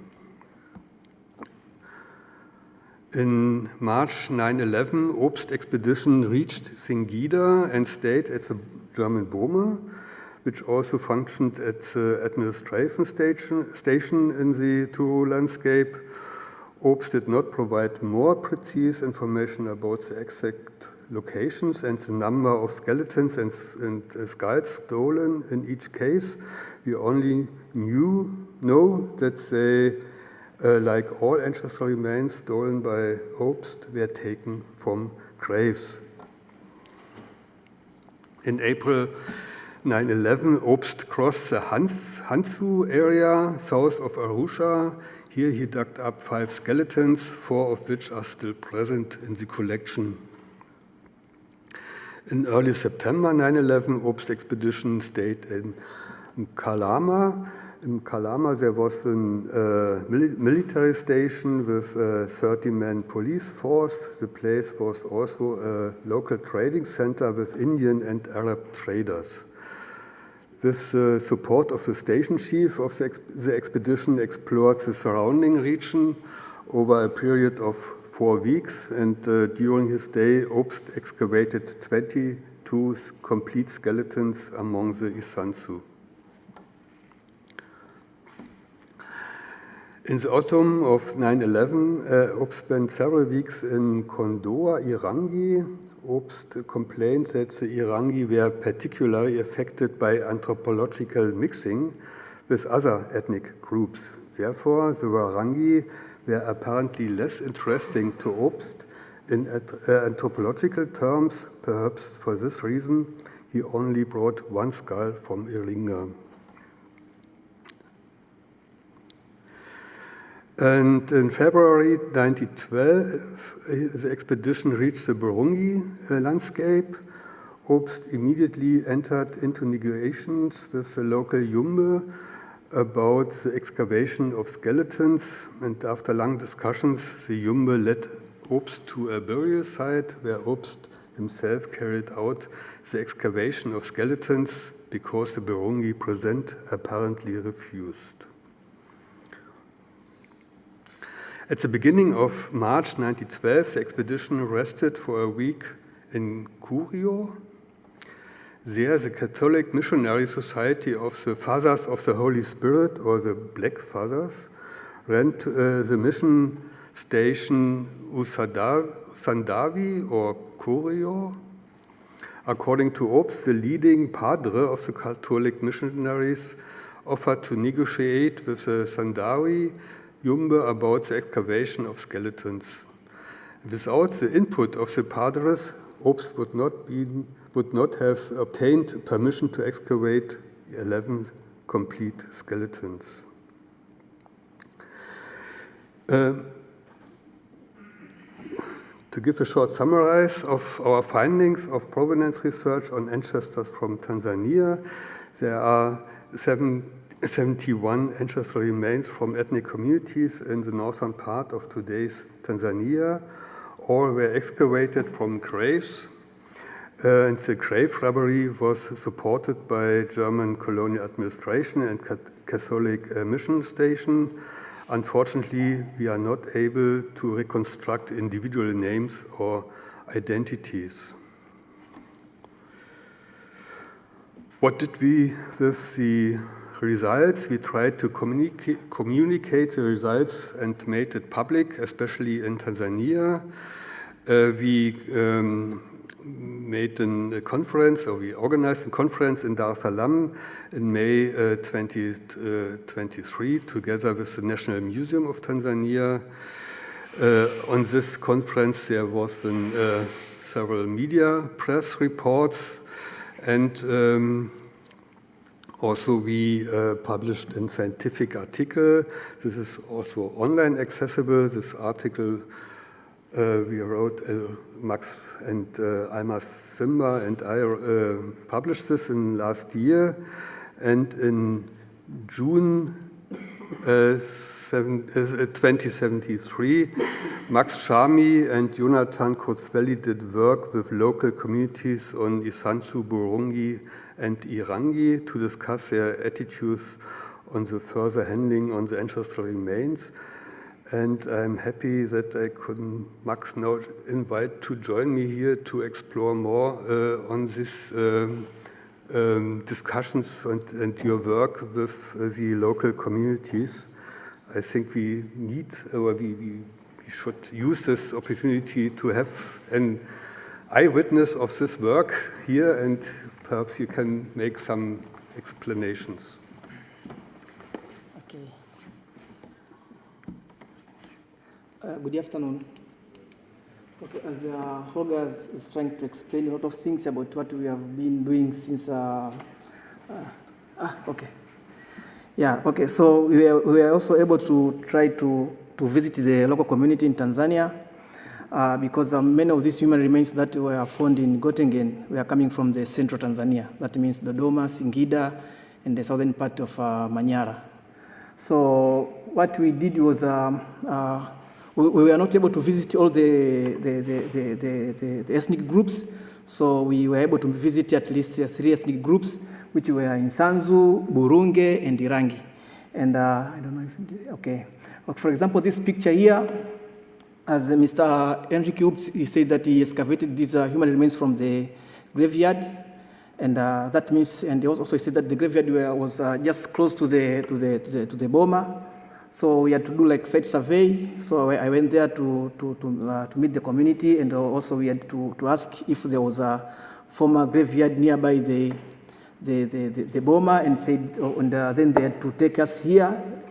There was it is just like 100 meters or 150 meters away from the boma. This was the former graveyard, and until today you could see some of the like the stones, because to them these Insanzu used to bury people and put the stones on top. So there's still some of the sign of the graveyards in this area, and they said during the German colonial period they used to bury people here. And they said some who were hanged nearby the boma here, they used to be buried somewhere here. So there is some still sign of the graveyard, and perhaps maybe Mr. Oops, maybe he took this graveyard from, maybe this human remains from this area. And also this is the German boma, the way it looks like it is in ruin. So previous, I think Holger has already showed how it was during that time. And here he had to go also to visit the Irangi community, Warangi ethnic group, which are based in Kondoa. So we went to meet the elders, and what they said to them, it was a little bit complicated compared to what the Insanzu said. Insanzu, they did not have any information, but they said they could try to welcome back these human remains. They could try to take back these human remains and do some rituals, practice to try to bury them, and also to come here to do some rituals, blah, blah, blah. But for these people here, for the Rangi, it was somehow totally different. They said no human remains was taken from their ethnic group based on what they know, or based on the information which they had from their ancestors. And what they say that the human remain which was taken to their area or to their community was the Polish human remains, which they witnessed during 1990s. Because during the Second World War, the Polish society, they were running away from this Second World War, so they were hosted in Tanzania, in places like Kondoa, Arusha, and Ifunda. So thousands of Polish people came to Tanzania during the Second World War, and they used to live in Kondoa, and they are a very big community. So they witnessed the Polish people came during 90s to take some of the human remains back to their country, or whatever, to their families. So they are saying that the human remain which we are talking about is the one which was taken by the Polish people who came there just to take back their beloved ones. So they said to them it is not there, and also we had to visit their former, their chief, because in Tanzania the chiefdom was abolished after we got our independence. So the person who was supposed to be a chief is still there. It's called Mr. Kimolo. So we went to visit him, and also we asked about this issue, and what he said, there's no any information on that, and if there is human remains from the Rangi, it should remain here for research purposes, whatever the case. So what he said, the elder. And here it was in Chemba, Goima, so we went also to visit the Burunge families, the community here, and this one. Also, it was somehow complicated because they said that they don't have any information on these human remains if they were taken from their community.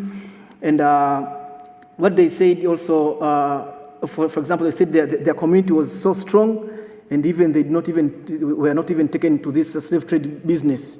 So when we talk about the colonial issues on whether they were taken as I don't know, these human rights were taken from their community, it is not true.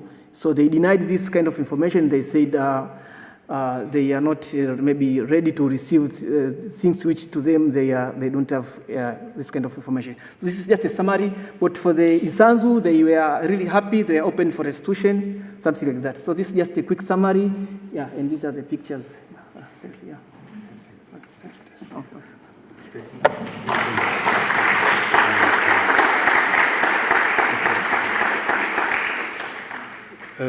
One slide.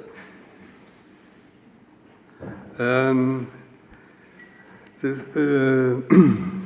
situation is now that the colleagues at the Hamburg Museum discovered in 2020 that the relocation to the Hamburg was not complete.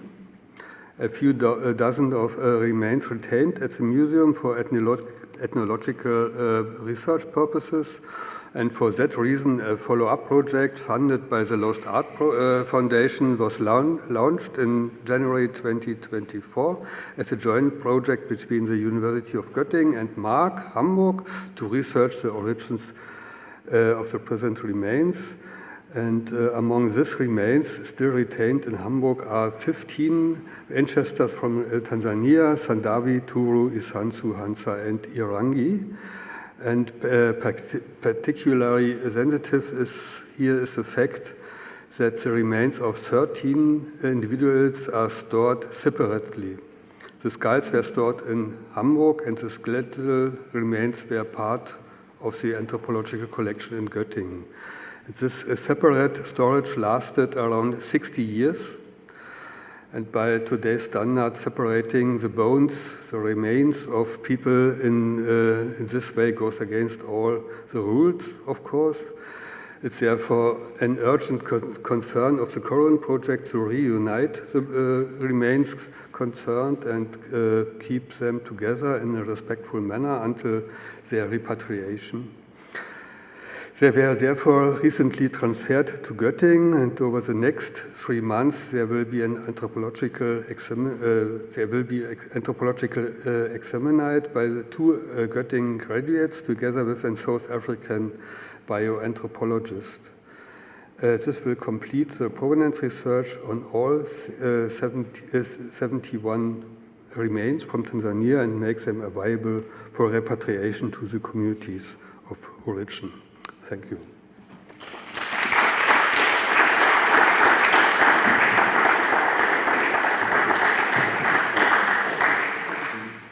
So, any questions? I know we're already late this evening.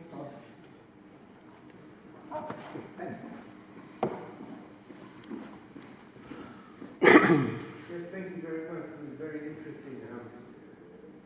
How do we go about the actual repatriation? And from the picture and what Max told us, that some communities deny that human remains be taken from there. Now how do we go about repatriating human remains to a community where they apparently object to even the fact that they have to take? From my perspective, there are two problems. The first problem is that the Tanzanian government does not support repatriation, and we don't know why.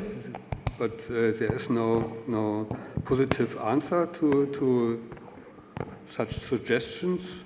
And the other thing is that in such projects like ours, we did the provenance research and all the preparations that we can repatriate the remains, but we have no funding for repatriation. We have the funding for research and for all the organizing and preparations, but we have not the funding for for organizing ceremonies and the travel of the delegations and to shift the remains back to their homelands.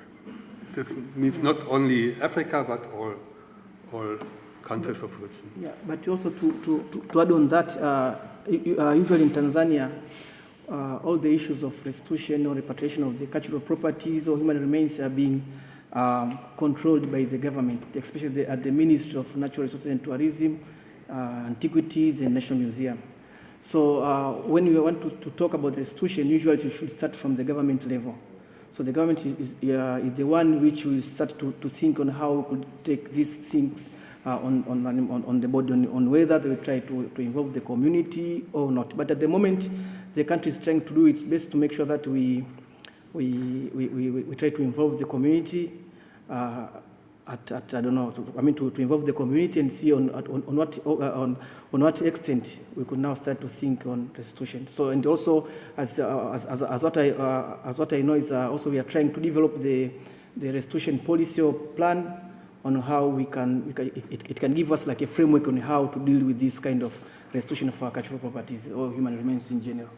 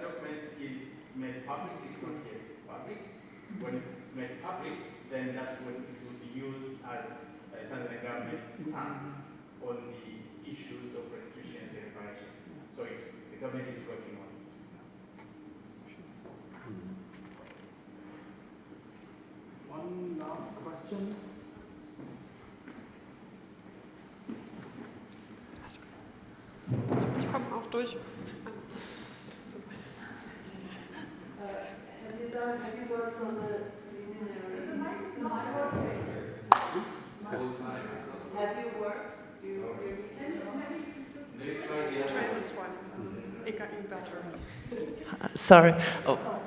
Have you worked on a preliminary budget for a case for restitution and presented? I don't know whom you would present it to in the German government.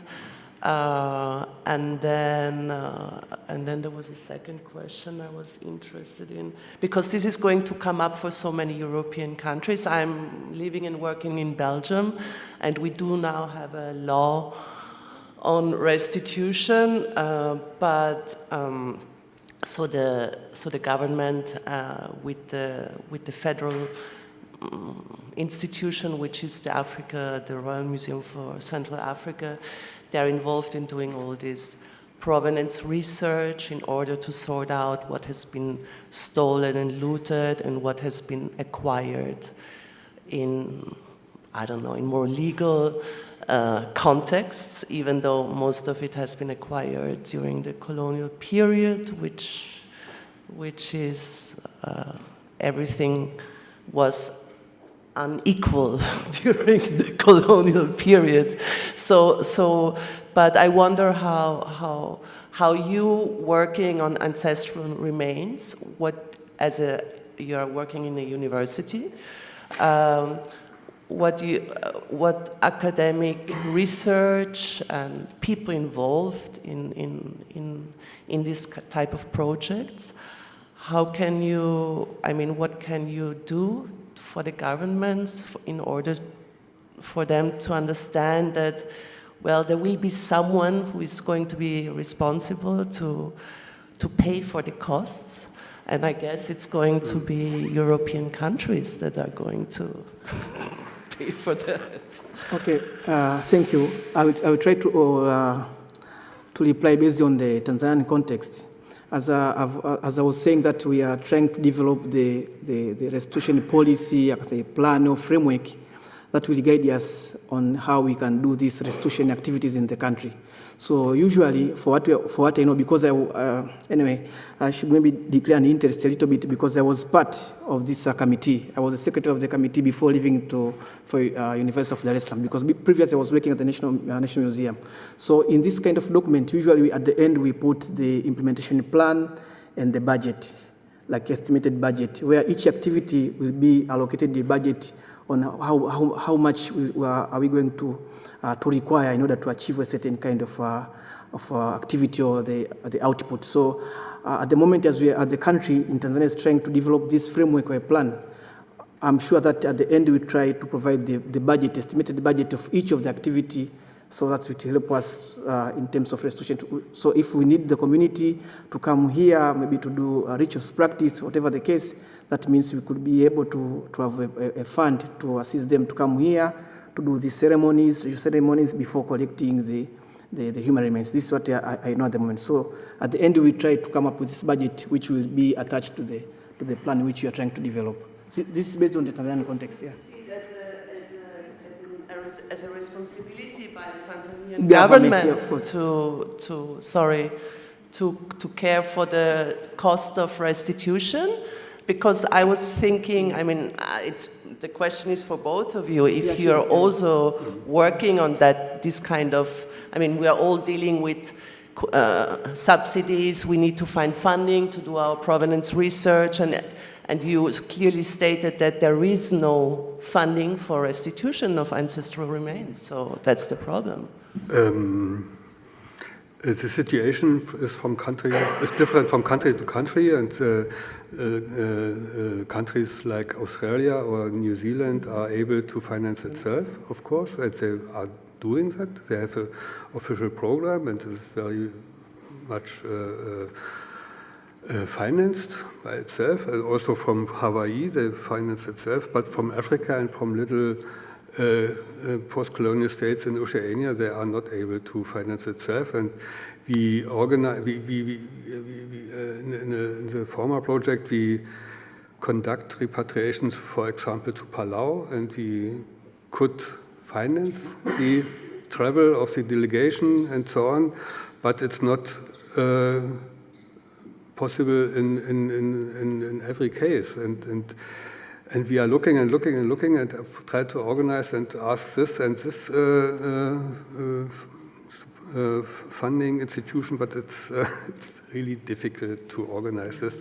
The will is there on every actor in this process, but it's difficult. Thank you. Yeah. Okay. Thank you.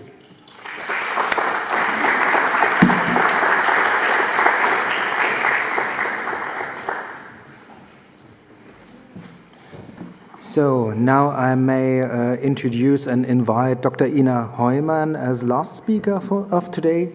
She is historian of science and head of the Center for the Humanities of Nature at the Museum for Natural Science in Berlin. She studies the politics of natural history and is particularly interested in issues of natural history and empire, economics of collections, and the social and political responsibilities of natural history museums. And in her vita, she had several research projects in which things like history of collections are also some projects like animals and objects were her main focus. So thank you very much for coming.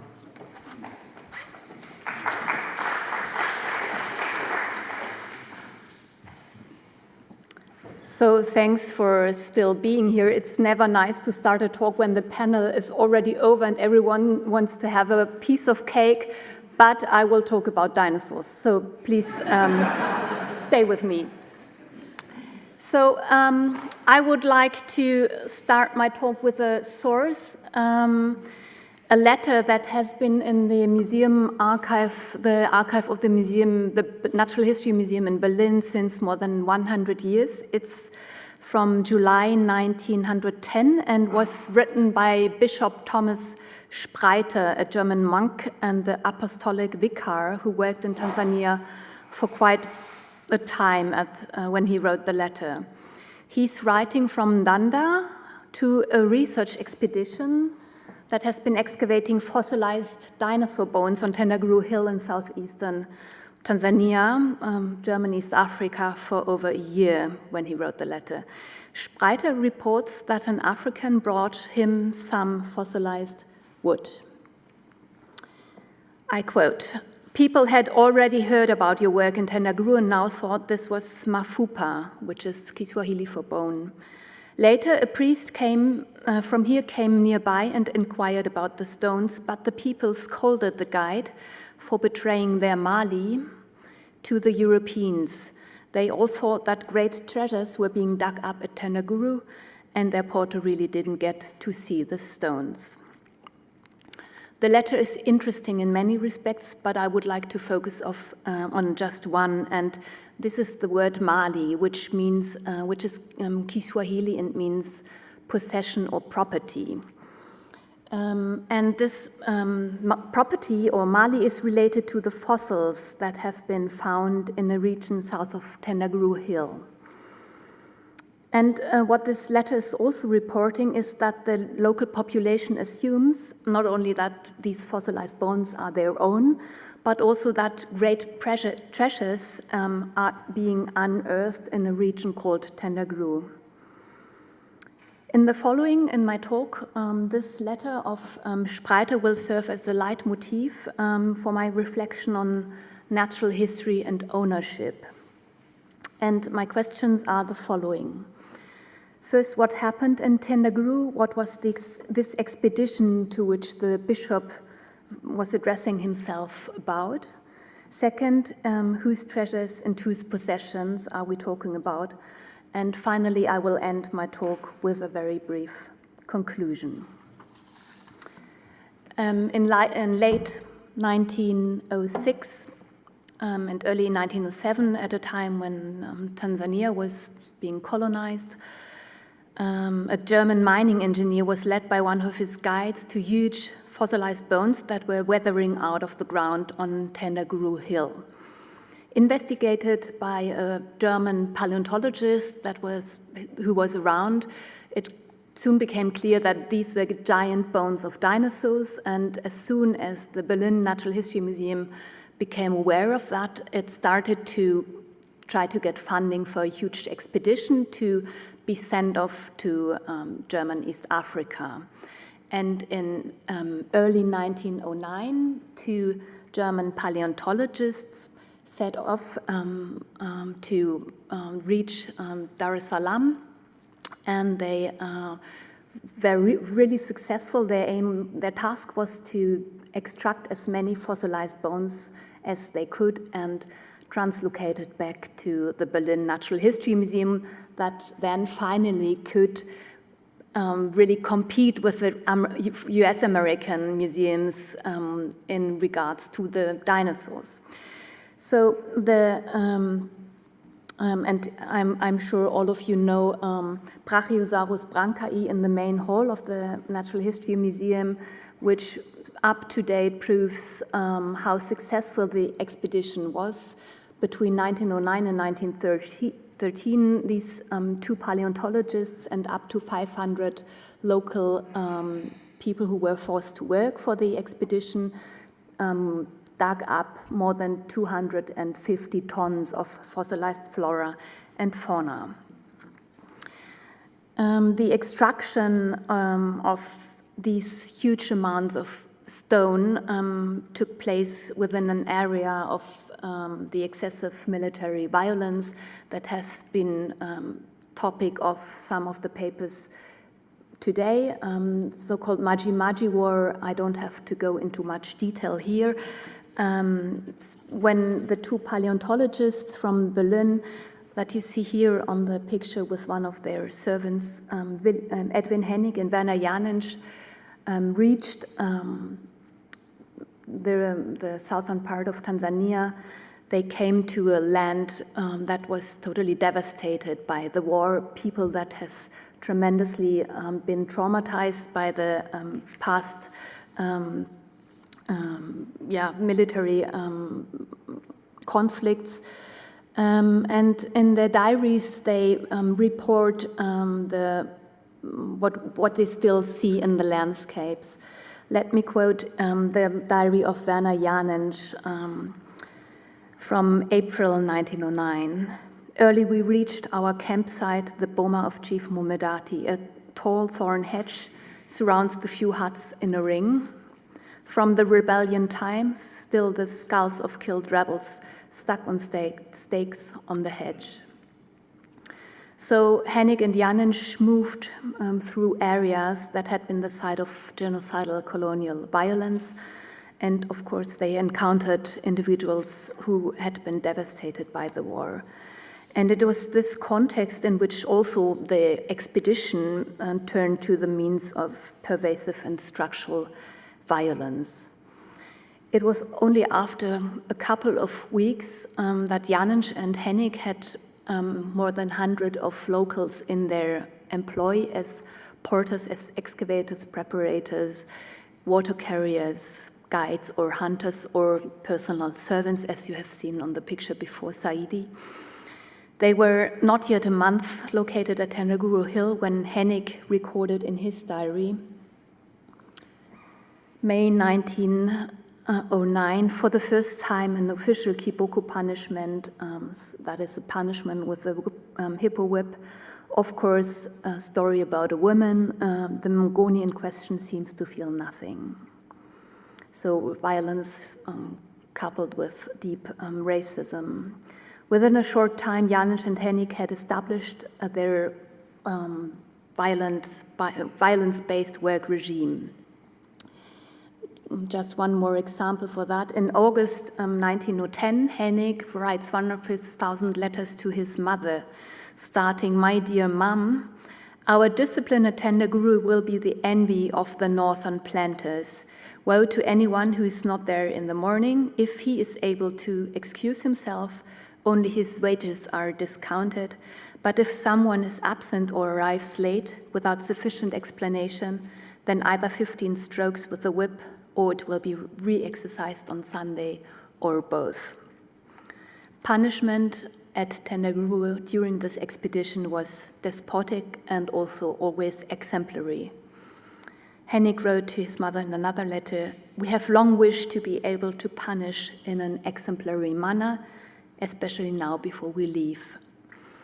And this was exactly the time when they would move the two paleontologists farther north to evade the rain season around Tendaguru. So, second chapter, whose Mali, whose treasures? Janensch compared the organization of the expedition to, quote, the relaunch of an economic enterprise, such as a plantation. And like plantations, the Tendaguru expedition was essentially based on the exploitation of labor. The mining and the translocation of these 250 tons of fossils relied on the expertise, on the knowledge, and on the physical strength of up to 500 men, women, and their children who found, who excavated, who prepared, and who transported the fossils, and who also sketched them. The division of labor was clearly defined. Hennig and Janensch would supervise the trenches. They corresponded with the museum and tried to get more money, and they recorded the objects. And the men from nearer and farther regions worked in the trenches or in the storage hut. They packed the fossils and transported the loads in a march of several days from Tendaguru Hill to the coast. The work in the trenches was hard and demanding, as you can see here. The men would hurt their bare feet and legs. The sun burned murderously, as you can imagine, and as Hennig and Janensch also admitted really openly, pointing to the fact that, quote Janensch again, the native population could never be replaced in this climate by European workers, quite apart from the costs. As the expedition progressed, more and more sites were discovered, some several days walk away from each other, and these quarries were independently managed by local supervisors and preparators. Amongst of them were Salesi and Boheti bin Amrani, who you see here on the pictures, who did this very skilled and fine work in the field that would later be the basis for research and the mounting of the dinosaurs in Berlin. Once the fossils were prepared and taken out of the soil, they were packed also by the local workers and transported on the shoulders of men in a 4 to 5 day march from Tenaguru Hill to the coastal town of Lindi, where they were again repacked in ship crates, loaded on vessels, and finally shipped to via Hamburg to the Berlin Museum. Normally, one of the loads would be around 20 to 30 kilograms. That was supposed to be the law and the lawful weight of these loads. But if they would dug up a humeri or vertebra of the dinosaur, it would, of course, need many more porters to carry these loads, so up to 25 men, sometimes carrying one of these bones through still very rough terrain. So I would like, in my conclusion, to come back to Bishop Spreiter and his remark about the Mali, the belongings of the local population. I'm certain that in this very letter, Spreiter is referring to fossilized trees as Mali, rather than to the dinosaurs from Tenaguru. However, I would like to present you another source of the University of Tübingen archive, which I read in conjunction with this letter of Thomas Spreiter. Edwin Hennig, whom I have already quoted a lot, makes fun of the local population in one of his letters to his sister from May 1910. He writes to his sister, "By the way, we Europeans are working another miracle here. The Tenaguru and its territory are enchanted, inhabited by an evil spirit. Only as long as we are here, he has no power over the local population." So he reports to his sister this legend that he has heard by his local workers. So let me summarize what these sources tell us. First, Tenaguru Hill, where the dinosaurs were extracted, was reported to be an enchanted place. Second, fossilized nature was regarded as Mali and the dinosaurs as treasures. Third, the expedition took place in the context of excessive colonial violence, which accompanied every single step of the work. And fourth, people like Sefu Abdallah, Mohammadi Kerani, Isa bin Salim, Boheti bin Amrani, Salesi, Salim Tombali, and many, many more were responsible for finding new sites, clearing the land, digging the trenches, preparing and extracting the bones, and also describing what they did find in the quarries. And together, these aspects raise very interesting and pressing questions about justice, about ownership, and about responsibilities of Western museums, in this case, the Berlin Natural History Museum, which these institutions has to face up to. And I would like to end my lecture with a talk that historians Musa Sadok and Halfan Magani from University of Dar es Salaam, together with Holger Stöcker, had found during field research in the villages around Tendaguru Hill in 2018. And we have, the song is in Mvera language. I put the Kiswahili translation here and also the English one. I can't sing it. I don't know if anyone can. Everyone I asked is not able to, but it says, "Lizard, lizard, where have you been taken to?" And with that, I thank you.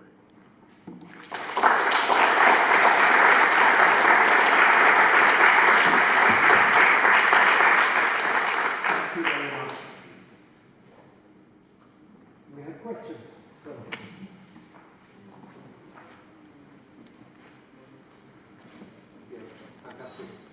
Maybe I missed that, but what I didn't catch, is there a pre-story, a prequel to this colonial times? So were those bones already in Mali before the colonialists came and took them away?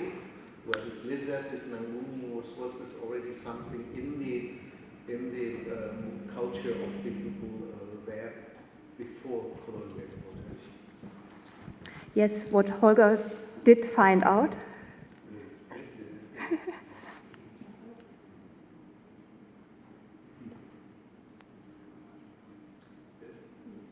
So maybe I answer until you are done, Holger.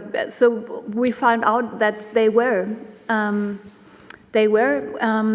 part of diverse traditions, for example, used as medicine, used for harvesting, used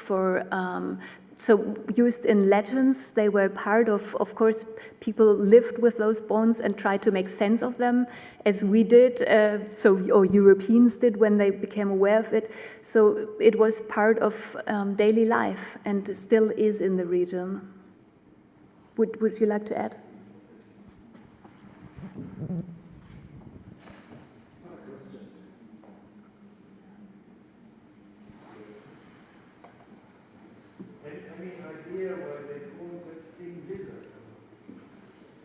No, but it's interesting. I can't answer that, but it's interesting how it distorted the discussion, the political discussion about these dinosaurs, because you can take lizards in your hand luggage in the flight.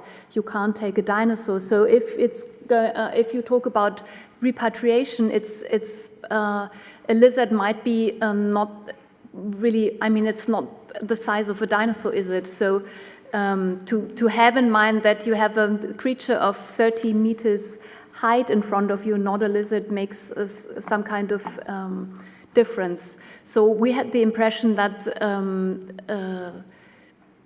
this kind of translation transforms the way you talk about repatriation. I mean, what strikes me is that lizard is obviously appears an analogy to a thing that looks like a dinosaur. How would they know, or did this form only come after it had become known that this is a skeleton of a dinosaur? That's something we don't exactly know. Yeah. But what we know from the archive, there are several sketches from the people who did the work in the quarries, and it's really a pleasure to look at these sketches together with the paleontologist, because she can exactly tell you which species she has in front of you. She looks at the picture and she can say, that's a Stegosaurus, that's Dilophosaurus. So for me, it's really amazing how detailed and precise these sketches are. So people, at least then, they exactly knew what they had in front of them. Thank you so much for your presentation. And I would like to admit it's, a lot of painful memories from your presentation, and I would like to reflect back to the issues of restitution versus the issue of budgeting and the role of both government, Tanzanian government, the German government, but also the role of the Natural History Museum, because that's where the lizard is right now. Yeah. And now, how far are you convinced with the issues of restitution, even though we just heard that the Tanzanian government is still working on the policy to facilitate the restitution? And how far will the Natural History Museum dive into the whole process of restitution? Well, I mean, in the Natural History Museum in Berlin, 500 people are working, and each, no matter who you ask, you will get a different answer to that. So if you ask the general director of the museum, Johannes Vogel, I guess he would answer, it's not me who can decide about restitution. And this is an answer you can give, of course, because this dinosaur is part of cultural heritage in Berlin, cultural natural heritage and national heritage. So it's by law secure to stay in Germany, because if it would leave Germany durch das Kulturgutschutzgesetz, it's called the cultural property right, it would mean a severe loss for cultural identity of Germany. So by law, it's secure to stay in Berlin, and it's of course one position the Director General is taking in this debate. If you ask the paleontology, the curator of the collection, for example, she will be totally open for discussion, yes, and so is everyone else, I guess, who works on objects from colonial contexts. The thing we can do is to give as much, to be as open as we can, and also open our archive and giving people access to the collection and to the archival material.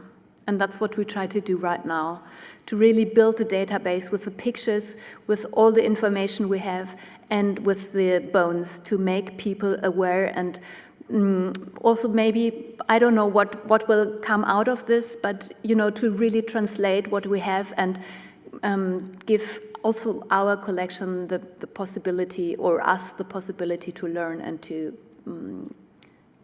grow.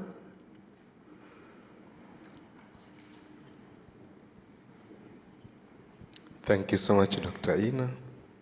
I'm back again to dinosaur.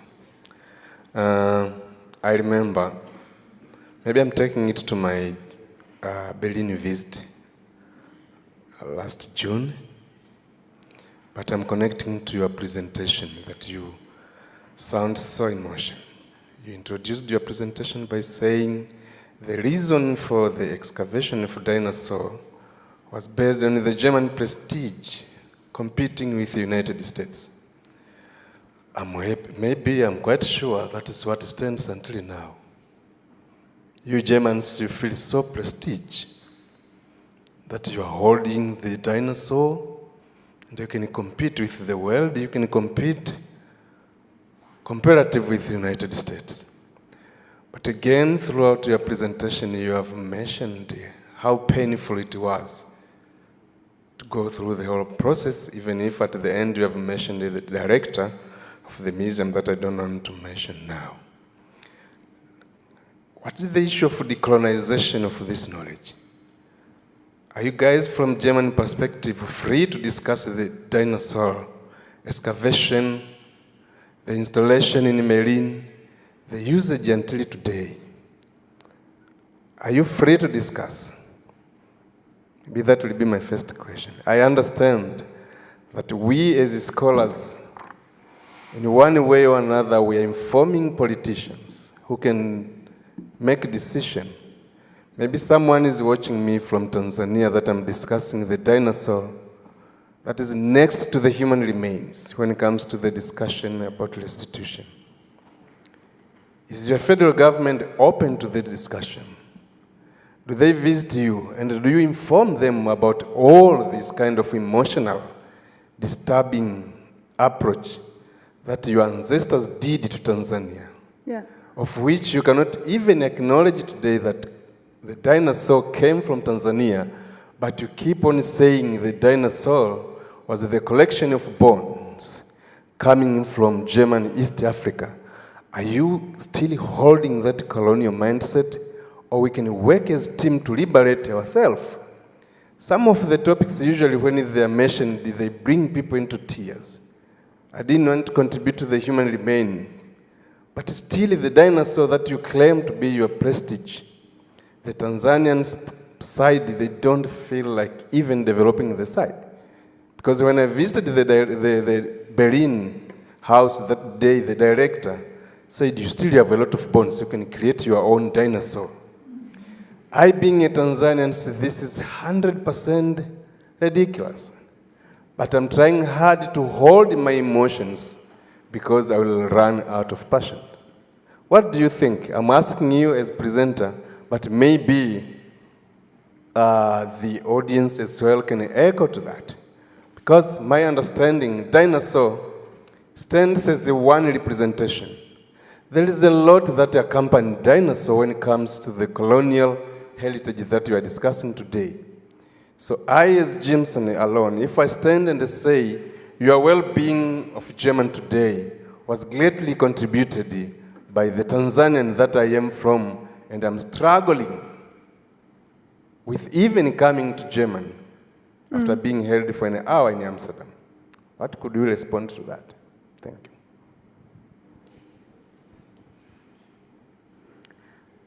you. Jimson, thanks. I see this as a comment. And your question, are we free to discuss the disturbing past of this dinosaur? Yes, you see, I'm free to discuss it, but it was also really good to have we started it with a project where we also had external partners, one of them being Holger at the Humboldt University, one of them being Mareike Fennen at the Technical University, and Benedict Savoy. And it was really helpful to not only do this from inside, and that's also how I try to build my projects, to have strong partners outside to help me make the point. I would like to, I mean, it's interesting that of course, this object is an icon of the colonial past of natural history and about the violence of natural history and how we always have to think both of them together. We can't separate it. Yet it's also a symbol for, say, politics and how each partner in these discussions is waiting for the other to make the first step, which is, I guess, also always the case when it comes to colonial objects. And I would love to hear from all of you researchers' perspective on how to behave best when it comes to this situation. Because I, of course, can't print the dinosaur out and send a plastic copy to Tanzania or pack 250 tons and ship it to, So I, as a researcher within the institution, can only try to make the institution move and to make the institution be more open, to be more polite as a start, as you can very vividly remember, Jimson, to be more, to listen, to be better in listening and to maybe change the dinosaur hole and make it much clearer how much violence and also how much exploitation has been part of this history. I think as the time has approached very much, perhaps one last question. You or you? One of you go. Well, it's just a follow-up question. Because to me, when you talk of the being ready,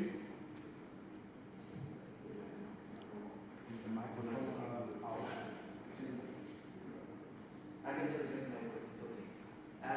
To me, when you talk of being ready, open for restitution discussion, is quite different from being ready and open for the restitution process. Yes. So, what other possibilities are there to at least try to make sure necessarily restituted back to Tanzania, but what other possibilities are there to be exported? To export? Export. What other possibilities are there apart from restitution?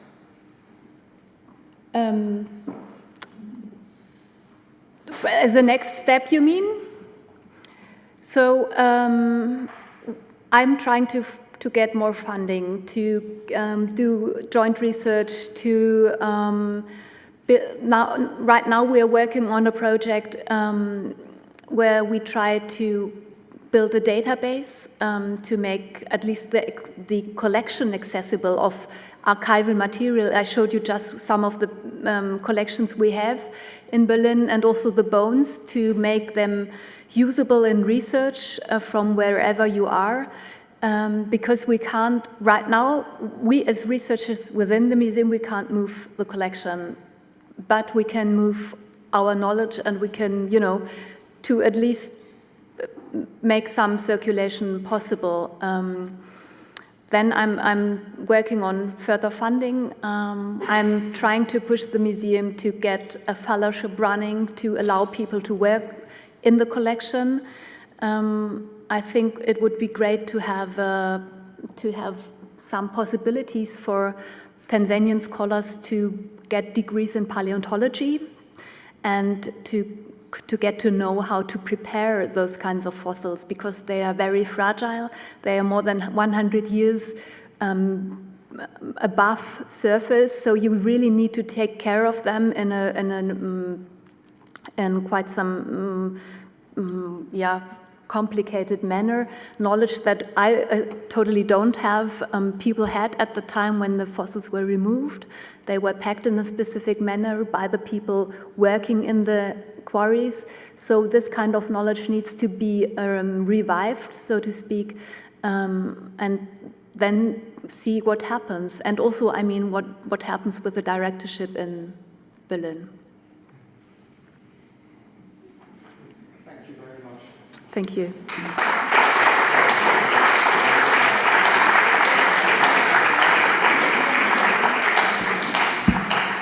Yes, thank you very much. In the second panel, added to the first panel, we had a lot of topics, and we had a lot of critical topics, as we just remarked, and I'm sure that you are motivated to discuss further. For today, the official part here in this museum is closed. We have a small coffee table until 5 o'clock at the place where you just were taking lunch. And we have a special event this evening. In the Caligari Cinema Theater, we had the possibility to make a cooperation. There will be a movie shown, a documentary in German language, The Empty Grave, about the colonial past in Tanzania. We invited the citizens of Wiesbaden, the public, to join us there. You, as guests, as participants of the conference, will have the possibility to join for free. Don't forget this thing. And you will have the possibility to get a drink there and to start a discussion before the cinema event or after the cinema event. It will start at 7 o'clock at the Caligari movie theater. The address can be found on the small flyers outside. You can just ask Ellen, because Ellen is native to Wiesbaden and she knows everything. She has perhaps also a little possibility for you if you want to fetch something to eat before the start, and I think she will be the right person to tell you everything. After that event, after the night, tomorrow morning we will meet again at, now let me look, it's late again, at 9:30 for the next panel. And I hope you all will join us again, and I hope you had a good day, a good first day, and I'm looking forward to the discussions afterward. Thank you very much for joining us today.